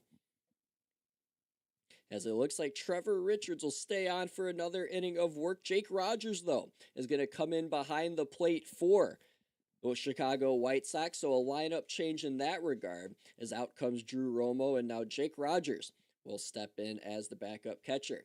And for the Cubs, first will be Carson Kelly, as the first pitch coming his way will be a fastball outside for ball number 1, as he's ahead in the count here against Richards. Kelly hitting .260 on the season, 7 home runs, as he ropes one into left here on a fastball that gets down and into the corner. Kelly's going to take the turn and head to 2. It's going to be thrown in by Antonacci, not in time, as Kelly will get in there sliding safely with a leadoff double for the Cubs. So in the bottom of the 9th, already a runner in scoring position for the Cubs as Carson Kelly, in his first plate appearance of tonight's game, able to get a leadoff double for the Cubbies. Now just a good piece of hitting. That ball got down just inside the third base line there in left field, hit the dirt by the line just inside the grass as well, as Kelly was able to take the turn and easily make it into second with that leadoff double. So now in steps Michael Conforto as the first pitch coming his way is a fastball high and outside. That'll be a ball, and the count goes to 1-0 to the former Met. So Conforto 0-2 in this game so far tonight. Pete Crow Armstrong on deck. He was the hero yesterday. Now a change up here at the knees, make Conforto swing and miss over top of it. Count now to 1-1 to the 9-hitter for the Cubs. And Trevor Richards getting set, originally reached the majors with Miami, has bounced around since then, gets set in the stretch, kicks and fires, and a high fastball swung on and missed half-heartedly there by Conforto, and the count now moves to 1-2. Now Conforto will ask for time, as it looks like from this overhead angle here, Wrigley Field here is thinned out by about 50 to 60%. I'd say about half the fans that showed up are now still remaining after that rain delay, as the 1-2 offering is going to be chopped at and hit foul down the first base line, just past Murakami's glove there on the first base side. So the count remains here 1-2, with Kelly in scoring position at second and nobody out. Cubs here looking to walk it off for the 2nd straight night in the bottom half, this time in the 9th. They did it in the 10th yesterday. Again, Pete Crow Armstrong on deck, Conforto at the plate. 1-2 count as Richards delivers. Fastball will be outside there, changeup rather. Misses, and it'll be a 2-2 count now. So Richards here working a little methodically for what it's worth with the pitch clock, taking his time. Now gets set from the stretch. Kicks and deals, and that ball's going to be hit foul there as it's chopped in behind. as Conforto will do it again at 2-2. Shout out to Robert in the chat saying, let's go, seeing that. Nice to have you chiming in here, Robert. Not sure if you're still hanging out, but if you are, love to hear it. As Conforto stands in here, 2 balls, 2 strikes, nobody out. Wrigley Field looking to watch another Cubs walk-off victory. Richards kicks and fires, and a fastball's there at the knees, called strike 3. And Conforto's down on strikes looking. So Conforto goes and takes a seat. Now the lineup will turn over to Pete Crow Armstrong, who was the hero a night ago, as he was able to walk off the White Sox, but they're going to choose to intentionally walk him. It's definitely the right decision made by manager Will Venable, as now Pete Crow Armstrong will take the trot down to first, and now it'll be runners at first and second with just 1 man out.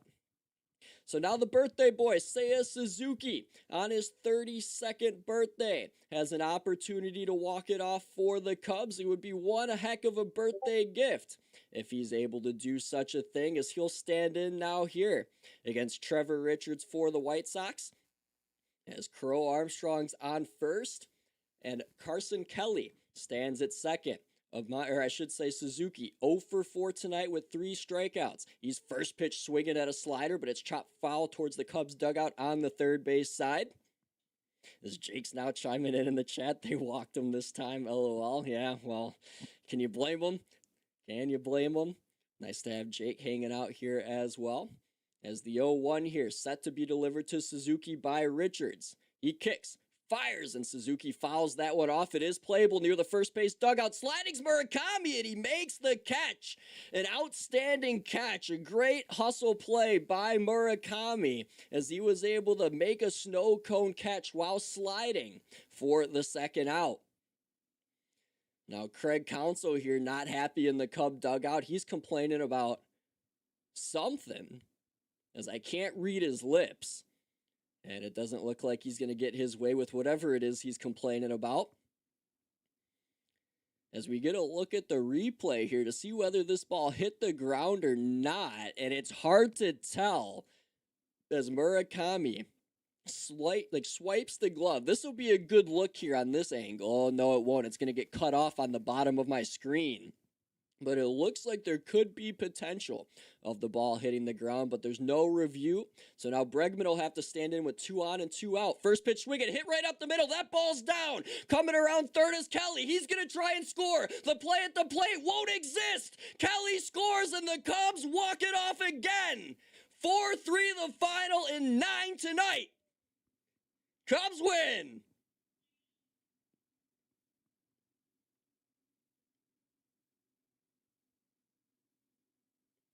So Alex Bregman walks it off.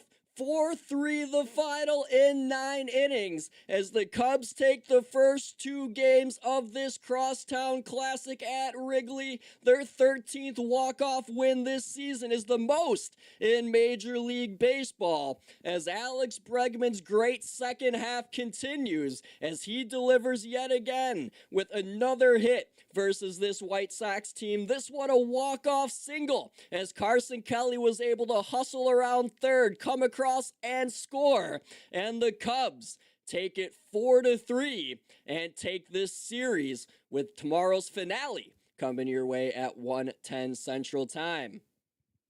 So JT, so Matt, that's crosstown baseball here, as the Cubs get it done 4-3. It was fun to bring a first baseball game of the season to the USM audience with you guys.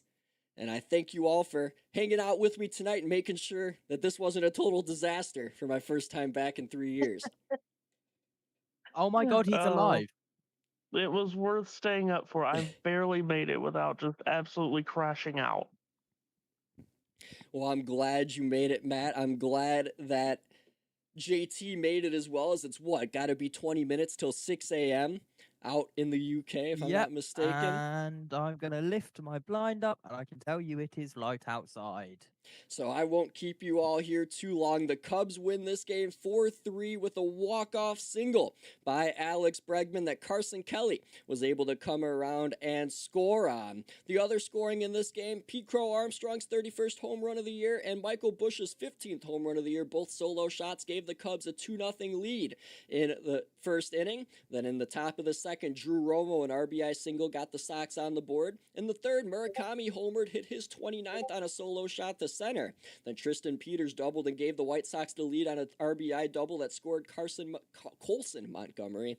And then in the seventh, Alex Bregman singled on a line drive and tied the game as Alcantara scored. And then Bregman, again, after tying the game, wins it with a walk-off single on a line drive to center field. And Kelly was able to come around and score for Chicago. As the Cubs take this series at Wrigley Field, there'll be another game tomorrow at 1:10 Central Time. It will not be on the Ultimate Sports Media YouTube page, but you could find it wherever you try and watch your Major League Baseball games. As for tomorrow, it'll be the UEFA Champions League with Seth Thieves, as that'll get underway at 3 p.m. Eastern as Celtic takes on what I'm going to call LASK, because I'm assuming that's an acronym, and then WNBA action late at night, Lynx and Valkyries at 10 p.m. Major League Baseball comes back on the schedule Friday as the Rays and Orioles get underway at 7 Eastern from Camden Yards with Matthew Owens on the call, as we look forward to that within the next 24 to 48 hours. But for now, I must bid you farewell